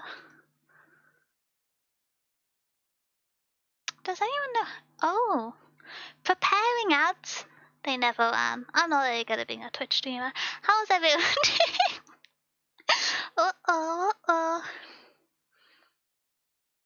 But yes, I'm leaving the AFK Deniers up because we're just kind of yapping. I will move over to the next slide though. That was a good idea for me. I'm excited to talk about the spoilers. I feel like I have slightly less focused thoughts on this book than I often do, just because rather than being in the mindset of a finished book, I'm in the mindset of being excited to read the next book, which is slightly different. I normally try and kind of pause and then return, but I am. There's too many books where I've read one or two books of the series and not got back to. And so I need to catch up one day. I will not let that happen this time. I can do it. Doing good. Twitch didn't say anything about ads yet. They're trolling you for fun. How am I supposed to figure out how ads work if Twitch is just lying to me? I'm being told that they're preparing 30-second ads, but also that there's a 4-minute countdown, which it is not going to be ideal for ads to run in 4 minutes right as we start the discussion. I've also gotten Lucasade as well as herbal tea. I was responsible. I did get herbal tea. I also got Lucasade, so, caffeinated mouse. I could be less responsible. I have an energy drink on my desk that I'm actually going to stop drinking and put in the mini fridge so I can finish tomorrow. Very reasonable behavior, frankly.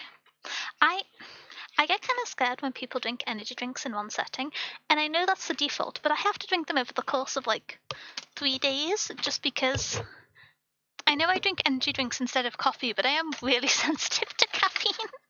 And so if I try and drink an energy drink in one sitting, I will like feel the compulsion to just start doing star jumps periodically for the next 3 hours. It's yeah. I feel like I turn into one of those infomercials about why blue Smarties are bad. It's yeah. 3 days? Bro, I drink it in 3 minutes. Kai is the problem in this instance. I am statistically anomalous. Kai is the problem. Okay, say goodbye to all of the cute AFK Deniers. Bye, AFK Deniers. Say hello to the ever-present Danielle, I suppose. I've been here a while. Um, are we ready to rumble? Are we ready to talk about spoilers? Hmm. It's so difficult to talk about this book without spoilers because the Incredibly. opening setting isn't the actual setting, and neither's the secondary Yep. setting, and the Yep. tertiary setting, like, by that point you could kind of talk about everything, but still so much change.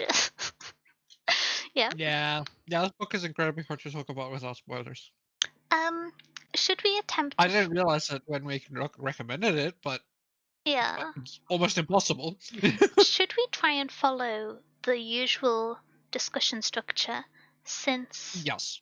we weren't able to do so very adequately in the first half? Um, Yeah, I think it would be very good to should we keep follow that the structure. same path again of characters, of themes, then characters, then world building? I think we have to do characters first. I think we have to start with characters. Which, okay, I'm gonna feel evil for this, but there was a few things that I called before they happened, and I just kind of wanted to go through the list because I found it quite funny.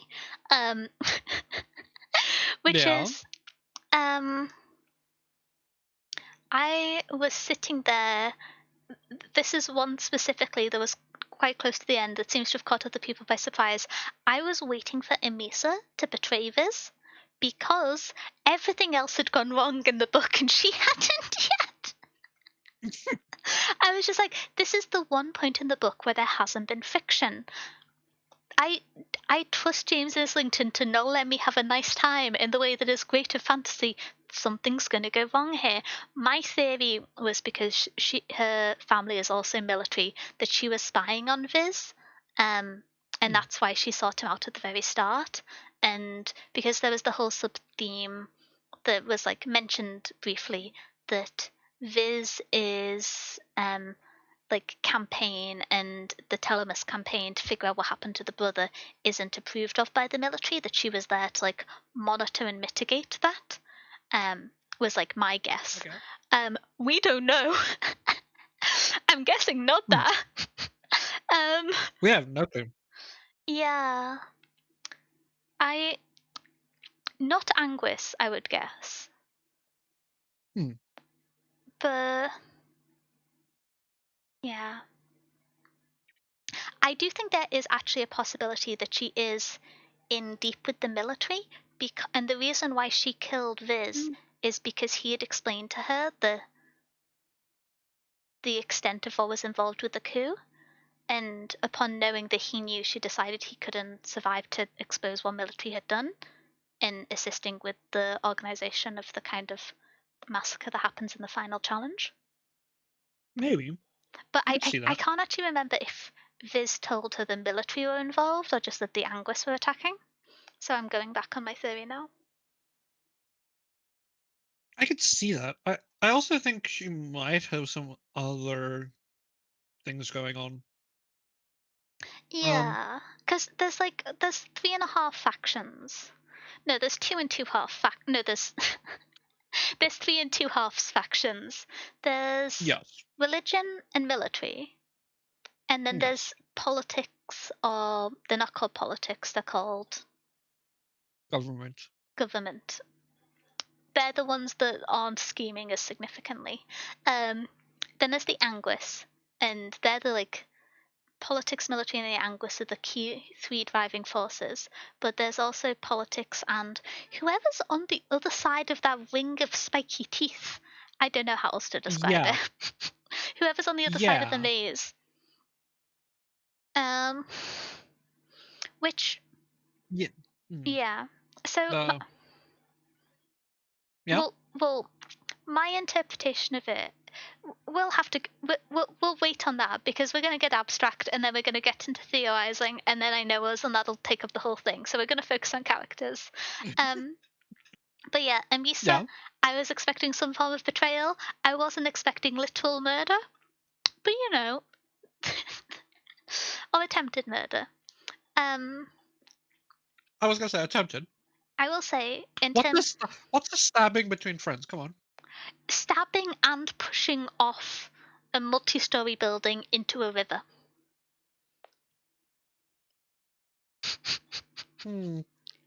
Okay, but hear me out. Hear me out. Hear me out. Devil's advocate. If you Mhm. throw the corpse off of the body, they can't see if he's dead. I think they were gonna find him. Like, depending on what side she's allied with, she doesn't know if he's ever made it out of the bounds of the combat area. Yeah, she has no fucking clue. No, I just like. Okay, here's She my thing. might do if I she's with like her. religion. I like her, right? I like Misa. Mhm. I like her. She's cool. So I'm playing devil's advocate. I don't want her to be evil. My head canon is that she isn't with religion because if she was, she would be A, transformed in some way, and B, Hmm. less surprised at the death of candidates during the event. Yeah, 100%. I don't think she's with religion. Yeah. I also don't think she's fully with military though. I think I don't know she. why, but I just have that feeling. Yeah, I feel like there's gonna be a split as the series. I feel like there already is a split, but it'll just become more visible of Telemus versus the rest of military with his Hmm. conspiracy, which is like something's going on there. He's going to be really upset when he finds out his little brother was going to join religion. He's going to be so Yeah, mad. He's he's going to gonna be be really mad. so mad. It also, I found, I got kind of sad about Noella, what's her name? Um, Hmm. I'm looking through the list. Um, she has the most aura of any character in the book. Uh,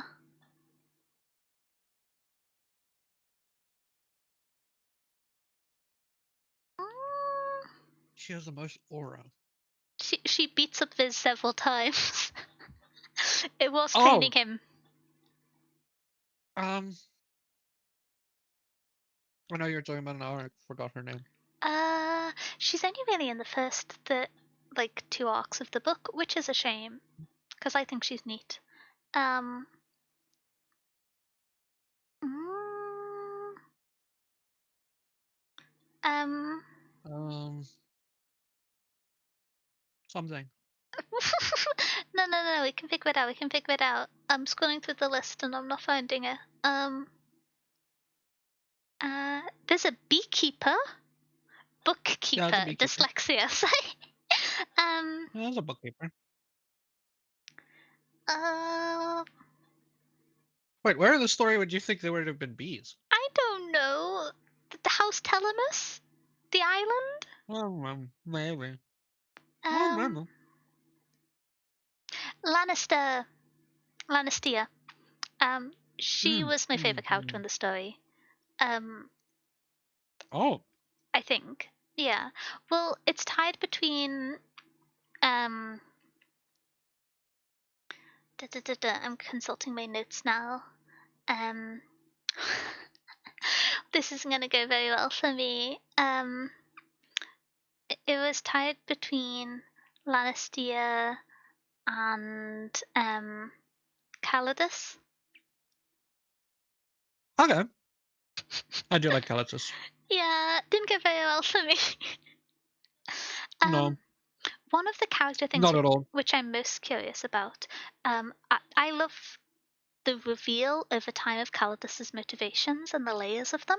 Mm. Um, Really well done. Um, I also liked Viz's friendship with uh. I have it written down in my own notes. I'm just going to consult my own notes. There's too many names for the same characters. Um, the class 6 student, um, who he Oh, becomes yeah. friends with, who is the other person who's not from the center of the empire. Edhin. Idhin. Idhin. Aiden, yeah.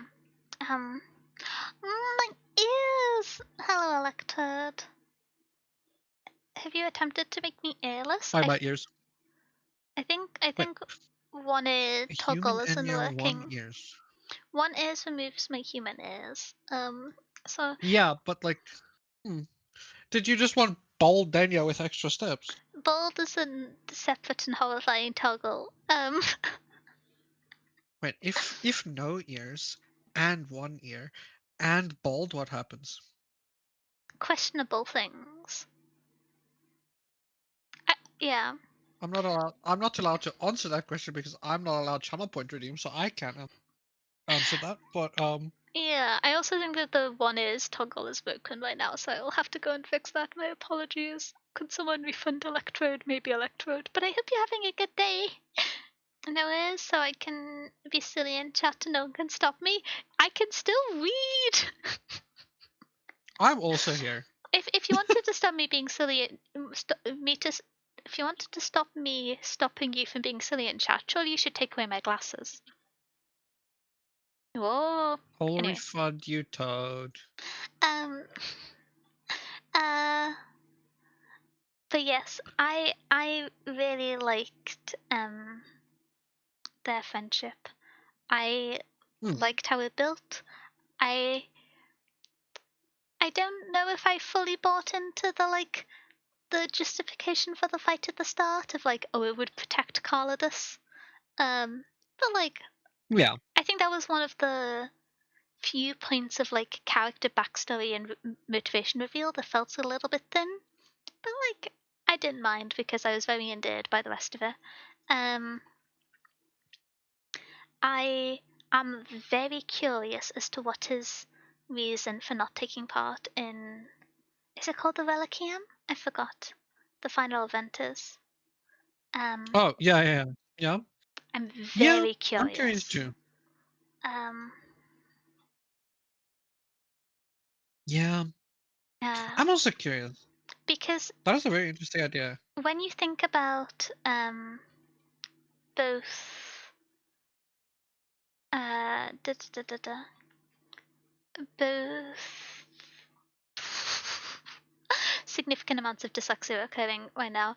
Um, both of his friends, I'll remember names at some point. I'm very sorry. Both of his friends have both like quite strong moral codes, and you Hmm. get the impression that they generally overlap and align with Viz's. And so for one to agree to and one to refuse to is quite interesting, especially That is when very.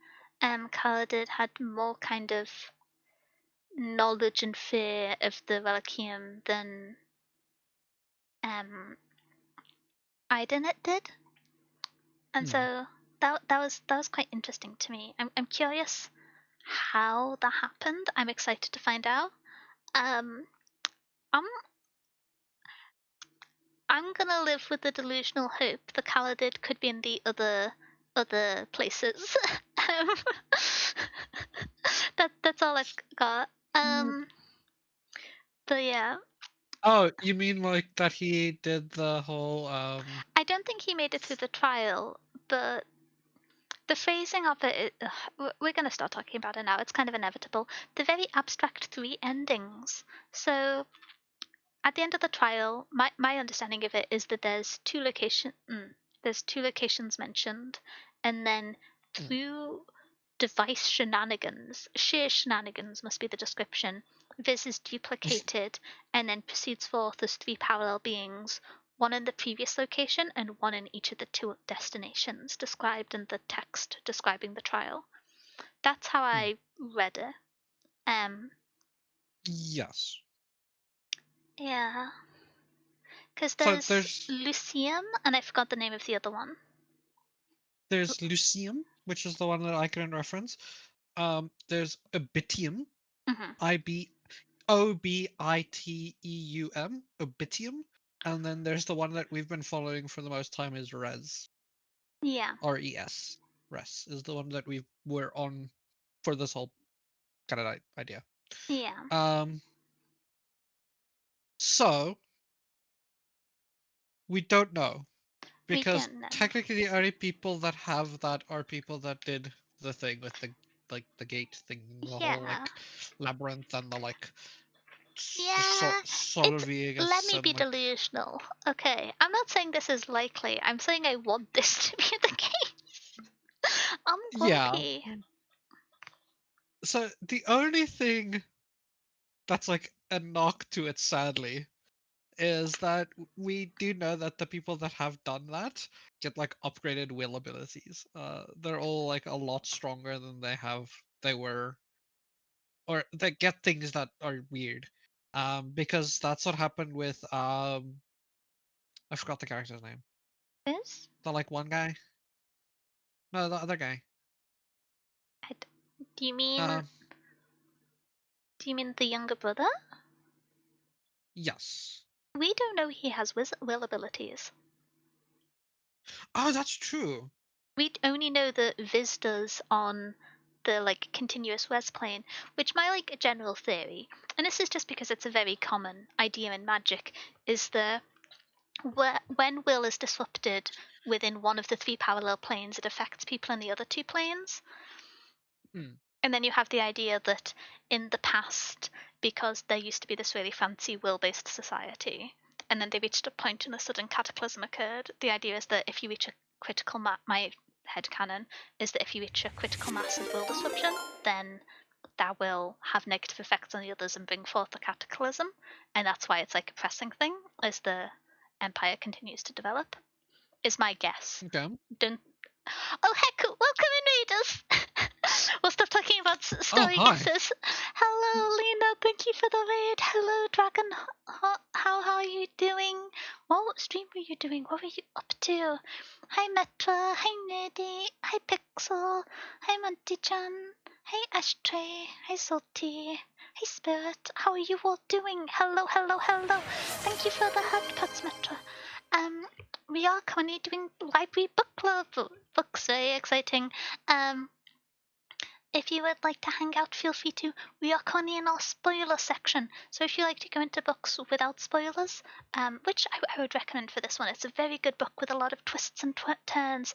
It's maybe best to run off. We'll just talk generally about the book for a few minutes before jumping right back into the spoiler session. But be warned, spoiler talking. But my name is Denya. This is our monthly book club. We run two of them, one for science fiction and fantasy, and one for non-fiction and literary fiction. This is my co-host hologram Kai. Say hello. Hello. Thank you. Hello. But yes, I hope you've had a good stream. If you need to run off, grab a drink, take a break. A full sentence. Make sure to take care of yourselves, and thank you so much for stopping by. Did a few things and had a Hi. good time. How are you? I'm doing good. I'm deep in my going on tangents about book territory, and so I'm in my element. We're currently talking about this month's book club book, which is The Will of the Many by James Islington. It is the first book in an ongoing fantasy series. Only the first two or four are out, and it is inspired by the early to mid Roman not empire but like Roman theocracy, and Hmm. it uses a magical system called will, which is kind of a abstraction and direct magical system that communicates the effects of like colonialism and the expression of expansive empires into a magic system that makes it a more direct tool to confront within the narrative. And the first book follows a character called Viz, who deals with a lot of problems. I don't know how else to say it. Wait, the pats are broken. He does have a lot of I need to problems. do the pats. I need to do the pats. But yeah, I hope stream went well. Various tasks in a stream can be quite overwhelming. I used to sometimes play two different games in one stream. I don't know how I did it. Um, chaotic past mouse. But yes, we are probably going to go back into talking about books in the spoilerish section soon. So, as seen on the big spoiler time thing on the screen, thank you very much for stopping by. If you would like to hang out, feel free to. But we will be jumping back into like big spoiler talk. So if you've not read the book, proceed at your own risk. Yeah. Thank you. Of course, of course. Wait, you're in a little cardboard box. That's very cute. But that's cute. um, Open is smooth. You need Should, one of those. That's very cat coded. I think Like you. I think I have art of me in a cardboard box. I need. Very cat-coded, like you are. No, untrue. I am a mouse for those present who have not previously encountered this true fact about me. I feel like whenever I try and defend myself, it sounds like a bit, but I really am a mouse. I promise. I'm a mouse. Look at the ears, they're so round. Look at the unwillingness to sit in the sun. Very mouse. Very mouse. But yes. I don't even need to say anything for it to sound like you are not a mouse. I'm Aw.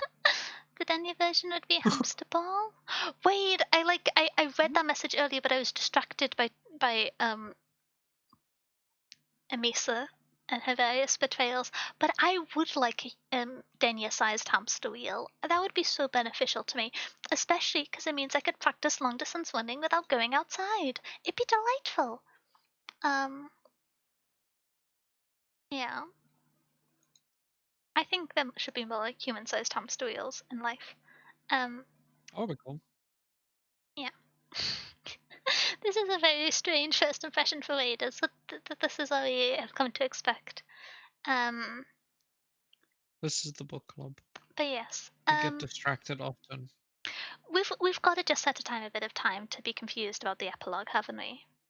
It's not called an Yeah. epilogue in the story. What name is it given? Oh, it's just called I forgot. synchronism. Yeah, that. Yeah, which Yeah, that. I I like how it's structured with the same opening sentence to connect the 3 points in time when they're gone back to. Um, Hmm. I I'm curious to see whether book 2 continues with 3 perspectives in parallel or not. I can imagine it. Yeah. I also feel like there's a possibility where just because it's the other factor in the book that has 3 major elements of being religion, military, and politics, that Viz functionally goes down one of each path in each of the Yeah, that's what we were talking about when areas. I said the cool thing. Yeah. Might be. Could be kind of cool. Yeah. Which my like guess from the foreshadowing of the conversation Viz remembered with his father is that the series is going to end with Viz taking over the Empire or some fragment of it, and ruling. Probably. And so when you were saying how Caesar's path to rule Rome didn't stem from him proceeding linearly through one of the paths, that's when I was like, aha, because it could be Yeah. it comes from continuing the 3 paths and the 3 parallel or synchronized dimensions? Question mark, question mark, question mark.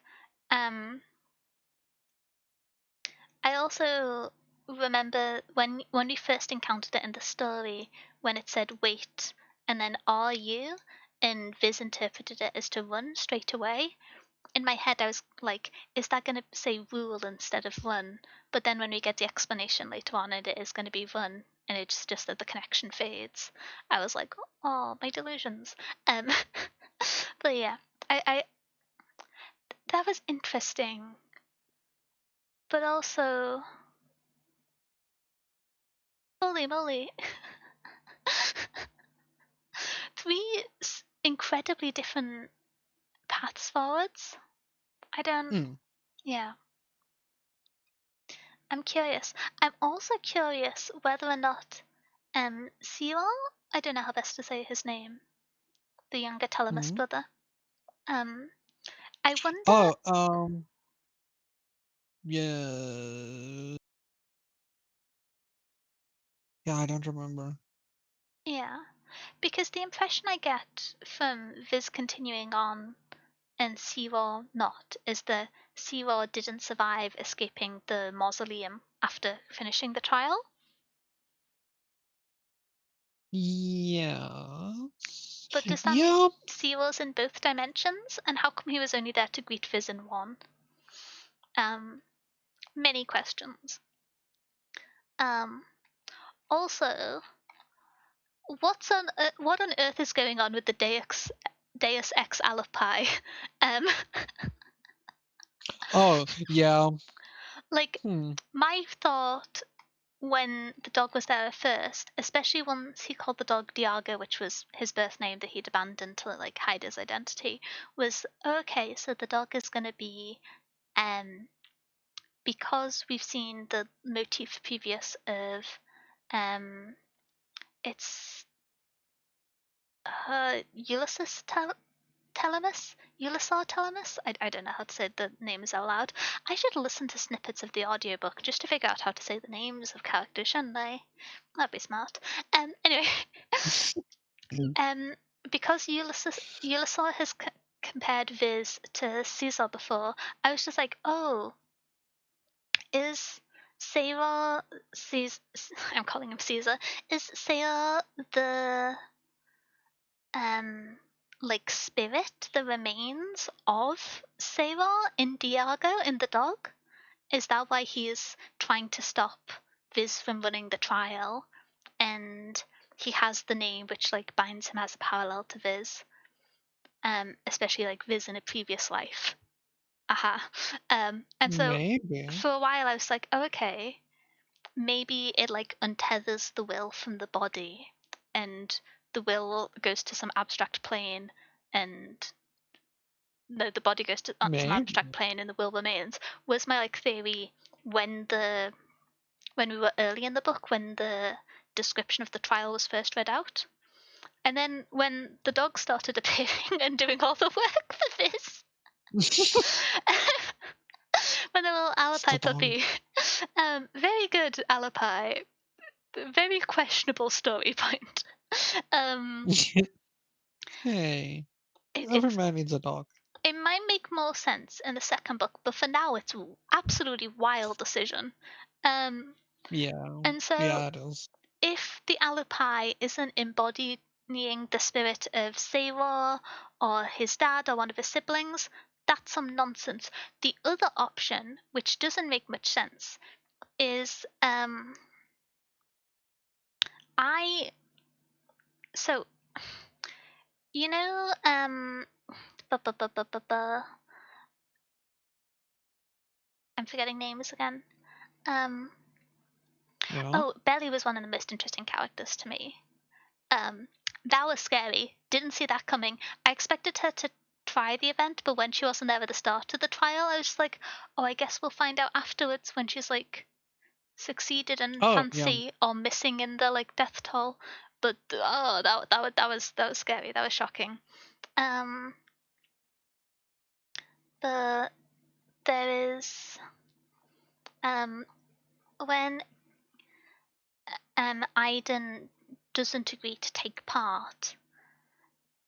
When Aiden talks about his like community and their culture and their different relationship with will and life compared to Yeah.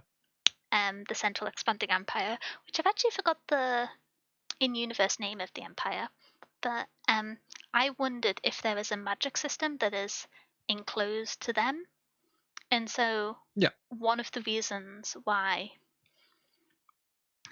it's like feels like a wild thing to drop into the discussion. One of the reasons why the majority of his like village and culture and community committed essentially ritual suicide to stop themselves from falling to the empire is because they had some power that they didn't want the empire to get. And so, what if he can transform into an alibi? That was I was like just like this dog makes no sense. And so I was just like, maybe I don't think If the that's the dog were. case, but like no, there has to be a reason. If that's just a helpful dog, I'm very unimpressed. There has to be some in-world fantasy reason. Like the first time he helped out, maybe. The second time he helped out, dubious. The third time he helped out, that's more helpful than most of the characters in the book.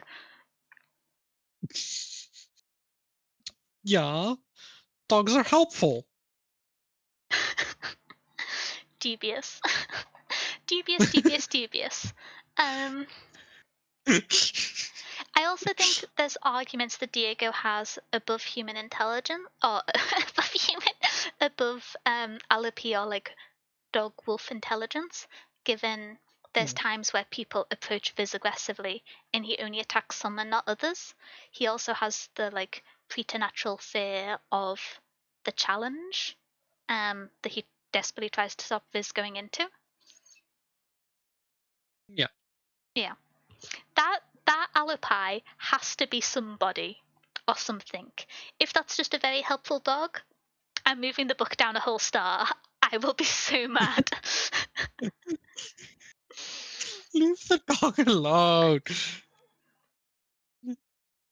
Do you disagree? I don't know. I like it.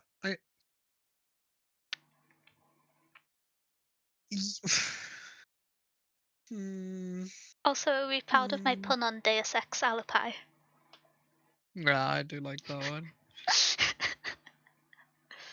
But yeah, Oh. if it happened once, maybe.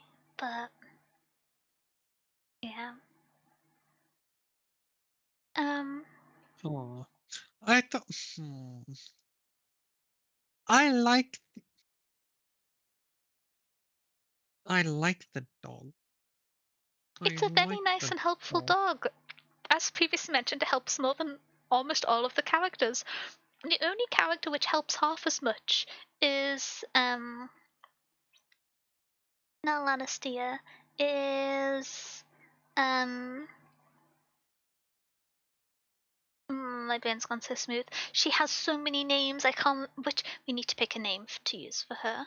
Um. For who? How do I explain this? Um.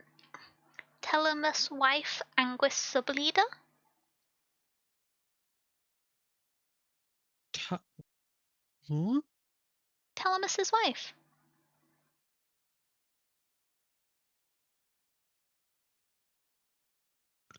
Talamus's wife.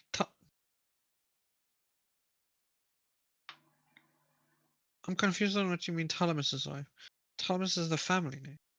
I mean the main Who are character Talamus? called Telemus. I've forgotten his first name. You.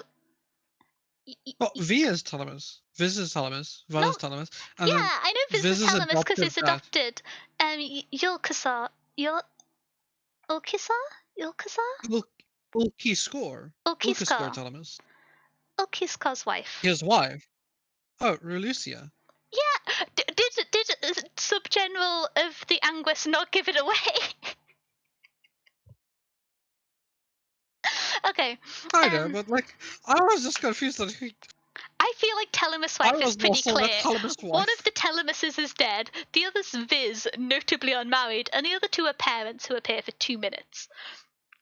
That is true. That is fair. You're not wrong. You're not Okay, wrong. but yeah, the only person half as helpful as the dog was Reliquia, and she did most of that by killing people. So, She did kill people. yeah. One thing which I am going to say is I did doubt Viz's, like, teenage genius, Gary Sue perspective when he thought Reliquia was going to kill him because he stopped Meteor when she gave Hmm. him the weapon to stop him. Hmm. I was very confused by that conclusion. Yes. Yeah. Yeah. Hmm. Because I was just like, That is true. it will be both be beneficial for your training to ingratiate yourself within the environment and guarantee your place in the school. There also is likely a constraint to the weapon they're using, and rather than show the constraint, it's better to be artificially stopped. And so it just made sense.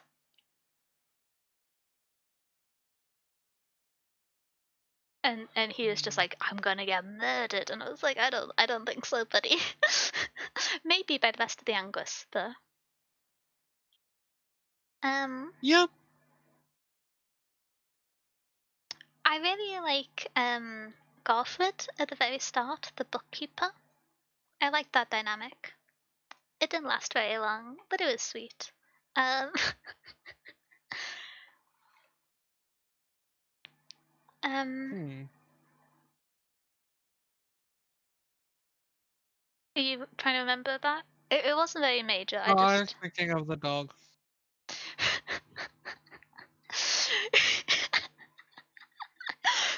I'm still thinking of my dog.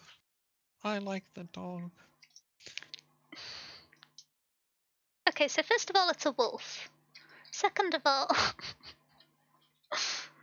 It's a puppy.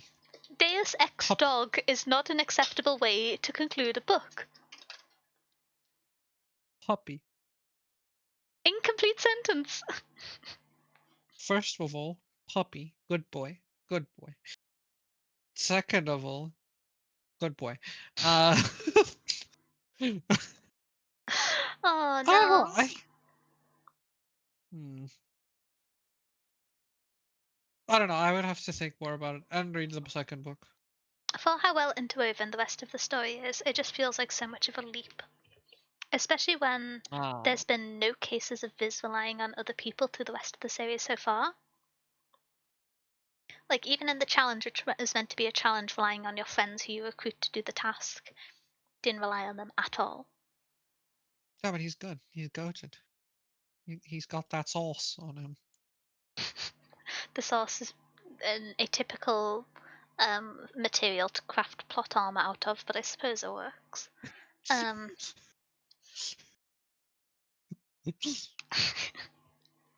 Oh, I don't know. Yeah. fair. Um, No, he's just that talented. Come on. no. He's very good at manipulating people, and I think that's a better angle to take than he's just that talented. I believe that he tricked Belly, that he played into her arrogance, but I don't really believe it in the sword fight. Um, Especially given that they were Why? cheating. It just I think part of it is just because although I like believed the raging character, I just didn't like a lot of the time when this book brings up an idea or a philosophy or an action, it's very willing to at least establish a thread that confronts it or points out a flaw in it. And so, other than like, oh, some people don't like you, there was really no response to him beating another teenager to near death. Um, Over the chance to move up a class, which is life or death for him, but isn't for the other boy who he previously had no real interactions with and just has the downside of being the teacher's pet, which sucky teacher, but still.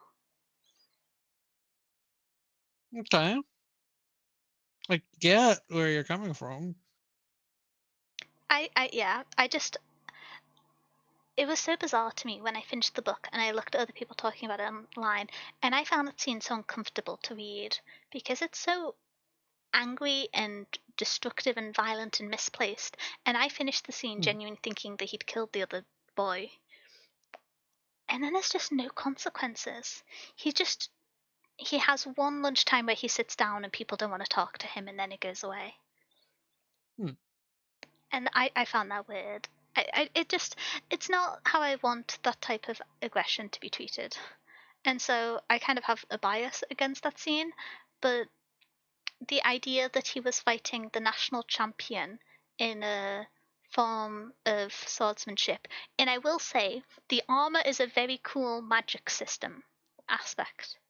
Like, that was very cool. Love how the armor works. Love that as a form of like high skill, low stake dueling. Um, Hmm. but the Yeah, that idea is pretty cool.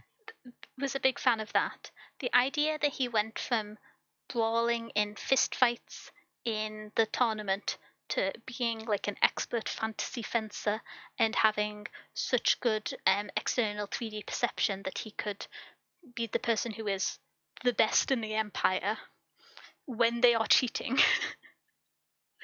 It felt that was like the most Gary Sue point to me, and the fact that it concluded so violently in a way that held no real consequences just kind of left a bad taste in my mouth. So Well, so mm, hmm. I will say we do know he is. So yes, we don't see him do it up until that point, but he did get training in sword fighting. an entirely different style of sword fighting without the 3D element. Yeah, that is true. But we did see him get extensive sword training above what any of these other students would have gotten. Not necessarily. Yes, because he had the whole resources of a whole country behind him. Yes, which is one small country that was easily conquered by this empire, and these are the children of the most powerful people in the empire. Sure, There's but no. they're not the direct lineage. I feel like, Like, especially when you get onto people like I forgot the son's name, but the son of um Akiskus, who's in class 3, I feel like the notion that he, as an example of the students in the class, has any less wealth than Viz did growing up is ridiculous, considering they took over Viz's entire nation as a holiday home. yes. Hmm. Like, I understand the sentiment of Prince versus like a member of the like leading group's child, but you've got to remember this is an empire that just walked through this small remaining island nation, and these are the children of the most powerful Yeah. people who all their lives were intending to go to this school specifically, and this one student who devoted his whole life to this form of fighting. Like, I understand saying the Viz has as good an education as any of them, but like the notion that he has more resources, I don't think is necessarily true. Like Akiskus is a pretty clear example against that.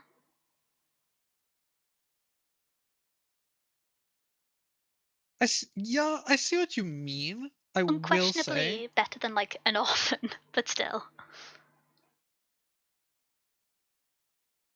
yeah, but like we see people in similar places economically as characters like that are not as skilled. Yeah, that's fair. So, like, just saying yes, he is the royal of in the royal school doesn't necessarily mean he was in that same position as V, who we've explicitly heard has gotten. Like, we've explicitly heard that he has had it. Yeah, I feel like the fact that this kid is the empire-wide champion shows that he has explicitly had that training. Like, I will accept it on Well, most points in this story. I'll even accept it on him beating Belly, but this one was just, this felt ridiculous to me. Admittedly, maybe the second half of the scene is like making me bitter on that, and I could agree that Viz might stand more of a chance than the teacher expected. But yeah. I will say another part of it is we don't know how much training a lot of these people get before they enter the academy. Um, we don't know a lot about like pre-academy for a lot of these people specifically to see like how much of it becomes like yes, you are already like essentially fully military trained before you even enter the academy. How much of it is you get training in here, and like there's a bunch of things like so. For example, if you look at like somebody that is very comparable to somebody like Calidus, Calidus has like no sword fighting training basically. Um, yes, Yeah. he is class 7 instead of class 3, but like he has explicitly almost no sword training. Um, I think it's worth so mentioning like that people seem to have the training relative to the house they're in. yeah, yeah, that is true. Um, Or the I don't know yeah, what they're it's just called. Is it houses? I kind of yeah. faction. I think it's called houses, factions, or like um, I forgot the actual. They say a name for it. I What just do don't they? remember. I've forgotten it. I think so. There is a name for it. Is it Uh, a family? I think it's family. It's a, like the family, or it's like it's something. I don't remember the exact term they use. I will yeah. say as well, Calidus's father is the third most powerful member of the government's pyramid. So if he did get, he has as many resources, if not more, than a lot of these people. I mean, yeah. And if you look at the aspects which they're good at, then he's really good at them. Yeah, Yeah. I'm just Like, saying it's not a given that just because they're from a powerful like family I in mean, this you country. do have. This is non verbatim, but I'm pretty sure there's a line from um from Ulnius. Ulnius? Wait, no. Ulkisar. I'm so bad at saying their names aloud. This was a lot easier when I was saying their names in my head. I think there's a line either from him or Lannisteria where they say, "We've only got 6 months to train you, and we've got to catch up on 17 years of training for this." Well, yeah, they want him to be like the best in the whole academy. They're outright trying to make him a senator. They're not just trying to get him in the academy at a base level. They want him to be a seating senator that is like the outright greatest to get that. They want to guarantee him essentially the highest place you can. I mean, they were aiming for him to end in Class 3, I think. But yeah. No. The outright motivation of that group is to have a senator in their pocket that they can control. That is For the why VU gets Anguis, sent there. that's the motivation. Yes, but he gets sent there and their training is there to have him achieve that. Uh, I I remember it a little bit differently. Yulkasar's motivation is to investigate his brother's passing and the mystery Yes, surrounding it in his eyes, and so he thinks Viz will need to be in Class 3 or 4 to get access and free roam in order to do that, and going forwards there is the general yes, expectation that Viz is in Class 3. The goal for him to be in graduate top or graduate to become a senator is the goal from the Anguis, who have nothing to do with Viz's training because he refused to go with Wallachia when she crashes the ship. yes. Which maybe I'm misinterpreting, but I don't think that aligns with what you were saying before. Well, so yes, but the situation is that V is getting sent there. Viz is getting sent there. I don't know why I keep calling him V. I don't know. Somewhere Too in my much brain, there's a arcane. pronunciation of it. There's a pronunciation of his name that is V instead of Viz, because it's like Vis with two S's. In fact, I think is what they keep saying. It is like Vis. But so he gets sent there, right? And yes, he is striving for like at least get him to class 3, right? Because that's where he gets the information. But they also know that the ultimate goal for him is to be senator. If they don't train him for that, he will die before they can get that information. The ultimate goal is to get him to the competency level where he Are won't you just talking about die the from his Anguis or Ilkeskar? both. I disagree. Ilkeskar has the open conversation with Viz on the transcript where they talk about what position Viz can go to after the college. And there's like a tacit agreement made that Viz can go out to one of the distant places where he wouldn't have to siphon will, and Ilkeskar offers to like look into it for Viz. He doesn't want Viz to be a Yes, senator. He wants to find out about what happened to his no. brother. Viz does not want to be a senator. Viz's ultimate goal in the first part of this book is to Yeah, not seed his will and to not have his will seeded. yeah. That is not Ulkascore. That is not Ulkascore's motivations. That No, is him ceding to Viz's old motivation at that start. I mean, yeah, but like that doesn't change what I've said. I don't think. Yes, because if that is the idea on like attaching the idea that he is not training him to get to that position, that's not Ulkascore's motivation. That is Viz's motivation. That might be why Viz doesn't want, but Ulkascore does not have that same motivation. Yeah, I agree. But S- Alcascar's motivation doesn't require Viz to graduate top. That is specifically Reliquia and the Anguis's motivation, alongside Viz's It own in requires part. him to graduate Yes, and but not get himself killed while trying to go for the highest seat in the whole academy. yeah, admittedly, I don't think, more so than other parents, but I don't think Yoroso is quite aware of how likely the chance of dying in attempt to graduate was. Yes. No, but he is probably training him to a level that is higher than they think he needs to be, so that he doesn't just get himself murdered.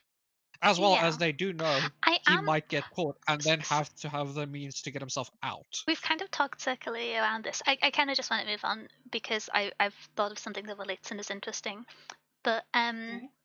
do you think the Yulkeskar knew more about Well, he definitely knew more than he told Viz, but do you think he knew about the maze as the Mhm. component of the trial? Because if so, it feels uncanny for that to have been built at the house.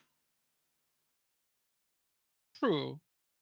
I think he doesn't know more than people know because there's a lot of people like that know about the trial, that know a lot about it, but don't know more than like the base level. Because like Yeah. even Calidus talks about like the base level of it, of like the fake maze that they run, but they don't know about like the gates and all of the other shit.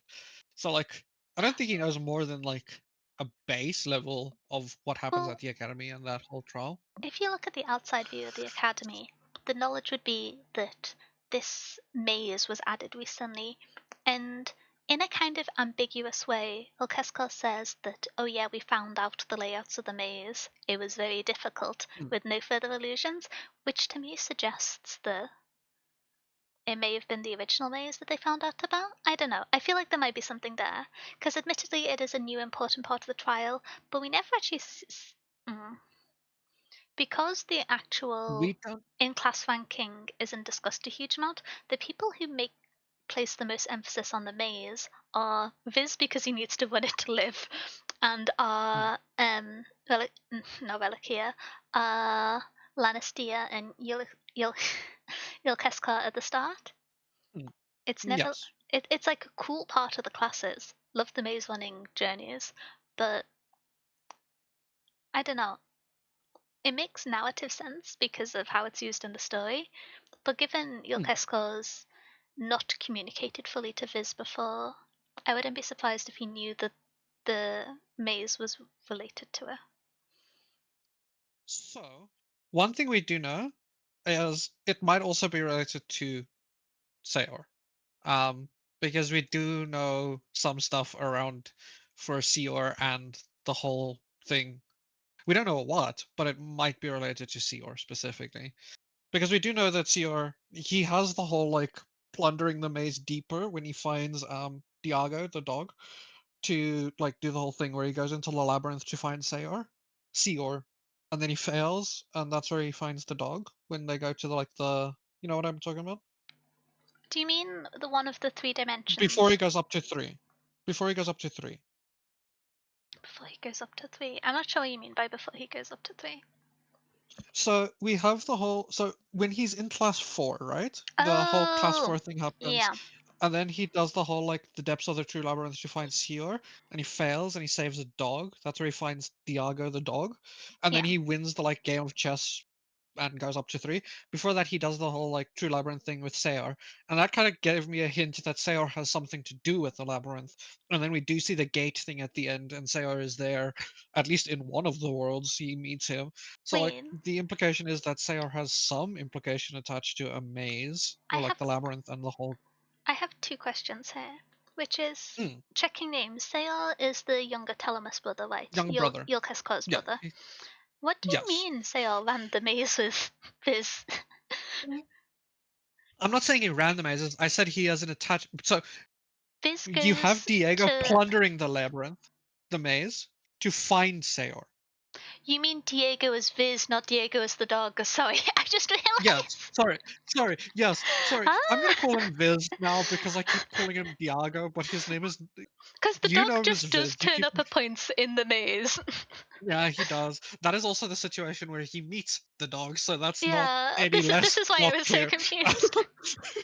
But no, yeah. So Viz like goes into the labyrinth to find Sayor, Hmm. and then fails, and then he meets Diago, the Well, he, dog. he goes to the Um, edge of the labyrinth, and then on his way back, he yeah, saves Diago as a yes. little So random like act of kindness. yeah, so I don't think Sayor ran the maze. I'm just thinking like he is attached there to the labyrinth when like Viz goes in to go find things about Sayor. And then again, after Viz has run the maze at the finale thing, where he has to run the true maze and then go to the gate, then we see Sayor again. Because that's where he like meets him. That's where in the one world he meets Viz Sorry, after the whole thing that happened. I've got a follow up question. When you say see sale again, you mean in the previous time we encountered the Yes, ruins in the that. maze which are associated with Sayar, and then we Yes. saw him for the first time alive in the book in the Yes, synchronized that. dimension. Okay, yeah. Yes, that. Just to be clear, yes, that. So, like, we have those two situations that are both tied to the maze I mean, specifically. Like, they yeah, happen right around the maze. I agree. If anything, this argues in favor of my previous conspiracy theory about Keskar knowing about the maze because he directed Viz to the ruins which has the maze in them. That was like the one piece of Yes. advice he gave him going into the event. But I think that might be related. So why I'm saying that is I don't think that's related to Alkiskor. I think that's related to Sayor instead. And Alkiskor only knows about it because of Oh, Sayor. I thought he knew Like about that it because of Sayor Lanastia, because that's the last thing she remembers. maybe, but I think it's all related to Sayor. That like Sayor is the one that has like other things attached to it, and it's more like Alkiskor is looking into his brother, which is leading him down these paths and this Oh whole yeah, idea. unquestionably, yeah. But I don't think he knows anything about the maze. It's more like if you go missing in the Bermuda Triangle and I go look into the Bermuda Triangle. I don't know anything about the Bermuda Triangle. This book has I left just me am with looking trust at it. issues, and I feel like it's a pretty big coincidence, if not. Maybe, yeah. There's a lot of trust issues you have with this book. You don't even. They're encouraged by the author, frankly. Yeah, yeah. Um, But you don't even trust the dog. of course I don't trust the dog. Have you seen that dog? It's a dog. Leave the dog No, alone. it's not. He's It's a a good wolf, for starters. puppy. Um, it was a puppy a year ago. Puppy. Um, Little puppy. I also want to mention we kind of mentioned it in passing how I guessed at the betrayal just because it was going too well. The Yeah. um I was gonna say Equa, but that's the wrong character. Um Equa. yeah, I did the thing which you did where I got them the wrong way round. Oh. I don't mean Oh. Equa, Oh. I Yeah. mean um Amissa. Emissa.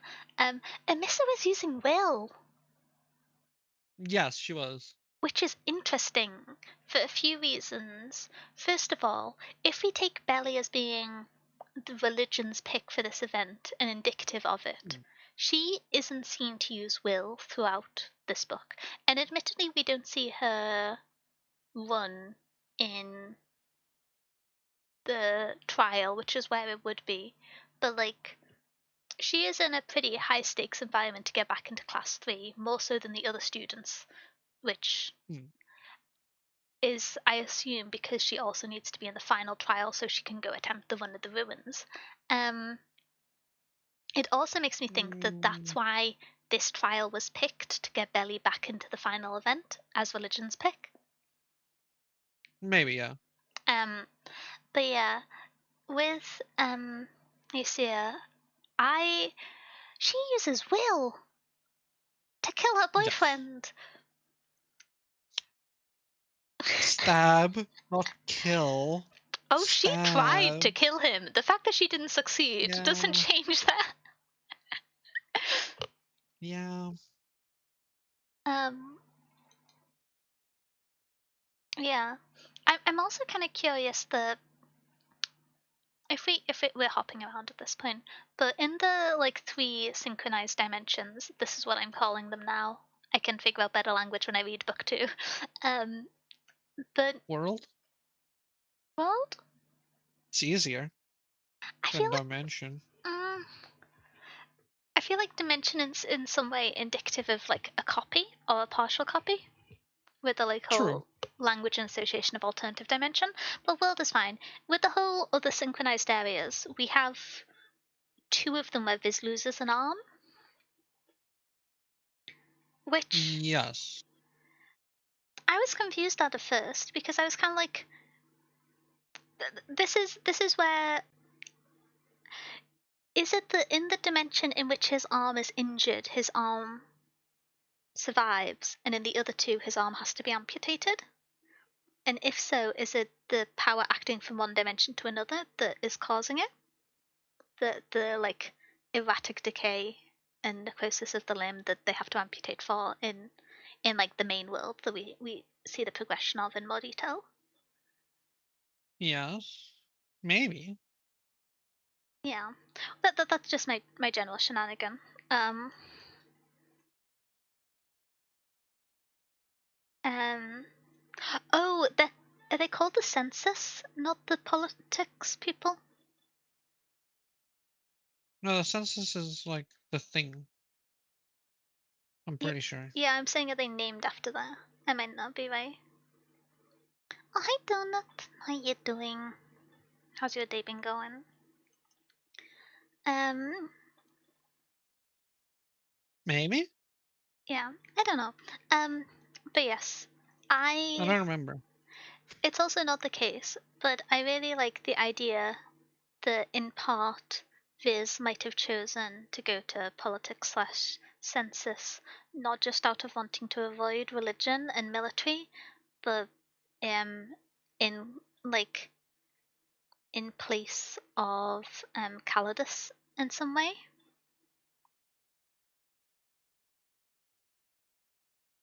as a kind of tribute to him because he can no longer go on to work in census.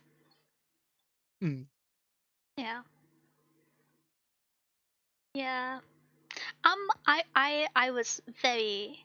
I think I actually cried when it got to the line, which this was actually one of the few quotes of the book that I wrote down as like a written quote, which was, "I don't know what, I don't know what time Calidus dies," when he's walking back. Ah, that upset my feelings. I'm also I'm I thought I remembered something about the arm. I remember something attached to it. um. It gets You way. mentioned something and I. Hmm. There's two messages carved on the arm, which something which I found Yes. interesting is specified even in the digital version of the book is the one message was horizontal and the other was vertical, Yes. which I'm curious about because that's a very specific stylization. Um, I don't know. I think that's going to be relevant in the future. I'm doing good. I get to yap about books. I'm doing great. I will say But I a very should fun be book as sleepy, but well. I'm consuming caffeine. Um, I have a Pilates class at 10 a.m. ah, Oh, that's it's okay, it's in okay. 9 hours. No, it's in 10 hours. I've got 1 hour more time than you. Oh, right, Um, true. You've got 1 hour more time than me. yeah. Um, You do have 1 hour more time than me. That's not fair. what do you mean that's not fair? I've That's got, not fair. I've got to wake up an hour earlier than you. Probably several hours No, earlier you than you. don't. No, you don't. You have to wake up an hour before me. After me. No? Yeah, that's because that's how time zones work. What time do you wake up every day? Like 6? Okay, wild. Never mind. Terrifying. I wake up at 7, but not if I've streamed late the day before, so I'm gonna suffer tomorrow. Um, Oh, so not only do you have an hour more than me now, but you also wake up an hour I after feel me. like you don't know So I've how got time 2 hours zones of. work. Because it's like, relative to the activities I need to do on a given day, we have to wake up at the same time because Hmm. that's how time zones work. It's all relative. Hmm. Daniel has No, a very because I messed up wake up sleep at schedule. 5 a.m. your time. Not true. I wake up at 7 a.m. most days for work and not on weekends. Weekends I wake up at like 10 a.m. I just nap twice a day. I'm just sleepy all the Hmm. time. My sleep schedule is practically responsible. I go to bed at 1 a.m. I wake up at 7 a.m. Um, I'm indignant about this now. Sleepyhead, very, very, very. Um, Yes. but yeah, I'm also curious about the the synchronized world, which has a message, which is I've got it open in front of me. Sealed against the tools of the enemy after the vending, the passage to Lyceum requires a toll to ensure validity. Hmm. which I'm curious what it means by validity, which I have one guess at, which would give a reason why Cesar isn't in Lucium and is only in the other world, which is when we think of like validity and binary effects that people have or haven't participated in, the ceremony that allows people to channel and have will channel to them as part of the system feels like the thing it's checking. To me, that would be my guess. Because I suppose it could be like validity of you ran the trial, but I don't know. Yes. Oh, some other notes before I can hear the sleepiness. Um, For me, uh, no, I'm not sleeping. I'm thinking. huh. Um, I still want to know about the fucking worm. well, It's bothering me. what are you looking for? I don't know. That's the issue. I am looking. I am Well, I looking because can't I help you don't then, can remember. I? um, No, and I can't help me either. It's messed up. It's messed up. oh, another thing I'm Because I not. don't even know what page I'm looking for. I don't even know which page in book I need to go to read what I need to read because I just remember arm. And I can't like just search arm. That's not gonna work. Um, well, it's gonna be in the last like 30 pages. Yeah, it's probably the last 30 pages. Um, one thing which I was going to mention is this is just me being annoyed of Viz. Why did he make them split up after they found this team of people trying to murder them all? I know the whole idea is like, oh, they're sextuses, so it's not very likely we could win in a fight, so let's just split up and not know what happens to each other. Insanity. Um, No, it's for some drama. No, I'm joking. That is kind of the stupid drama kills decision. my I'll be favorite real. character. Yeah. So Awesome. That's what's actually. I see. It's just because he died. well, I was annoyed at it. I wrote a little grumpy note in my notebook in it before he died. I was annoyed when it happened because it was a bad decision. And this is our child genius, Gary Sue protagonist, making a bad decision at a vital moment. um, No, that capacity is not a Gary Sue. You see, he made a mistake. I'm not going to I'm respond to gonna. that tactically. Um, Rest of us say I do. I I rage bait you, but in this capacity, I really am rage baiting you. you are. Um, yeah. Where the hell is this in the book? I don't know. I'm too lazy to look now. Um, and do you want to give it like an evoc? You're just looking for the arm thing. I don't know. I don't know what you're looking for, so I I am. can't. Well, it's whatever. I'm over it now. I've Okay. decided I'm over it. Um. I mean, if somebody you like in the book dies, then it's good drama. Rasper gets it. I like that he died. What now? Hmm? What now? It makes sense from the story, but I wasn't happy when it happened. Um. I was. I was very happy. I like that he's dead. No, I don't. He's a good character. I like him. I do like Calidus. Um. Calidus. The Riptide bit was very good writing and very scary. Yes. Because of the point in it in the book, I kind of knew that he was gonna survive, but I didn't know if she was gonna survive. But it was like, whoa, it was tense. It was tense. I also thought he was gonna get discovered and she was gonna like become in on the secret, but that didn't happen. Yeah. Um. No, it did not. Sadly. It would have been spicy if it did. Yeah. That would have been spicy if it did. Yeah, because If he and then just we got would have discovered and found then out she who got she caught. was betraying to them earlier, because they would have tried to murder him. Um, Wait, true. but yeah, That is true. making him go back to Suz was a very nice touch. Making Viz go back to Suz. Um, Yes. Yeah, that is very cool. I really like the little conversation he had with his father's advisor. That did a good job of kind of a more specific point of some of the themes of the book regarding complicity and responsibility in oppressive systems, and also just it was a very touching moment.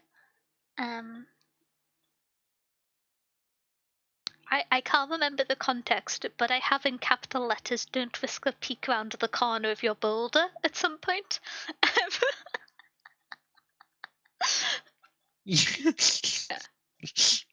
You reminded me of that. Yeah. My notes do not. I feel like when people hear that I write like multiple pages of notes and I read a book, they think it's going to really be highbrow things. One of the other notes is "Genius man did not bring a pen and paper because I was grumpy with Viz at this point." Uh, Hey, leave him alone. um, I too forget paper often. um, but yeah, I do think I'm excited to find out. I am hoping the Lannister is going to still be an important part of the latter books, given that Hmm. what happened to her is indicative of what happened to the people remaining in um, the trial area. I forget the name for that region. But I'm curious what caused that to happen to her, because I'm assuming, and this is a big assumption, it's some like thing of reneging or assisting someone who is already attempting the trial in violation of the rules of the trial. Like maybe she tried to Yeah. help Caesar when he was running, and so that happened to her. Which I will say, Yeah. her like Toff esque will usage for vision, very cool. Very cool. Big Yeah. fan of when authors do that. um yeah. That is very cool. I am also a big fan of when authors do that. Hmm. I just want to read the second book.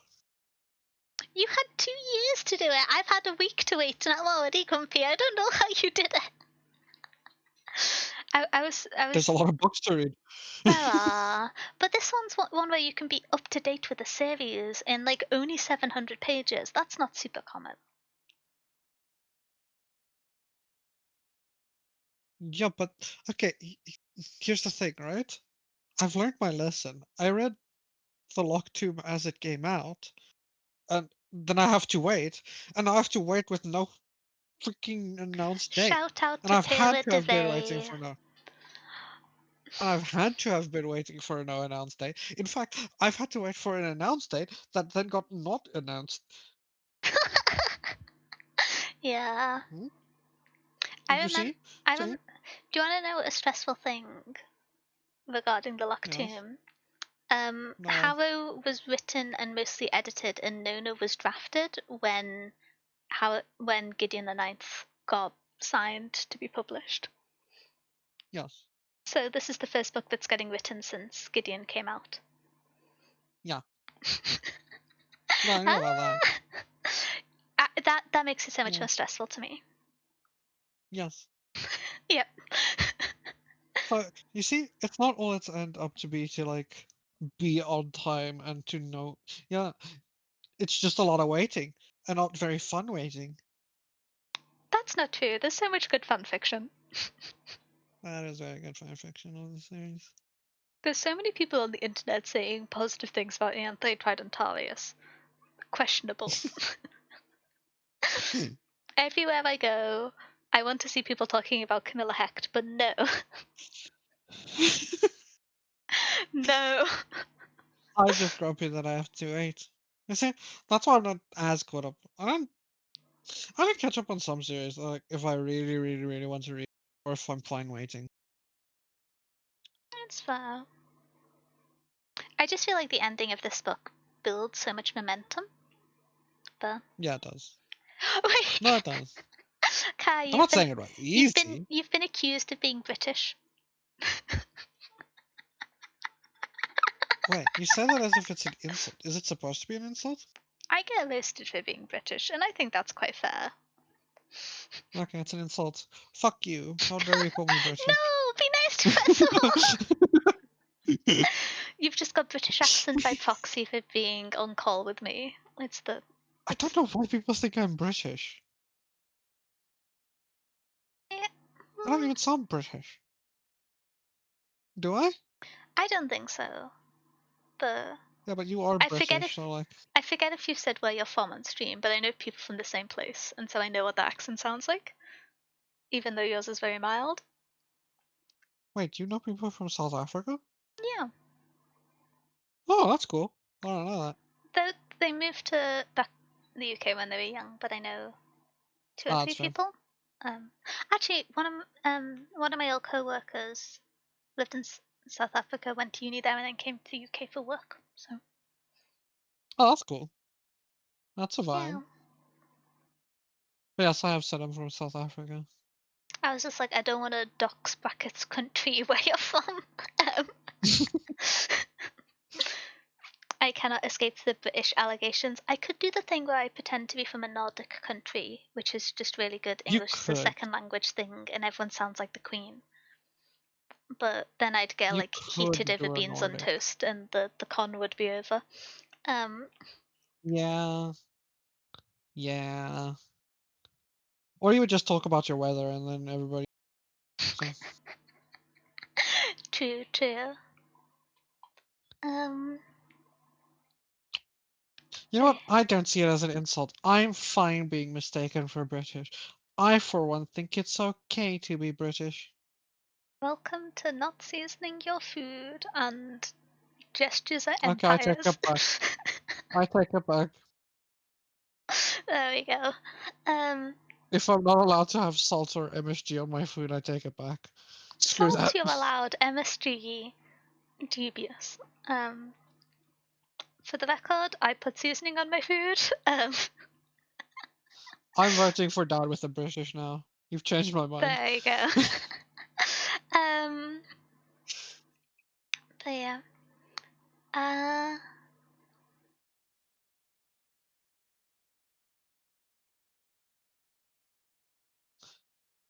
I have some other points. Oh, in terms of Hmm. anecdotal world building, I really loved the Hmm. detail about the retirees and elderly people pyramids working differently. Oh, yeah, that was kind of cool. That was like really fun as a kind of indicator of how long it has been developed. The kind Hmm. of added age to the empire. Um, the ship was kind of cool with the waypoints, and the magic suit was kind of cool. I don't think we saw any other made uses of will. Um, is it Eskiskar? I feel like I'm using the wrong name. The head of the military. Am I getting the head of the military and the head of the school confused? I think I'm getting the head of the military and the head of the head of the military is uh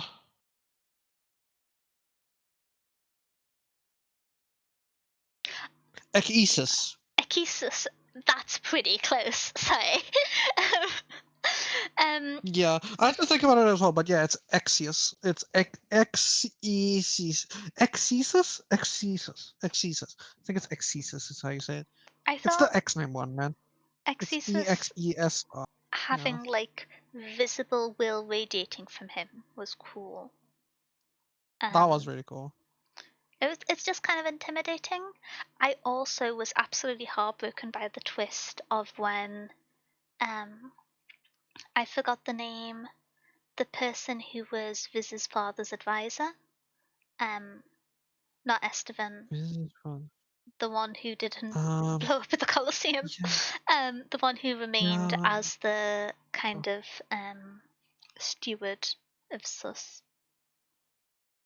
yes. I do know what you're talking about. I don't remember his name. But yeah, I when he said, "Have you come to get revenge on so and so's name? Oh, he's the person who led the invasion." That was heartbreaking. Yeah, That was a yeah, very that good was. detail. Um, yeah, I really like their interactions. This is one of the cases Oh, of I didn't find Viz compelling as a character, but I found Viz's relationships with people compelling. If that makes sense. And that was a good example of it. Um, yeah. I know what you mean. I like oh, Viz, but I know what you mean. I've forgotten his name, but a thing that I thought was fun as a narrative device is Hmm. the class 6 teacher who is just like really xenophobic and just refuses to let anyone who isn't from the center of the empire ascend to the higher classes, regardless of how well they do.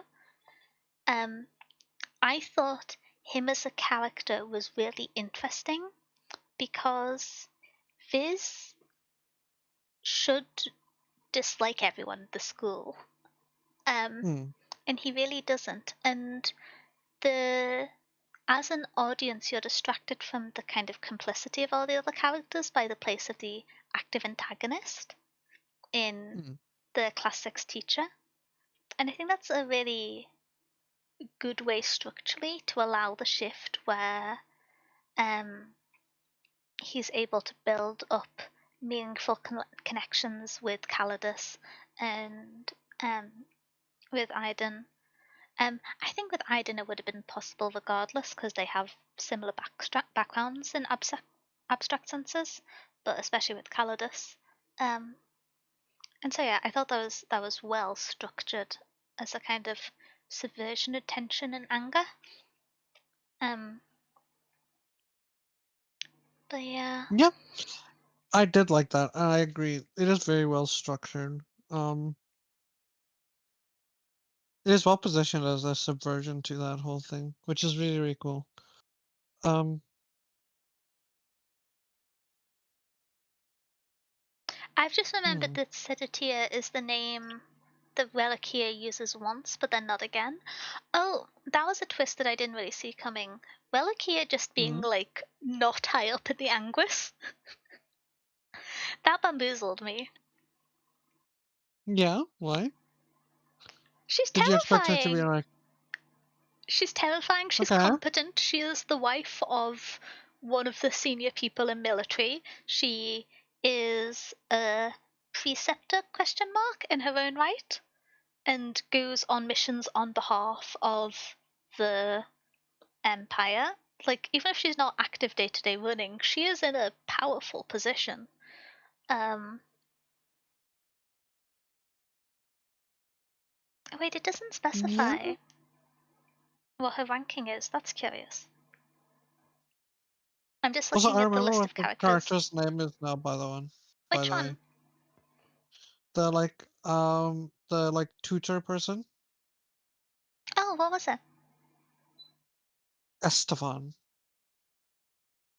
Isn't Estevan the name for Meteor, who is, or Melior, who is the one who did the Colosseum?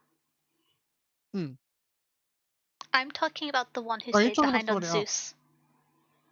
Oh, you're talking about oh, Because that's I when the oh conversation about are you here to avenge yeah, so and so. what's his name? There's so many names. There's a lot of names, and it doesn't help that they're hard to pronounce. Yeah.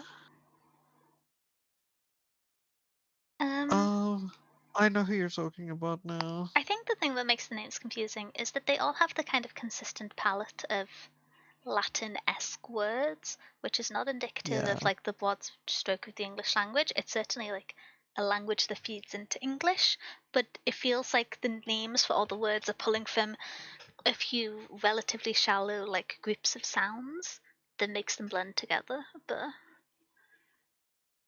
um, yeah, I thought Belly's arc was really interesting. Um, Yeah. yeah, I yeah,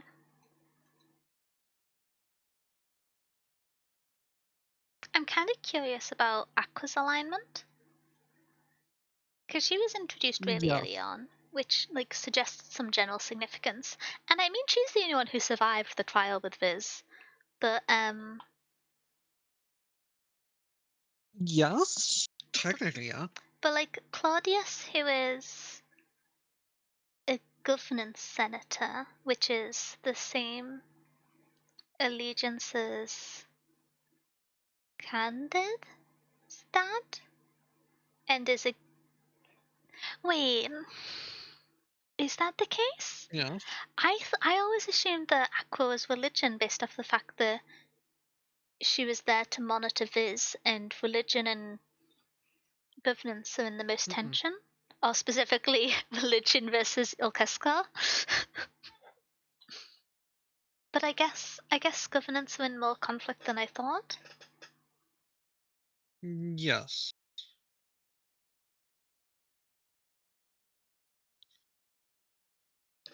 Um, Yeah, because she is I'm pretty sure she's governance. yeah, I'm looking at the list. Advenius Oh, okay, yeah. Claudius is the governance senator. Um, Yes. At Venice. but yeah, I'm very confused about. I feel like this book's remarkably pro-monarchy for a fantasy book. I don't know. I'm just going back to It doesn't themes. have I don't feel like it has a monarchy though. It has Viz's family, and it has all the throwback memories to Viz's Yeah, but they father. die. Yeah, and so we get the main character who's about to reshape a nation with all of his memories, talking about the difficulty of leading and what it means to be a good leader and how he must rise to the occasion. Yeah. Yeah. But I don't think that's pro monarchy. It's certainly not pro democracy. Yeah, but it's not monarchy. It's more like the like Roman system. I don't think it's like monarchy. Because it's like rising to power through well, they would say through your own means. Not true. But I feel like that's not the case. I feel like there's like a lot of implicit criticism given things like the teacher we talked about for class 6 and the pressure being put on Calidus, with like Calidus yeah. and Iden being the perfect examples that people's ranking in the school, which is indicative of the places they'll go on to take within the empire, isn't reflective of their abilities. Same with Aqua and Belly. And so Yeah. we don't get the impression that people rise to a ranking proportionate to their merit, which would be the thing in favor of their Roman system. Well, yes, but that is also the system not doing that is also explicitly like part of like the bad thing that he keeps talking about for the whole system. I mean, yeah. But that's not in favor of democracy. He doesn't want to vote for well, no, it's not a favor for like monarchy. I read the conversation which Viz remembered with his father, where his father talks about the difficulty of ruling as being the book's kind of sign off on Viz ultimately becoming the emperor. No, I do think he's going to, but I don't think it's like I don't think it's like a pro on the view of it. Because I don't think the book is pro Viz. That's fair. The book kind of shits on Viz in a lot of places and does show him to be kind of not great as a person too. I mean, yeah. So like I don't think it's like the shitty person likes a shitty thing. Yeah, but like Well, it's not like Viz doesn't have any intention to rule. Viz is a very, like, no, he doesn't. passive He character doesn't. towards the start. And so saying At the. least at the start. Yeah. He doesn't really become active towards the end. He's just trying not to die. All of the goals he have are goals to fulfill to stay alive. The only thing he really does out of his own Yes. goal is spend time with Aiden and Calidus and not Iqua.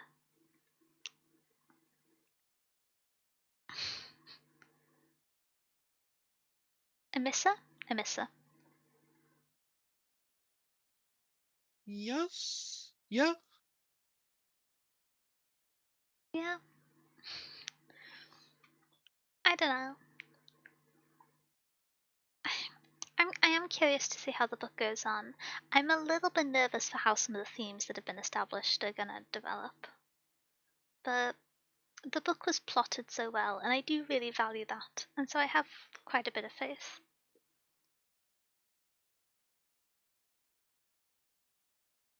I think this is a very interesting, there's a lot more interesting that is going to be revealed in the next few books, which makes me interested. Yeah.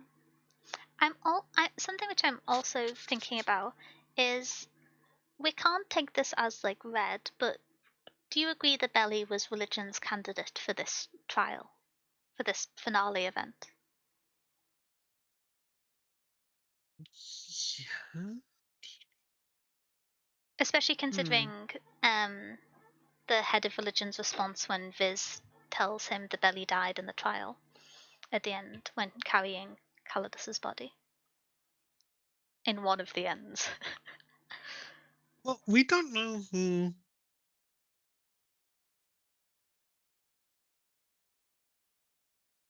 Hmm. I guess we would need to find out more about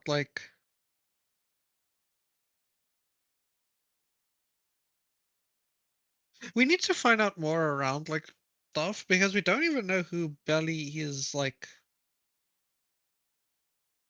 from, if you know what I mean. Belly's from religion, we know that.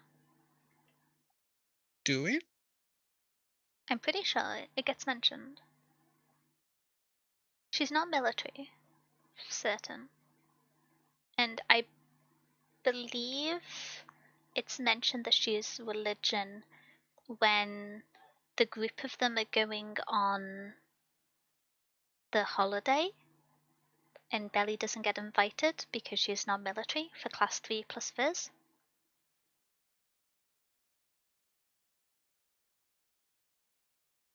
So, hmm. Before the academy starts, right? Mm-hmm. Before the whole thing began. Wait, no, no, no. So she's in class 3 with Yes. and then there's the whole military summit thing, and she was there with Emissa, Indol, and Viz. Was she? I think so.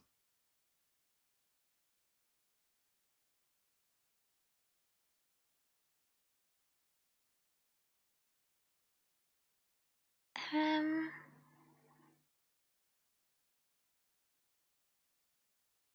Hmm. I'm just looking. I'm reading the bit where Belly was introduced. Daughter of Quintus Valenus, the Cytician governor, lineage in the south. Oh, it doesn't.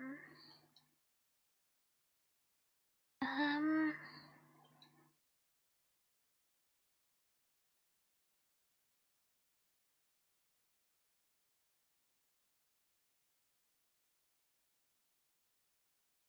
Um. hmm, No. Was she? I don't Was think she that there? says anything. She was there, I'm pretty I'm. sure, but I don't think that says anything because Emissa isn't in military. It does because Viz offers in the trial to join religion. Wait, no. Is she governance? Have I changed my mind? Because The interesting thing of that whole area is with Emissa's governance. No. No, Equus governance. Emissa's Emissa's religion. military. No, Emissa's religion. Emissa? Yeah, Emissa is religious. I don't think so. His girlfriend? I thought so. No. Yeah, Emissa. She's on the Emissa military Cornini. summit. She's on the military summit, but I don't think she's military. I think she is because wait, if you remember when Ulkiska is scared about the person who touched Viz influencing him at the school, he researches her and finds out that she's from a military family, and so he probably doesn't need to worry.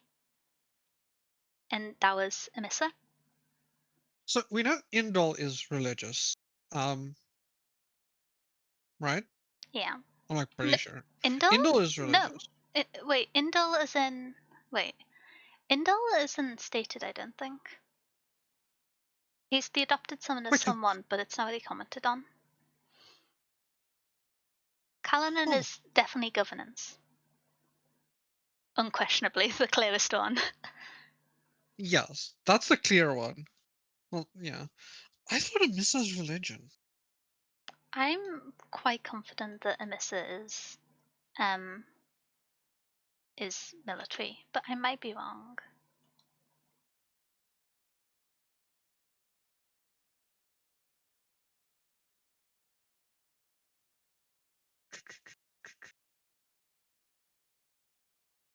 Do we ever know anything about the Corinus family? I don't know. I don't remember if we find anything out about them. Um, We just know about like. what's the name? Oh wait, Belly is there on the military retreat, so maybe I was. But then maybe it isn't a military retreat because I remember the mention that when he's playing the fancy chess go synonym, he Hmm, offers to swap to the allegiance of Belly's family if he loses. hmm. That's like his stakes. If he loses a foundation to vouch to her faction. Um. Yes. Uh. Let me have a look. Um. Da da da da. Because Belly takes the piece off the board, then oh, I'll pledge to governance if you win. Preceptors look on with a combination shocked and outrage at my casual offer. Belly's eyes are wide. Even just a thought switching loyalties like this wouldn't go unnoticed by outside world. I'm a Catius, and I'm Casinitus on top of that. It's a coup that would raise Belly's stock considerably within governance as well as her, so Belly is governance. Not So she religion. is. But then I suppose Celius wasn't religion, and he ran the um, maze, assumably, for the religion man. I feel like I'm going insane the longer I talk about this. Oh, okay. I remember something. Her family is from military, I think. Really? I think so. I remember something about like saying that she's from a very prominent military family somewhere. Amisa, yeah. No, Oh, no, no, Belly. why would she be in governance then? I don't know, but I remember something around like,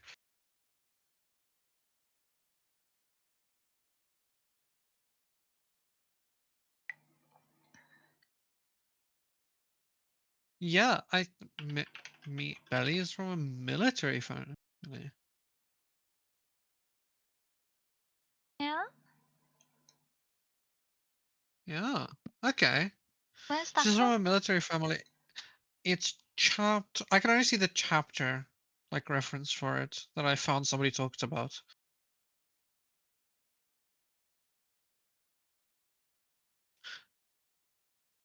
Mm-hmm.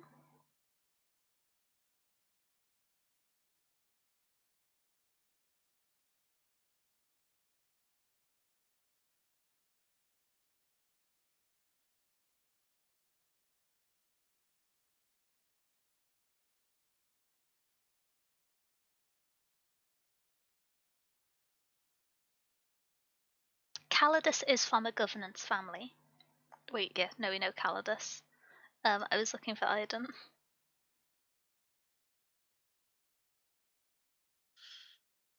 Honestly, this is actually kind of interesting that we don't remember because this makes the politics around it so much cooler. Well, to be fair, there's known patterns of children of the students betraying their family's path to follow religion, specifically to run the trials, because we've seen the head of the school be established as this charismatic figure who, at least till the very end of the book, despite Orkeska's warnings, is actually framed on page as desperately trying to understand what is going on and wants to pass through the ruins. He is admittedly murdering many kids to do that, but it does seem there's bad things going on. I wouldn't know what Aiden's Okay, I house is, think but I'm scared to search in case. I just looked up I just looked it up on Reddit. I'd be scared for book 2. Yeah, I was a little bit, but I filtered from a year on ago before the book two came out, That's not, and yeah. most people just think it's a plot hole that Oh. she is outright mentioned to be from military, but then that whole conversation is that he will pledge to governance, which does not make sense from her perspective to do that at She all. doesn't even So need most people to just be in military because she doesn't do anything on the trip. Yeah, because the whole thing is so it seems that she might be from military, but that conversation about governance is a weird idea. Or she is from governance and the reference to her being stated to be military is just wrong. Because the whole conversation is the whole conversation that V has is that he will pledge to governance, which he insinuates is beneficial for Belly Yeah. and would be a blow against military Well, that he is leaving. I read the But if quote Belly is out military, loud. that It would doesn't. raise her stock in governance, and it refers to her as a Yeah. component of governance. Yeah, so that straight up just does not make sense. Um, Okay, Unless it's later revealed that she was that triple she wasn't swapping, at the same. military family Yeah, pledging to governance, running the trial for religion. yes, but so for hers, it's really hard to tell what she is actually from because it's stated that she is from military. It's implied that she is in governance based on that statement. It's just weird. Yeah. Okay. I'm confused on Amissa. I thought Amissa is religion. I I feel I think the quote about Belly being in a higher military family. I Hmm. think that was because if you think about it, it was I forgot his name, this the son of Excusakar. Um, Oh yeah, it was him, Emissa, and Belly that found Viz when he was unconscious at the school after the transept crash, and then yes, when Ulkeskar was worried about if they interfered with Viz, he said they're all from high up military families, so they probably didn't do anything to you. And I think that's where the loophole about Belly being assigned to both military plus attendance on the trip and governance, Viz offering to swap for governance, comes from. I think that's where yes. the Belly mention is. Yeah. Because Yeah, I because could see that. Because I'm going to be honest, I searched her name and I clicked through everyone up until the chess match, and there wasn't a mention outside of it, so it will have been when the two were getting talked about. Um, Oh, I'm also curious about why they're taking people's blood. that is a good question. I don't know. I hope that gets revealed. Yeah, Hmm. Yeah, I'm curious if it's something to do with the dimension. No. My guess would be there's like a new will-based science the religion have that Ikesco's developed that they haven't shared with Oh, people, because he's revealed to be a hmm, doctor. That's his like background academically. yes, He's a medic, and so it makes sense that if there's some knowledge of blood, it's like a thing he's figured out and is not telling. But yes. especially because it's at the school where they take the blood repeatedly. Um, Okay, I just saw something, right? mhm. So Indol is implied to be religion at the end because Amissa has the conversation with Viz that she's like the whole thing with like Indol and his father don't like get along and all of that other stuff, and then that he intends to join religion when he graduates. Um, and that the whole thing around that happens. So it's implied that Indol is religion when I've he just actually gets to realized pledged. something. I was under the impression that Indol was like adopted in the same way that Viz was because he's highly competent, and so a like childless Ah, couple wanted him. But he might still be under his father because his father might have got a high-ranking position by betraying his people to the Empire. He might be with like his yes. blood family rather than adopted family. I'd not considered that. Indel, I'm very Yes, sorry, whatever because you're going to go through in this book. It doesn't go well for my favourites, and he's like fourth on the list. Um, yeah, book 2 is gonna be a lot less Wait, nice with him. God Graves, we're about to warn Indel. He's the military Dominus's son. So Yes, he is Indel Domitius's.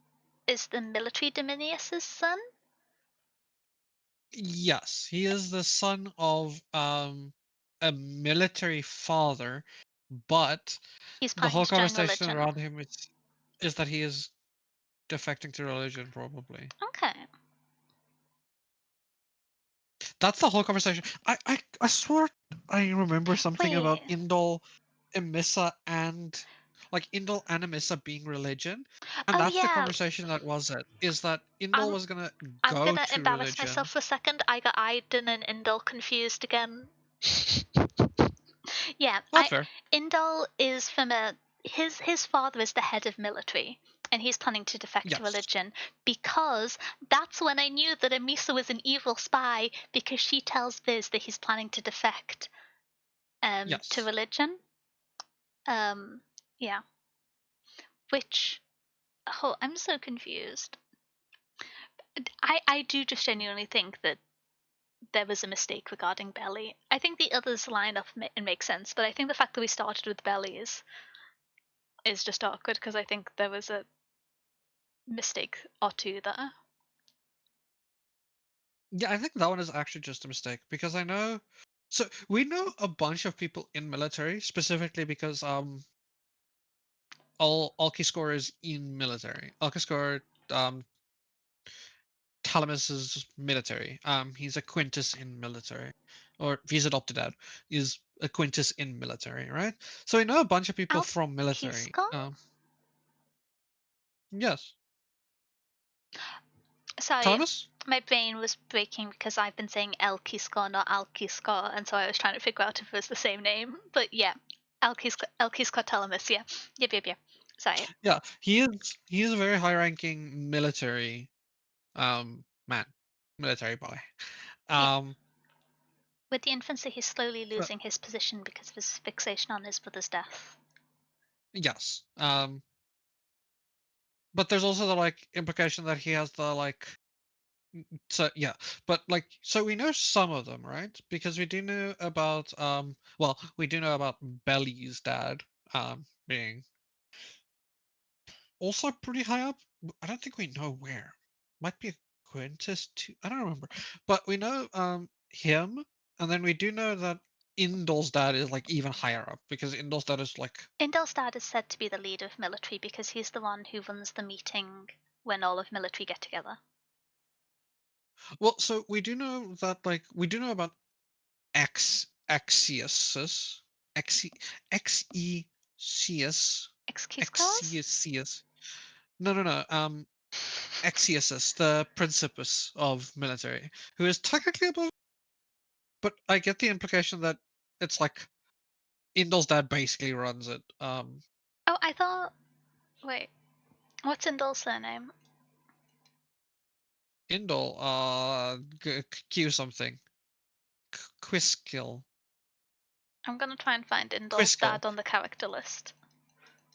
Quiscil. Quiskel. Girl. Wait, there's a pronunciation here. Is there a second Keyskull. Quiskel? His name is Keyskull. Keyskull. That's a weird name to say. Magnus Dimidus Keyskull's father. Oh, Indol's father's only ever referred to as Keyskull, I think? Oh. That's more confusing. So you're telling me some of these characters with single names, some of them are first names and others are second names? Yes. I Okay. don't think we even know some of these characters like first names. Like I know we know about Exius, which is the like military head, but I don't even know if we know his name. Like I don't Wait. even know if we know like because we just get name dropped him and we just get name dropped like I think we don't even know what Belly's father's name is. I'm sure. Which is higher? Magnus Dimidus or Princeps? Let me look at the chart again. I think it's a Princeps. Well, there's the discussion of how there's the structure outside of the standard pyramids. So Princeps is above Dimidus, but is Magnus Dimidus above Princeps?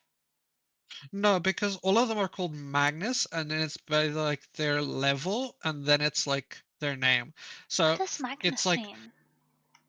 I don't know. I think it's just the thing that's above all of them because you have like Magnus Sextus, Magnus Quintus, Magnus Quartus, Magnus Tertius, Magnus Dimidus, and then Oh, is that like equivalent Princeps. of senator? Yes, it's like senator. It's senator level name is what I yeah, Oh, because they're like all called Magnus something. they're all just called Magnus. Okay, yeah. Yeah, they're all like it's like senator, and then it's their level attached to it. Um, Magnus Quintus is Magnus 5. Oh, something which I thought was interesting, Ala, when Viz first finds, I'm looking at my notes, the maze, and he overhears Exkiskar and one other member of religion talking. They were talking. I have my notes here. The religion were talking like they were scared one of the like corpses got out. That Yes, was the impression I that was got, something interesting. which is curious. And we've seen them chase after people when they complete the trial before. Yes. So were they under the impression that someone had completed the trial and they were going to try and hunt down the people?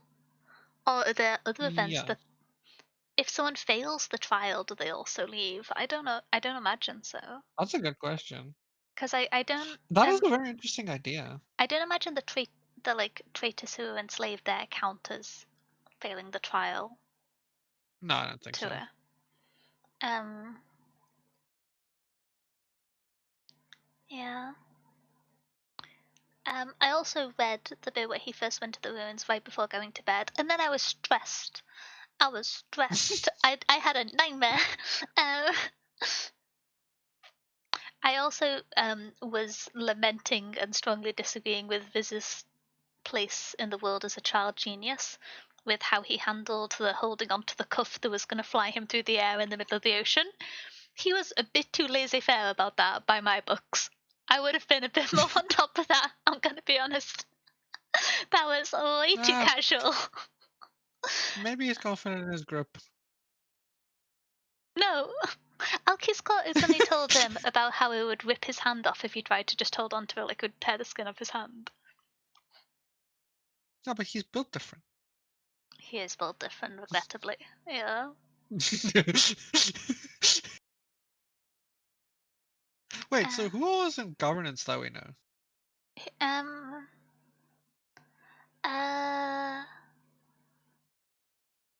Kaelin? Kaladin? Um, Viz. no. Eventually. Yes. Yeah. Eventually, but not at the start. Yeah. Yeah. Um, Because he does at the end do the whole thing where he's like, "Ah, yes, you have been like, you are the what's the word? What's the thing? I'm not sure what you're The talking like about. ex. When so he does the whole like it's the whole like da da da da da. Okay, Oh, so it's Aqua's the governance. Aqua and her dad are governance. oh true, but so what I was talking about is like you see the whole like thing. He sees the vision of the toy ship. He like does the whole thing, and then he wakes up, and then like I the whole forgot thing goes about the on, and they're vision of like. the toy ship. Yeah, but then he like waiting for the like 3 days thing, and then 3 days later he wakes up, and then they're like, "Oh yes, you work around the something of the academy." What's that word? I would have to just go back and look through the pages. I can't remember. Also, a I classic don't think it Jesus matters. moment. Yes. People love rising after 3 days. Yeah, but so I don't think the name actually matters. I forgot. But like so after that he gets like the right to choose an office within senatorial faction, and the whole thing around it is right that he doesn't choose military with Alkiskor. He does not choose religion, which is what who was it that requested him to join religion again? Aiden? The military one who chooses religion is Aiden, whose dad is like the No, semi so leader. so you have he doesn't choose military, right? Which is the like big thing because he doesn't choose the one where his adopted father is, right? Yeah. Who was it that asked him to join religion? The head of the school Somebody asked him. who wanted help with the Ah, impending yeah, cataclysm. yes, it's Ikeskar? Viridius. Viridius. Yes. Is Viridius his first Viridius. name? Who's Viridius? How do you spell Hmm? Viridius? It's just like I think it's just Viridius. Veridius. Viridius. Who's the like head of the school. You're correct. He's the principalis, I think is the name for it. Who's. Wait. And then he requested the whole thing where he's like, "Ah, yes, join religion." Okay, I've just been calling him by the wrong name. Have Yeah, I? Viridius asked him to join religion, and then he's like, "Nah, nah, nah." And then he's like, "I want to go to governance with Calidus's father." He wants to go do that like Calidus's father thing, and goes like, "Oh, I want to work in governance." Which, frankly, I wouldn't want to be in religion or military either. I like I wouldn't paperwork. either. I would also choose governance. It's not great options, but it's what I'd pick. Um, So he is governance. You are correct that Aqua is another governance. Who else is in governance? Viridius. Wait, who's. Who am I thinking of with the E then?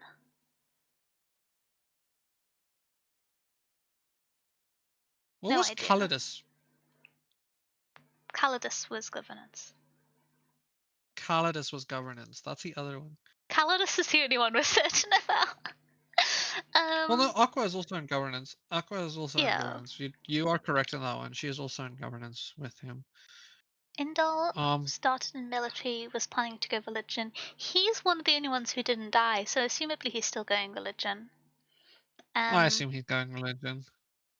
I'm curious to see what path Amisa ends up in. Because I feel Yeah, like that will be indicative of who she's working for. I feel like she's going religion. I That's feel the like only she's reason going she did the military. whole convers. I think religion because that's why she did the whole thing probably with like Indol. Mm. In When the she talks about like she talks to Viz about like Indol and that he is going religion and kind of like keeps planting the seed of religion into like Viz's mind. And she has this whole implication that she wants the three of them to like do some like the whole implication of that first area where they all go to like the like I see that. military thing together Yeah. is like all of them are like, and it works on the level of like all three of them are from military and then would go to religion from her perspective, and then Viz just But doesn't then do it. But like, that's confusing because if she was with religion, she has to be with another secondary organization. Because unless there's a religious plan outside of Viridius for the event, why was she using Will and seemingly aware of the attack? Because if she was yeah, aware of the attack, and if I can't think of a reason for her killing Viz other than being aware of the attack and trying to cover something up. I like solemnly think that if she'd just said to Viz, "Hi, you're my unless boyfriend. Let me win the tournament. Um, it's not going to count for anything now." He would have just been like, "We're about to die. Don't worry about that," and given it to her as like a sign of good faith to convince her to get to safety. Like I believe that would have happened within their yes, characters. And so the only reason she had to kill him was to stop him from telling something he'd seen, and she doesn't have the visibility that he has won the labyrinth unless she can tell what's happened to his arm, which no other characters are seen to have prior knowledge of. yes, but yeah, So she there has could to be know about the another. attack, which is the military action, military/Anguis. Hmm. She's definitely not governance. She's not governance. She's not governance. But yeah, Hmm. because the options are either she knows that his arm is from running the ruins, and she is either A, aware of what that means and therefore thinks he now needs to die. Possible. We don't know what that means. Or Yes. aware of what that means and for some reason, like, I don't. It's either a military cover up or she's aware of the consequences of running the trial. But, like, I feel like there would So, be less panic from Viridius when Viz completes the trial if other people had succeeded it and made it back to this world. yes. I get the kind of So impression that Viz is the first one who's made it back. Because if you think of how trial Serious talk, from the gate. not from the games, from the gate where he gets Yeah, copied from the and gate. yeah, because the way that Serious talks to Viz is as if he is trying to like desperately improve on something that he's failed at before. Hmm. And so the idea that people pass the trial but they don't get to stay in Viz in the central world feels plausible to me. And he happens to be the first one to make it out, which would also make sense as being like the protagonist in a fantasy setting, being the first one to do the big thing. Not to say there's not enough drama, but Maybe. that kind of makes sense to me. I don't know. Maybe I'm giving him too many cool and unique things. Maybe. I can also see that there is others that might have done it. Potentially. I don't think it's I don't think it's a I lot of I people, but think I it don't is think he's the possible because only. there is mention of people from other like paths and houses who join religion after graduation. And if we're assuming that Yeah. religion gets all of their class 3 students to finish to like run the trial, then if they survived, that suggests they get through it. That they've I jumped don't out to the think class 3 so exam because and run it. Also, I don't if think so religion because runs the Indol doesn't. school, why on earth are they making them do it during the exam? Surely they can just let them out. They have their own bedrooms. Yeah, but like, so here's the thing. I don't because Indol doesn't do it. Oh, could it be that Indol was going to do it? Actually, no, they're running out of time in Hmm. the event when it finishes. No. Because if our implication and our idea is that Indol is joining religion, because he does survive, and the implication at the end of this book is that he is going to join religion, Yeah. he didn't do it. Why are people joining religion then? There's something up with religion and people joining religion. Because we also don't know that much about religion. I can't think of many characters that actually get told from religion. um.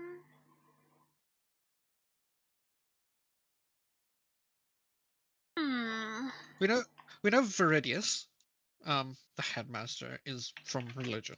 Yeah. We know Indol is going to go to religion, probably. We just know it got said that he's joining religion. His father's going to be mad, type vibe. Yeah. We don't know anybody else from religion. Um. Wait. I'm looking through the lists of characters because they often have their house associated with them. None of them are Yeah. listed as religion.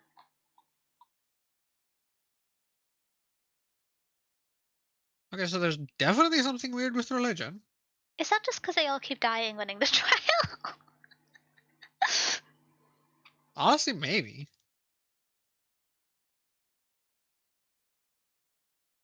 Because, yeah, we have the Claudiuses who are But then governance. how is it? How the hell is it on the same level as the other two places? Yeah. How is it on the same level of like as a pyramid of military and governance if they have like no members and they keep sending them to just die essentially? Yeah, a lot of people are. Is it because people are swapping to religion because there's less competition? Maybe. Is it just But then I like also get the implication that it's like easier to be top 10 in the religious. class of 5 people? Yeah, but like I also But get the I get the implication that not impression everybody that is offered to join religion. I do also get the impression that religion is in the most powerful position of the three because we have military doing terror attacks on their own people to whip up enough fear to demand the need for a military presence. We have governance, Yes. and we see that Calidus's dad, as like the sole representative of governance we see acting, is making decisions that everyone else is unhappy with and that is being disapproved of by the rest of the group. We could assume, if we just apply Calidus's goodness to his dad, that that is because he's objecting to some of the numbers that aren't adding up. But like the only context we get of governance politically is that the other two houses aren't happy with them and they're blocking changes that want to go through the Senate. And so I got the impression that religion was in the strongest position. That was like the attitude I had within this book. Maybe just because we're in it's told at a religious institute with and therefore we get the like Yes. outsized notion of their power.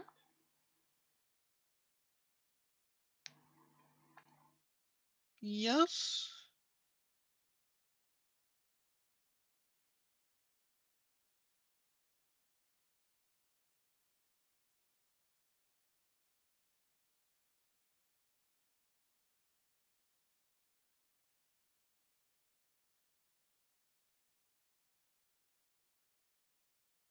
Huh.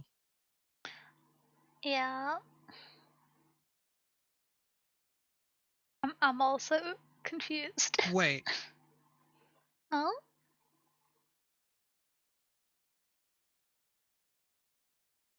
No, I was thinking.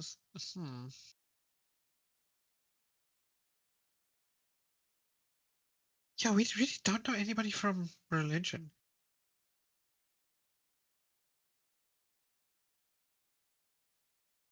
Yeah.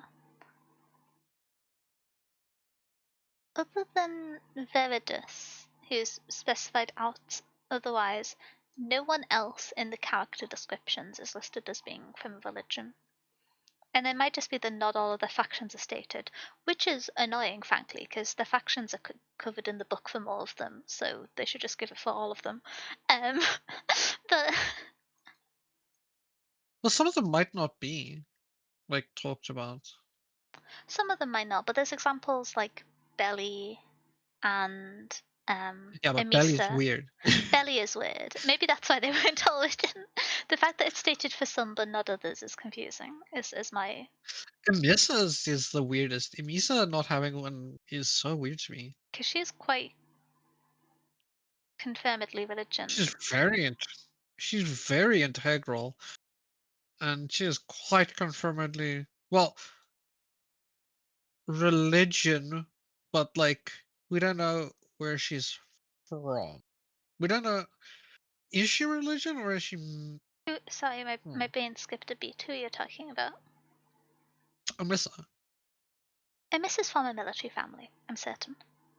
Yes, We don't know where but she's Amisa is going. not said to be military. Yeah, Misa is not said to be military.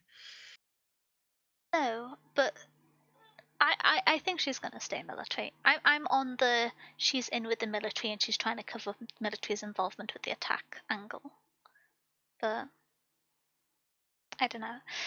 What does Viz Yeah, say but to then why her the whole? in that conversation? Too many things were going wrong. Because that's the weird part. Because if she is military doing that whole thing, why does she talk about religion so much and kind of has the like push to get him to religion? Um, Maybe to get him away from Alkiskor. But why would she want him away from Alkiskor? Not Alkiskor. Yeah. Well, because Alkiskor's pushing to find out about the thing the religion are trying to find out. I don't know. It doesn't fully make sense. But there's a But sense Alkiskor that is hmm, he is military, but he isn't aligned with them because he's so fixated on his brother's death. And moving to yes, not Alkiskor in the face of religion is kind of like unintuitive. Sorry, I found the page where the back and forth is. yep. Yeah. Okay. Um. We have to get a look at that arm. Aqua already. She looks at the arm and then decides to kill him. Aqua already bandaged it up. That's before you got a wall thrown at her, back and forth. Yeah. Um. Okay. She used will. We'll talk about that later. Risk. She takes her obsidian blade, deftly cuts away some of my tunic, hisses as she sees the extent of the damage to my flesh. We need to get you too. She freezes, and then she sees something which she doesn't communicate to him. And then you need to give me the heart. And then there's the back and forth. Um, and it's after the you need to give me the heart that she uses will to like murder him. Um, I and then he's like, "You didn't need to threaten me," and he's just like ready to give her the heart. And then there's the murder attempt, um, which makes me think she's seen something in the arm and she's decided that no mothers, which is bizarre because we don't know what's on in the arm and then it's gone. Okay, Yeah. So it's related to that. So it's so not it's related related to to the people who make it back from the trial, which yes, I got the or inference. Oh, or to the people that don't make it back from the trial. but they would have had to have passed the maze and to have the arm thing happen because the arm thing happens in the circle of teeth. Yes, but if they got to there and didn't make it back, they might know about like what happens to people that like they might know what happens to like the people that get infected like this. How would they have seen them though? Because they get stuck True. on the other end of the maze in all three That is dimensions. true. Yeah, but like what would she know about people that made it? Because we don't even know about people that Well, made I would it. assume the religion knows about the people who made it. Which would put her in the Religion, like side of a religion. yeah. That could make sense. But then that doesn't align. I'm counteracting myself because given the arm issue and frankly the number of dead students they have already, religion could have just killed him in the hospital if they needed him dead for some reason because of Yeah. knowledge he has the religion doesn't want getting out if we assume Amisa's with them. So given that her like inept attempt to kill him, the force she's with assumably can't have had another attempt to kill him, because saying, oh, he amputated his arm and then he succumbed to his injuries after, like, he turns up looking rough and then passes out carrying his dead friend. I think him not surviving Hmm. wouldn't be, like, too scandalous. Which suggests it's not religion that wants him dead.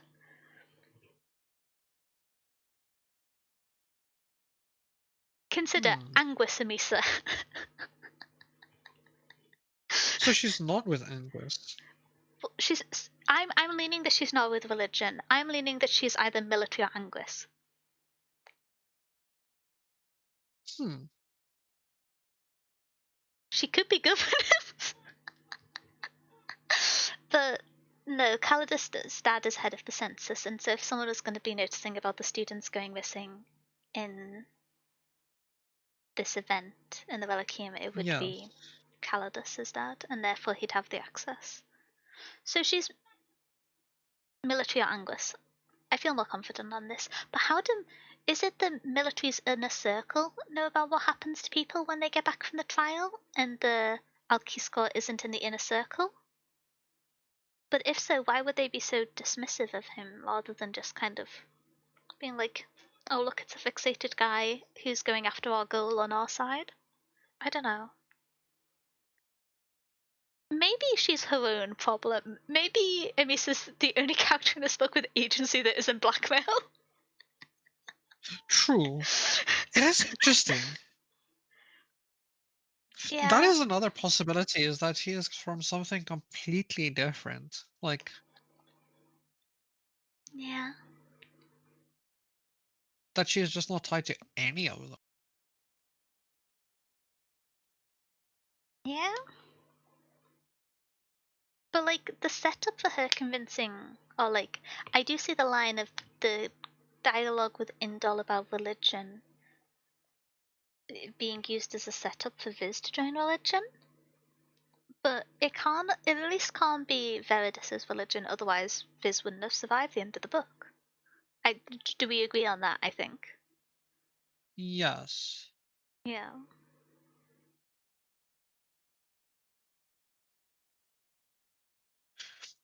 Hmm.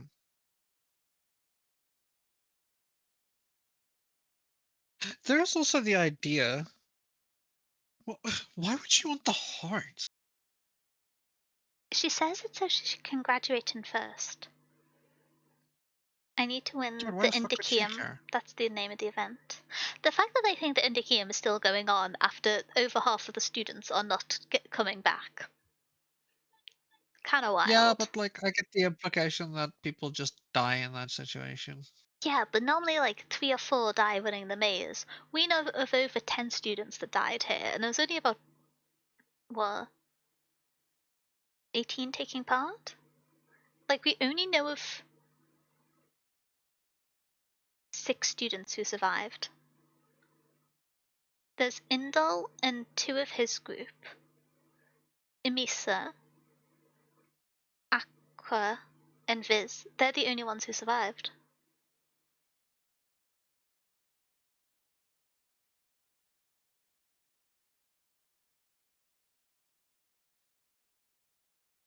Okay. Yeah. Which is like a little bit harder to cover up. Maybe I'm not giving religion enough credit. But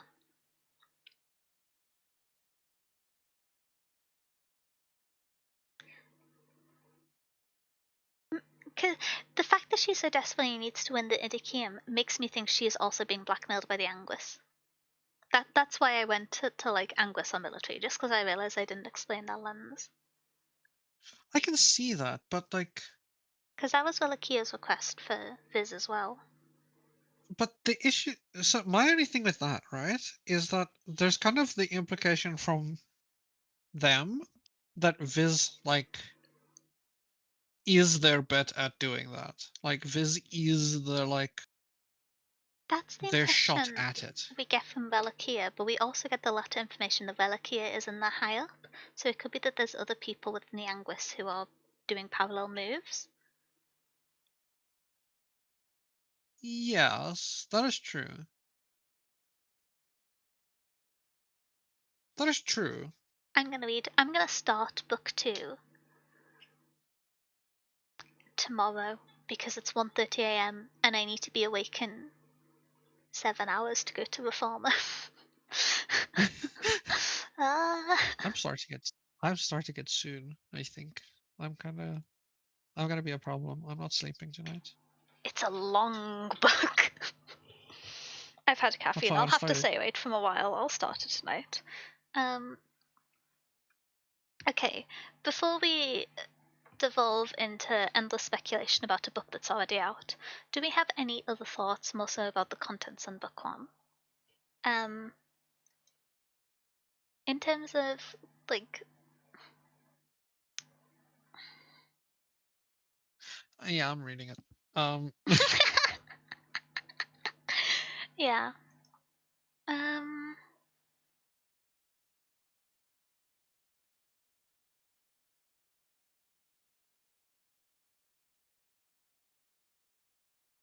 yeah, I am curious. Because Reliquia seems like such a force of nature, and so her just being like a pawn in the team of the Anguis feels confusing to me. And it was confusing to Vis as well, so like this is an intended I effect. think I think she's a pawn of religion. I think she's Emisa? tied to religion. Yes. But why did she try to kill Viz then and religion nursed him back to health? I don't. Well,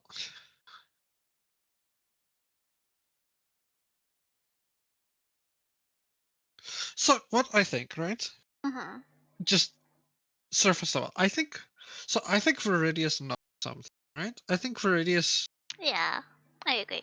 is a lot more informed, right? Mm-hmm. Um, and I think she's really close to Viridius. Viridius, like, there's a tie with Viridius, and it's from Viridius that she knows stuff. Also, there is the whole talk in the like other ruins that they go to, right? Because that Emissa's there when they go to the other ruins. The ruins in Zeus. The Do other you know what I'm talking ruins in about? Zeus? No, I don't. When they go to like when they go to the ruins and they see the zombies. No clue what you're talking about. Oh. How do I explain it better than that? there there are When ruins, is there are this in zombies. Zeus? Is this after the drowning arc? Think so? That's a pretty pivotal event. On Zeus, do you mean?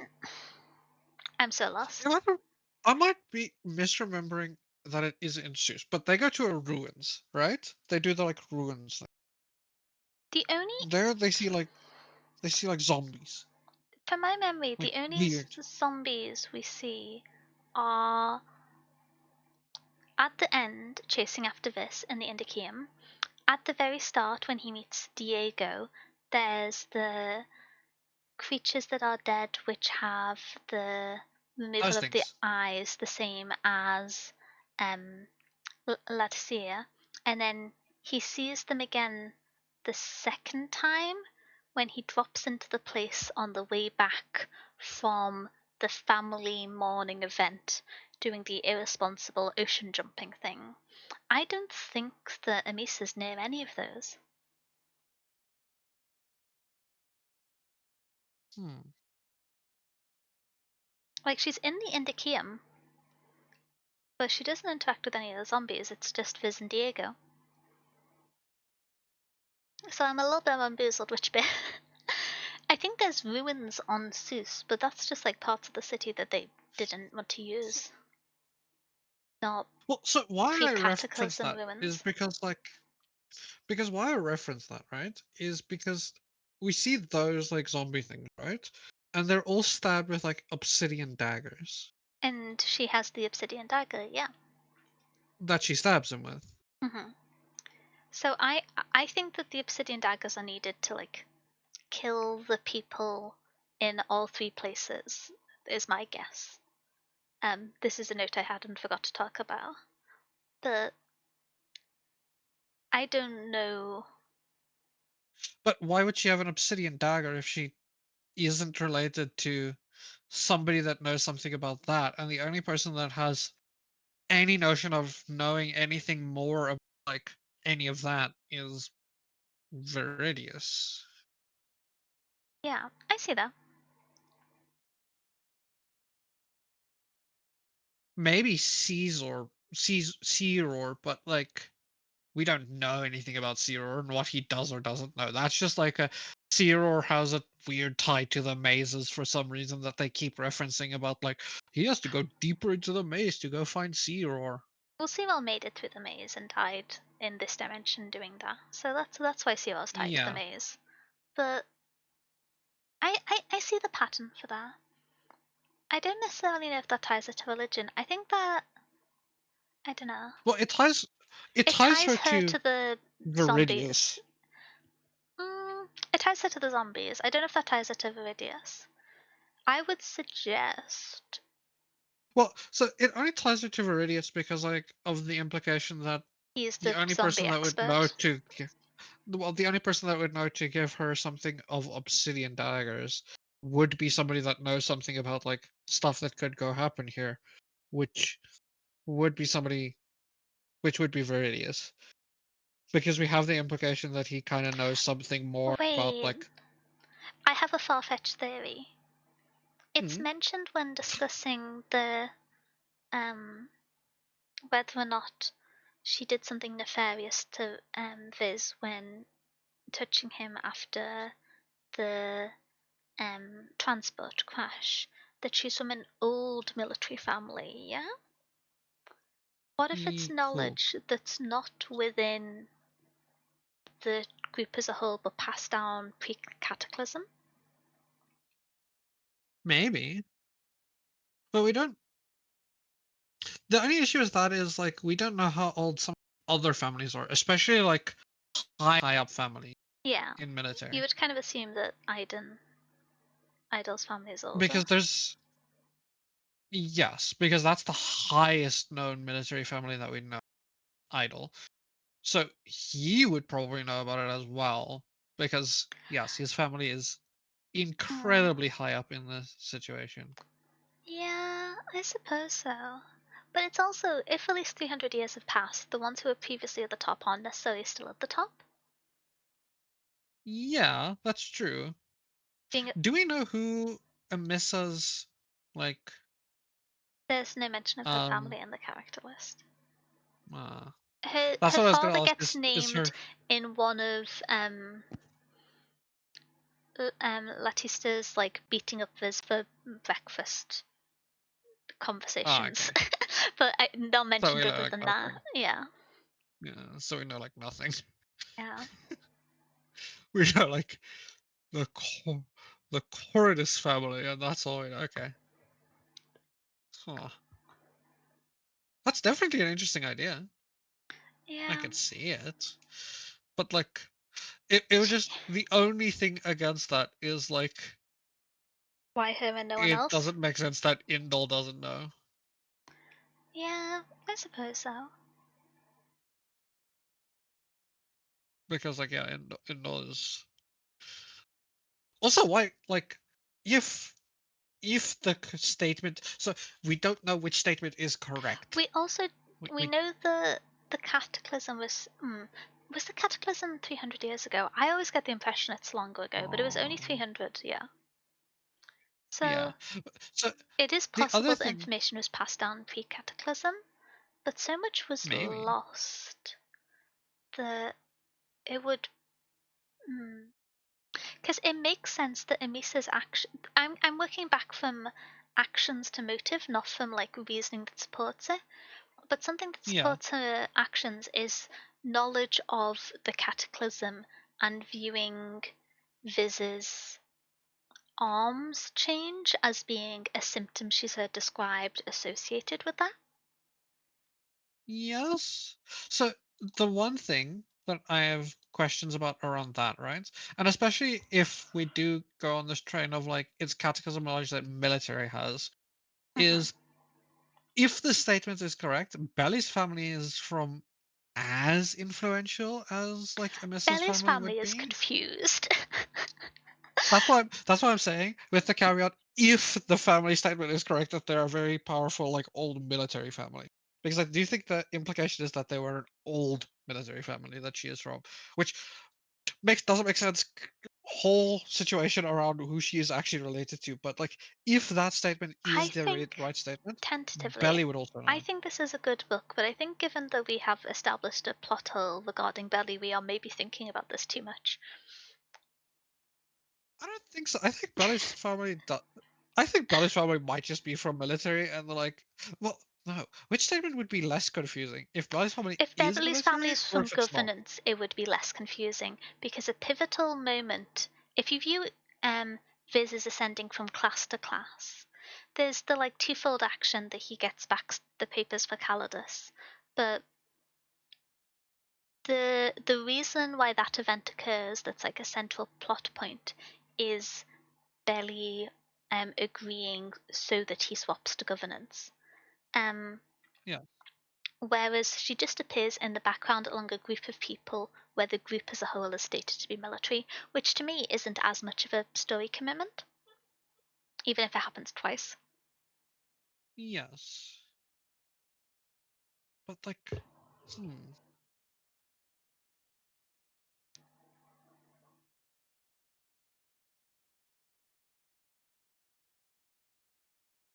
So,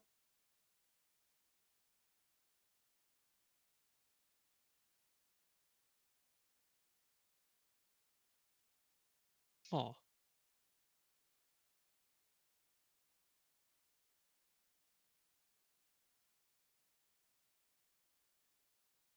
That's true. Also, where does the boat come from? Now that we've just committed to being Yeah. confused as sleepy times, where does the boat come from? Hmm. Where is the boat?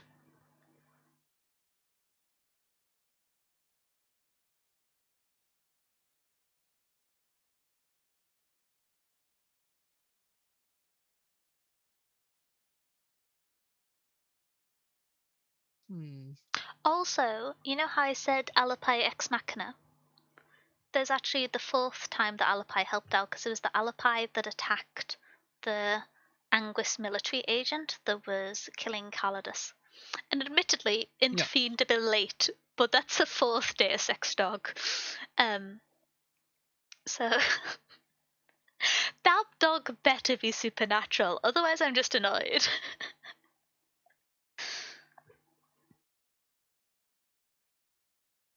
Oh wait, it looks like it was Hmm. only Sinus from. Leave the dog. Oh wait, it was. Leave the poor dog.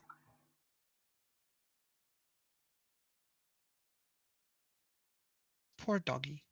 Doggy good. Doggy good. Doggy just wants to help.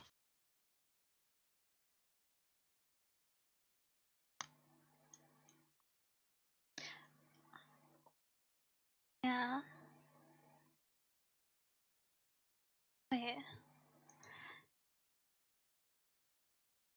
Okay, it looks like So only two people from Class 3 didn't make it. Wait, only three people oh because Calidus. Cianis, Belly, yeah. and Calidus are the three from Class 3 that didn't make it.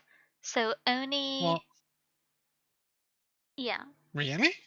Yeah. But there was only six people in Class 3, so that lines up. So only Indol, Viz, Esma, and the two fours that weren't originally on Indol's team but swapped to his team from someone else's survived. Okay. Yeah. Plus Equa. So three people from four, three people from three. Yes, I could see that. Yeah, Yeah. that makes sense. Okay.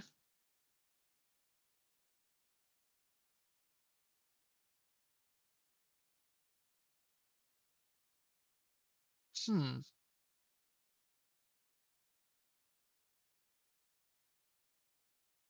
Sorry, I'm just scrolling through the book and I got to the bit where it's um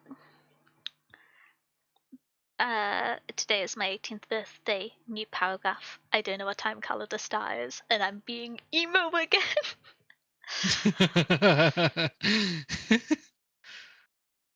uh, so yeah, Indal, Iroh, Iqua, and a few other thoughts, not as many as Viz would have hoped, are the only ones who make it.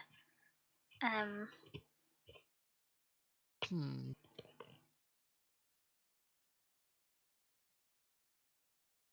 Okay.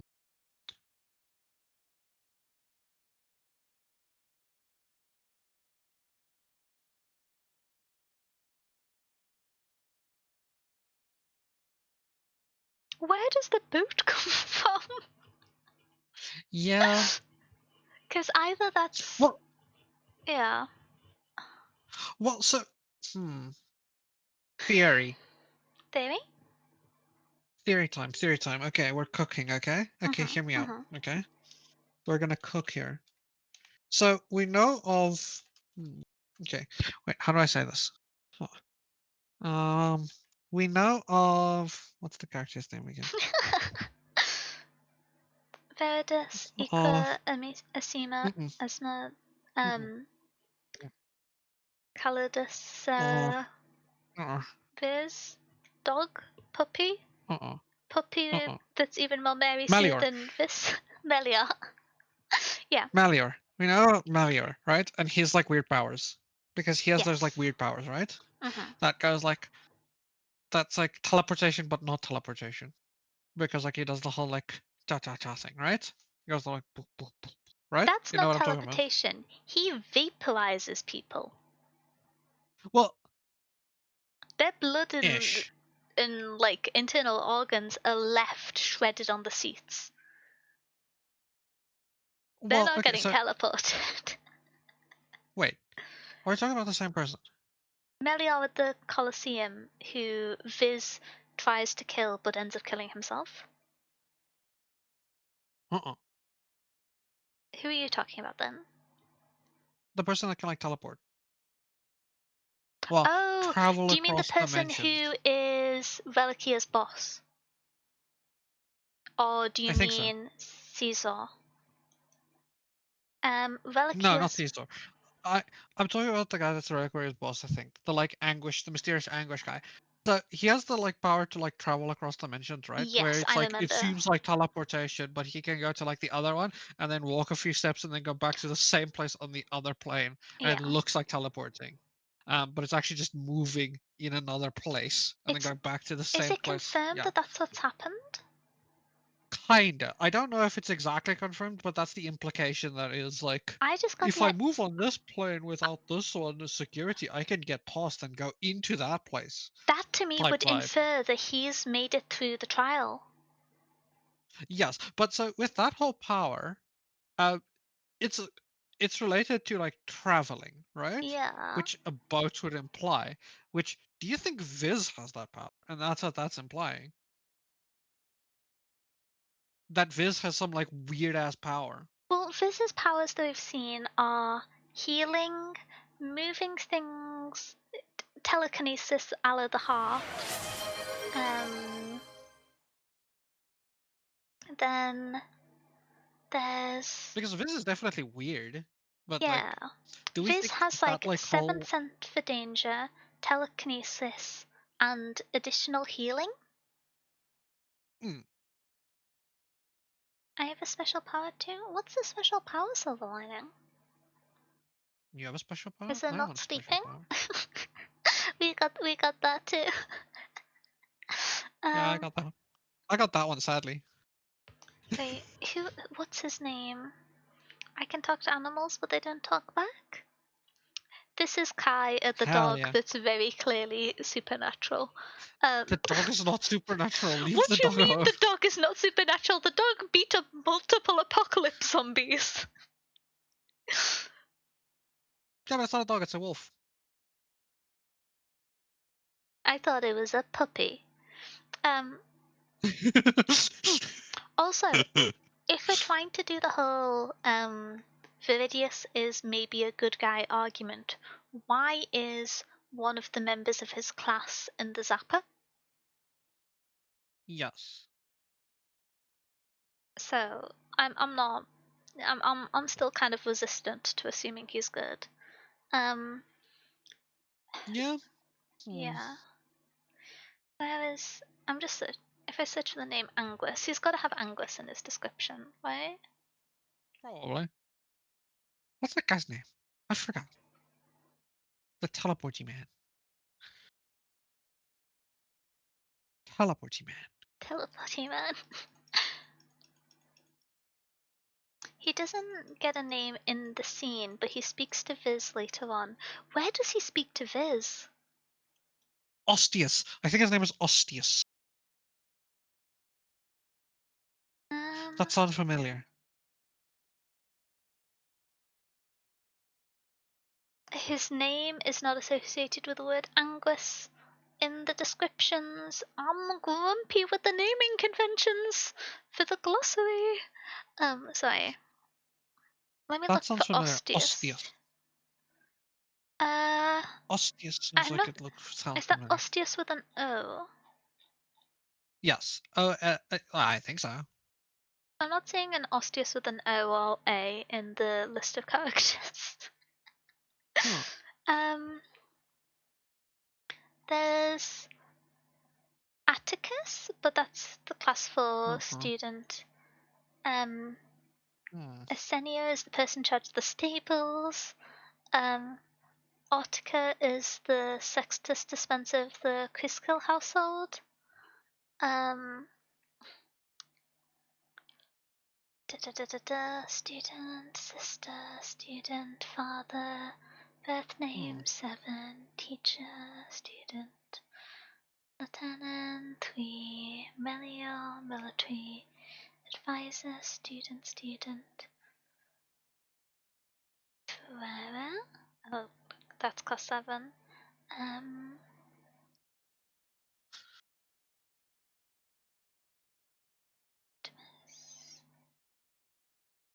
uh, they even have Welakia's fake name for when she's at the fighting ring. Um, uh, Temenus, Temenus.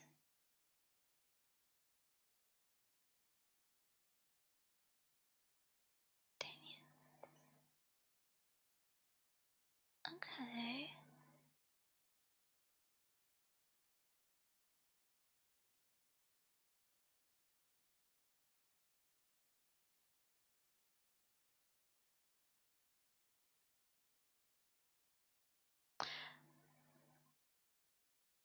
Sedutia is what Welakia is first introduced as, right? Because she's not stated as also being Welakia in the descriptions, which feels wild to me. Because these are not What's her other spoiler name? free. Sedutia? That's the name Oh, that the yeah. woman who is there with the after the Angus attack, and the name she gives in the Yeah, tunnels it's with Sidotia. Melior. Sidotia. Yeah, that's true. Hmm. Who's the Um, person with teleporty powers? I remember the person with teleporty powers. It was a very cool version of teleporty powers that I really liked too. he's not in the list of characters. I've gone through all of them. That is weird as hell. Oh, Um, I could clearly remember him. how many times is Welakia mentioned? That's a lot of Welakias. Wait, can you do? Huh. I'm trying to think. So we know the man, the myth, the legend, who I think is named Ostius. Mm-hmm. Don't know. I might just be making up a name. Possible at this um, time of night. I might just be vibing that name as mine. Mine now. So we know he. So I remember him being there twice, right? Yes. I can't He's there remember with the Velusia. the stated reason he's there the second time. I'm gonna be honest. But I remember he's there with Relucia, right? Yeah. And he doesn't speak in that one, I'm pretty sure. He's just like, she's just like, ah, yes, his teleporty powers. But she doesn't actually answer any questions or anything. Nothing is explained. There's like literally nothing. It's just like, ah, yes, his teleporty powers. And then in the second appearance is when he shows up during the like trial thing, and he is like, it's ambiguous, and then he goes like the whole thing of like tapping his heart. He taps like his heart or something, and then he's like, ah, yes, be prepared to lose your arm type vibe because none of us escape without scars. Yeah. Weirdness. When did that conversation happen? I can't remember. It's in the trial. It's in the In trial? the like, yeah, in the like the like thing with the like class 3 students, the Udicium or whatever the frick. In It's in that thing. in Decium? Where in that thing? I don't remember. I just remember it's somewhere in there because he does the whole like weird heart tappy thing, and I There remember is the all of heart that tappy stuff. thing, no one escapes without stars, but I thought that was a message he got when being guided out by Sewell. I didn't associate that with this guy. I thought it's this guy because he kind I of like randomly shows up and then does that thing, and he's like very weird about it. It makes a lot of sense that he has previously succeeded in the trial. Um Yeah, because he does that oh, whole I thing, and think then I found the dialogue. he's like, A yeah, male he talks voice, about like slow and Anguish's calm. plans. Yeah. Is there a name that's given to him? Oh, that's where I would assume it would be because that's the time when we actually get it explained. Um, the man pulls back his hood, revealing close-cropped brown hair. He's younger than I would have thought, not much older than Reliquia. He has a wicked scar splitting his face diagonally, forehead to chin. It helps to know the terrain. Do you have maps? Then there's the demonstration of the teleportation. Um, and then they go further into the house and we can't see them again. When does that conversation happen? Because I remember a second conversation that infers the Reliquia isn't as high up in the Angus as I thought, which is kind of the thing that we talked about. But yeah, because Viz leaves that interaction with the impression that he is like Reliquia's subordinate, and then that gets corrected. But when does that get corrected? Um, I don't know. I don't remember. I just remember this conversation about like the whole like heart tapping thing and like, I do too, and now I want to hmm. find it. Um,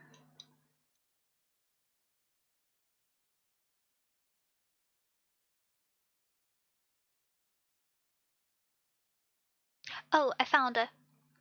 It is in. Let me scroll. Let me scroll. I'm scrolling the wrong way to the chapter. It is in chapter 71. Wait, no. I'm so sleepy. No, wait, it is 71. Sorry, I forgot whether it's. Yeah, of course it's 71. For a minute, I thought it was French and it caps at 60 rather than 50. Silly me. Um, Hmm. it's. He cuts the. Let me see. He's. Oh, he meets him before he's about to challenge Amisa because he's the person who's orchestrating the military's Angus attack. That's why he's there. Yes. Yeah. Which is strange because they let Amisa go up and leave. Which is pushing me towards the Amisa Angus agenda.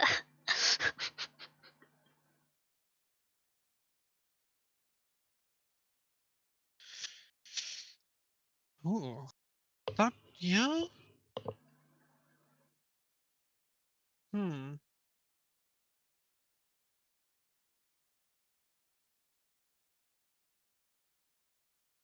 um,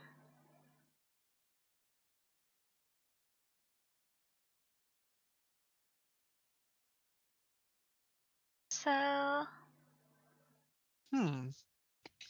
Interesting. okay, I'm almost back at the point I lost it for a second. Um, okay. Um,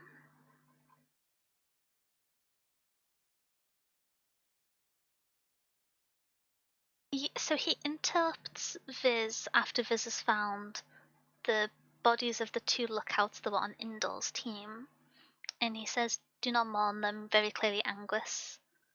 Um, Yes. and then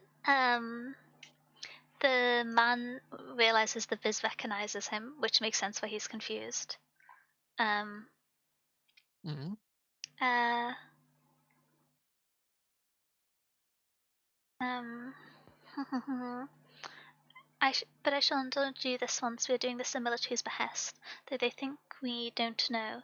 They expect that, like the Nausea, we will be eager to claim responsibility. They accept this will solidify us as a threat to the Republic, allowing them to push through new laws and show up their crumbling power in the Senate. And they expect the Senate to demand that they take over the Academy to ensure such a massacre of promising young leaders never happens again, because they do not know why this island is special, but they do know that it is, which suggests that it's not the military who have the knowledge of the knives, at least from this quite informed Angus person's perspective. Yeah. More back and forth. Of course, this will end with only one of our number being captured, and his interrogation will reveal that it was an attack sponsored from within the hierarchy, a playtest of religion of the control of the academy, though not who exactly was behind it. He smiles, shadowed in the dark. And even though others should gain access to the Salvagus because of this incident, they will never find the gate, because Viridius will bury it before he ever allows someone else near it. So Solivargus is the name of the trial location, which might have been said earlier. Um, Yes. Viz tries to play dumb, it doesn't work. But the person can control air. The air warps, he vanishes from view. A second passes, two, I stare wildly, and then he appears behind Viz. Um, Hmm.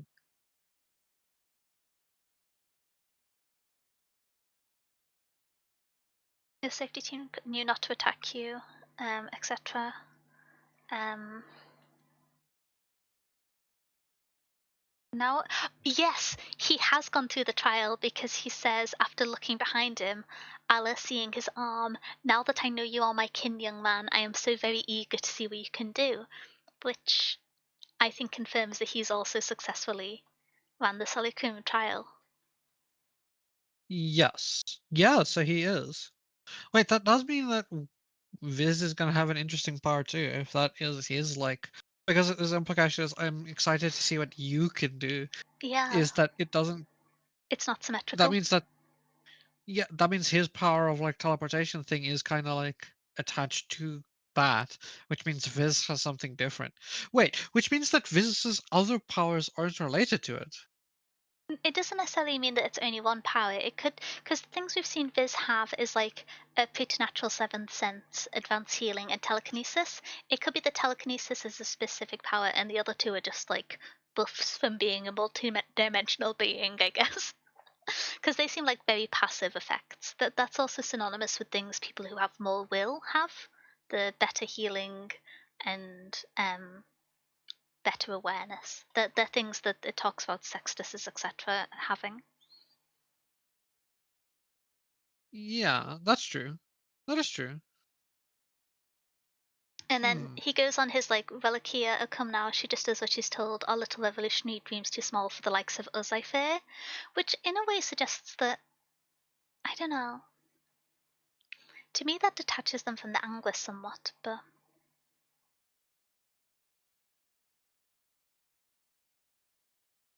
Hmm. Interesting. That's an interesting. Oh, okay. yeah, I'm curious. But yeah, so he doesn't have a name.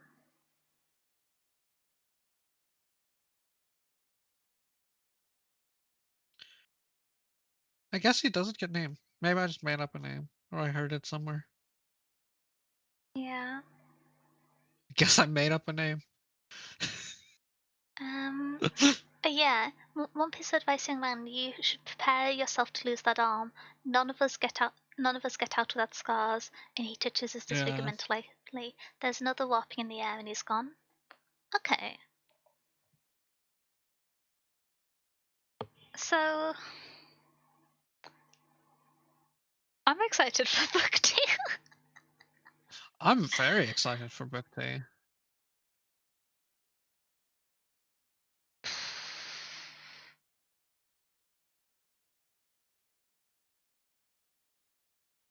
I hope Indol's okay. Not Indol. I hope Aiden's okay.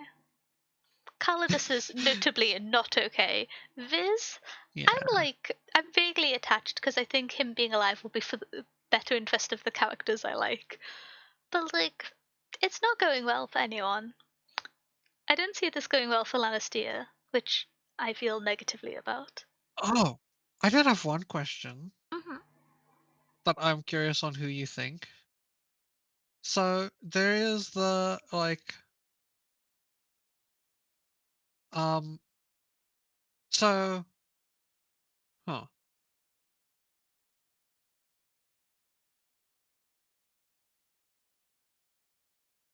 So we know that so Viz blah blah blah stuff happens, and then we see the two other Viz, right? We see Yeah. Viz 2 and Viz 3. Hmm. And on Viz on the Lyceum world, he meets that other person, right? He meets the Say so? um no, he meets the person that we don't know. Yeah. The one where we think he's gonna lose his arm as well. Wait, he only loses his arm in one place, doesn't he? I had it in my mind Yes, that it was but two. so hmm. But so we know on Lyceum, right? He meets that other person, right? Hmm. And that other person has this Yeah, he loses his he arm says to gain passage to Lucium, and then no. um, yes, Is it to Lyceum? yeah, it's sealed against the tools of the enemy after the rendering. The passage to Lyceum requires a toll to ensure validity. He places his arms against the Ah, spheres below the writing, and then he loses one of his arms. I don't know if it's specified which one. Left well, shoulder, left arm. I'm talking about so he meets that other person, and then there is the talk of the other traveler. That's um Yeah. Could that are we under the assumption, which a big assumption, that the person who is Anguis adjacent, Welakia's boss, can teleport slash walk between dimensions, is a year or two above Viz in the academy? Because the conversation with Welakia infers that he's only just learning out about his powers now. Who? The The man who traveler doesn't guy. have a name, yeah, the traveler guy. Yeah, it does seem So could new, he but be the other person? maybe, maybe. That's possible. That's what I was going to ask. Is who do you think the other traveler is? Because the implication would have to be that it's somebody from Viz's world, which would mean somebody that has done the thing. Yeah, well, we only have one confirmed person who's survived the trial, which is Angus Murderman, so I would guess him.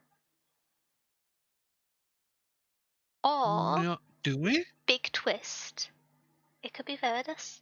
Wait, actually, I've thought of a way of guessing Uh, which is kind of unpleasant. so, But question. Yeah, what's up? does Veridus ever get a physical description of if he has any notable injuries? We do know that we do get a Veritas description. I'm pretty sure.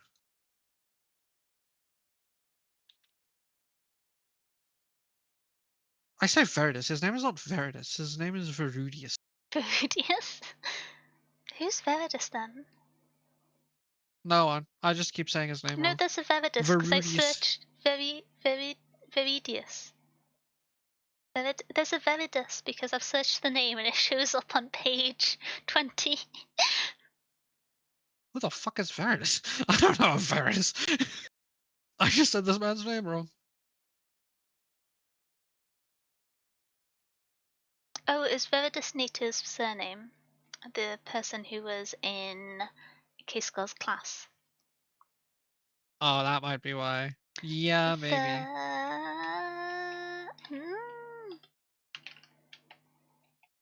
Not the word very. There's a Vermes as well. Verbal. Because yeah, his name is Viridius. Verid... Oh! Okay. I was telling Fibs, it is Viridius. I'm just dyslexic. He was asking Nato in the prison about Viridius. Um...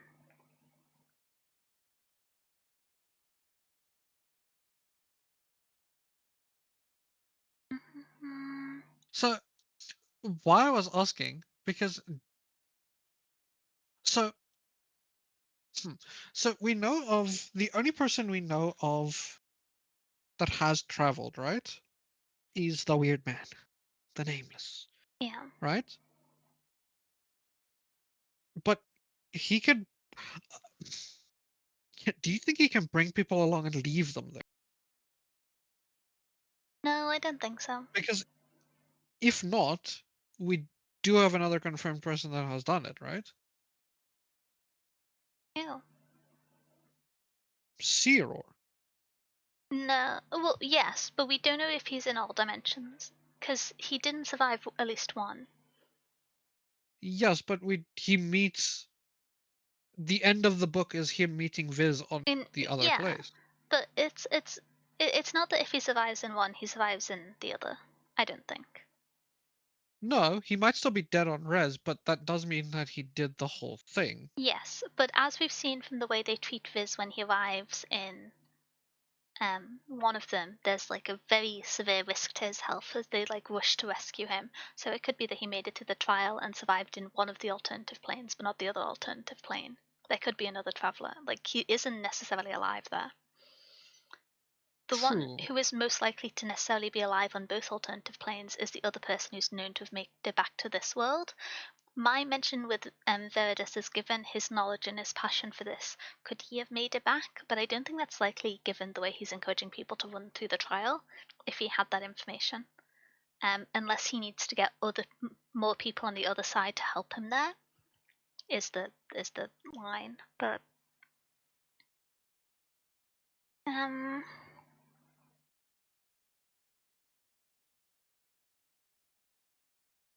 Maybe. I could see Veritas having done it. okay. Let me have a look. Misa, she trails off, someone's coming. Da, da, da, da. He's in his mid-20s, handsome, with short-ruffled, dirty blonde hair and thoughtful blue eyes. The white cloak of physicians is draped across his shoulders. Okay. So that's not, like, all-encompassing, but I feel like if there was some mark of having done the trial, it would be mentioned there.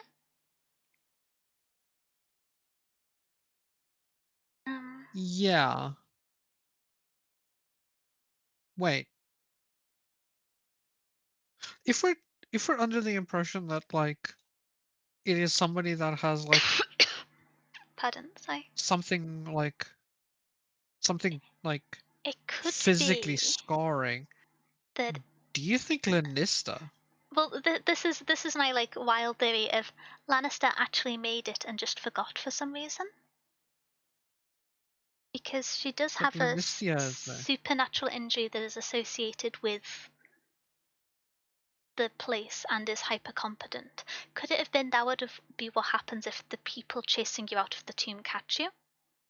That you get the same injury as them? Because it was the like quote unquote Maybe. zombies. What's the The what's the conversation with Oh, I'm gonna send you back to a page now, and I you feel can bad. find the page. I'm reading the Veridus introduction. Um, yeah, but you already found the page, and I don't remember. You didn't say what page it is, so I don't know. Well, I've lost it now. I've It's been the searching for other ones. true. It's the conversation with the weird guy. What's his like implication on what the cost is? It's the cost to enter to like have The cost what's the word? isn't mentioned by the weird guy. The cost is mentioned in the first of the two alternatives endings in the synchronism, which is sealed against the tools of the enemy after the ending. The passage to Lyceum requires a toll to ensure validity. Is that what you're talking about? Ah, yes. So her cost wouldn't have been paid by like the people that chased them. It would be a cost to enter Lyceum. Because No, that's the implication because of by why that Viz is so point, messed up. I am under the impression that. Because that's the cost that Viz paid. And if our implication is that like the cost is paid for that whole Oh, thing, so you're it would be the cost saying that Viz has to pay that that is Viz reflected. lost the arm to pass into Lyceum, and because he was. Wait, that doesn't. What arm does the run appear on? It's a It's on good the left question. arm. Okay, so it's And he coincidence then loses that the the left. writing is on the arm that gets lost. It's the leftover injury because he loses his left arm in Lyceum when he's still somewhat tethered to that dimension. Yeah. Unless it's unless it's not a coincidence. Because the conversation might be that so because it's C-Roar that does the whole like writing thing, Oh, were right? you saying that it I'm pretty always sure. has to be the left arm to enter Lyceum and that Siwas I don't communicated with think so. himself in the other dimension? I don't no, I don't think that. I think that because like so it might be a cost. So there might be they might know what his cost was going to be. Because the like weird guy also says be prepared to lose your arm specifically before he does it. Yes, but Viz's arm is already undergoing some effect at that point, after he's already been through. So that's most likely him looking at it and recognizing what appeared around his eye and face. Yes. Because that's the thing which Issa recognizes as well. And then kills him over. Yeah, but that was also so Zero also would know about that, right? Not necessarily. Why would he? The marks. Sewell's interaction with Viz to engrave into his left arm is either chronologically parallel to Viz putting his arms against the plaque in the alternative dimension and before both of those interactions with Teleporty Man and Issa. Hmm. And so, True. yeah. I don't know. It could be that he knows, but yeah. I'm quite attached to my theory of because he loses the arm in one dimension when he's so still tethered in the way that allows the engravings to come through, and it happens to be coincidence it's on the same arm. His arm then experiences like tissue death and necrosis, which is what's kind of described in the book, but fantasy, and then has to be amputated. Which that lines up to me because specifically because it happened when they were still tethered in the way that Caesar can use to get the message back to him.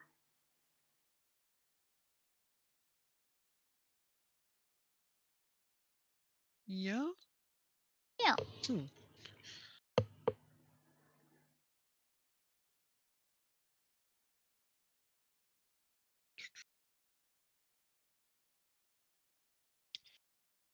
Man, I, now I'm more excited to read this book. I also think it's interesting that the people who Viz speaks to when he passes through to Lyceum aren't speaking common, they're speaking Vetusian, Yes. which to me.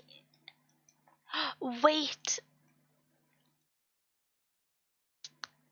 Sorry, I've just thought of another suspicious thing about Issa. She knows the language which Aiden and Viz speak to each other, which surprises people. Issa. Yeah. Because remember, he's talking to Aiden on his way back after the practicing the sparring trip before the fight that I thought was nonsense. And Aiden is teasing him about the fact that he likes Issa, and he's like sulking but glad she can't understand them, and then she replies in perfect Vetusian to get back at them.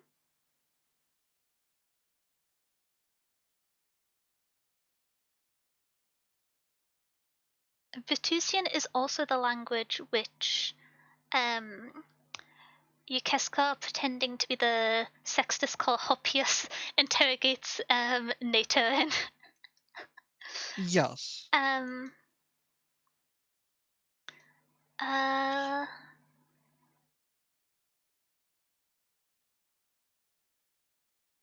hmm.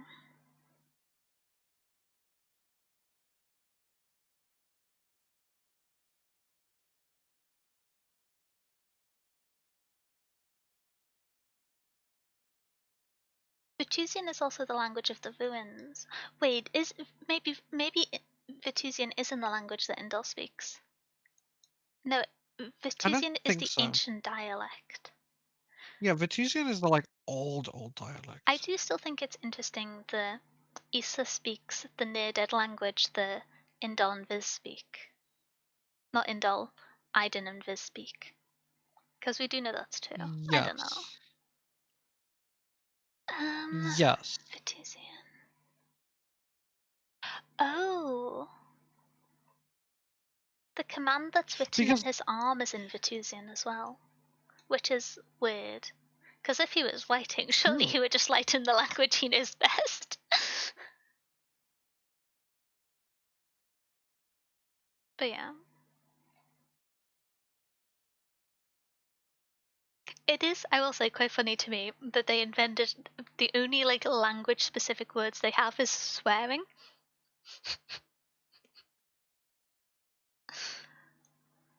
Because there's the proper nouns, but there's also, is it vec? Um,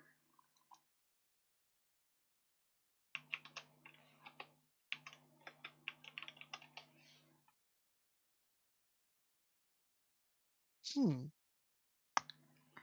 if it helps, I just tried to Google so badly that I thought I was typing in Afrikaans. Um,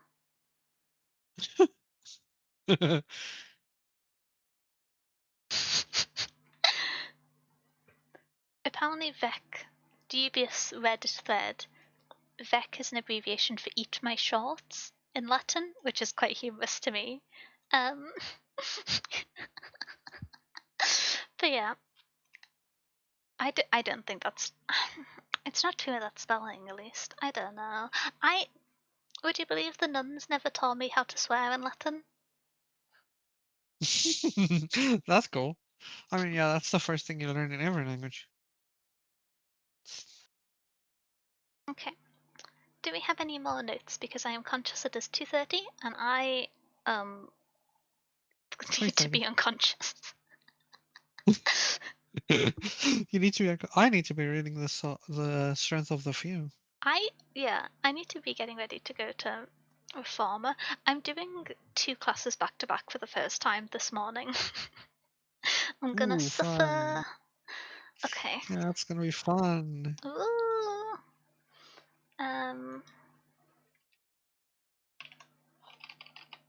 Oh, by the way, um, I have a fun fact about James Islington. Oh, okay. What's the fun fact? You know who James Islington's favorite author is? No. Brandon Brandon Sanderson. Sanderson. He got inspired to start writing fantasy because of Brandon Sanderson. That makes sense. Yeah, I see that with the writing. Yeah, he has a lot of times talked about that Brandon Sanderson is one of his major inspirations in actually starting writing. Um,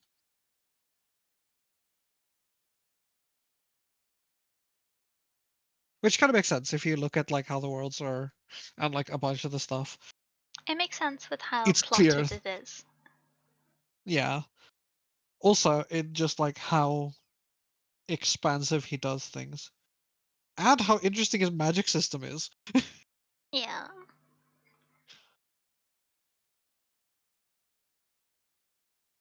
Okay, do we have any final book notes? We have the little anecdote, but Um, ba ba ba ba.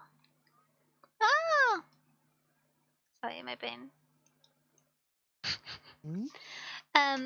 I thought audio came through the stream, but it didn't. It only came through to me, and then I got jump scared. Um, Oh. okay, are we ready to wrap up? Yes. Especially after that. I think that was yeah. I think we're both very tired. Yes. And very excited for this book. Yeah. Okay, so our next meeting will be actually for our non-fic and lit-fic book if you can't wait a month to read The Left Hand of Darkness. But the next immediate book-related meeting is going to be The Mother Tongue by Bill Bryson, which is going to be on Saturday the 6th of June at 7 p.m. GMT. And then we'll be meeting to talk about The Left Hand of Darkness on Saturday the 20th of June at 7 p.m. GMT. So be excited for those. Yep. And I am gonna start Excited for the book club. raid now because I am very, very tired. Um, thank you all for being Everybody be excited for here. book club. I hope you enjoyed us being confused about what faction people were in for 2 hours, I think. Probably more. Wait, how long is the streaming going? 7.5 hours! We've spent 4 hours in the spoiler section and we devolved Yeah, that kinda into makes sense. belly discussion quite early on. I Kinda makes sense though. I will say that kinda makes sense. That checks out. That checks out. It does check out. But with a yawn, I will have to see you all later. I'm not sure what the streaming plan for this week will be.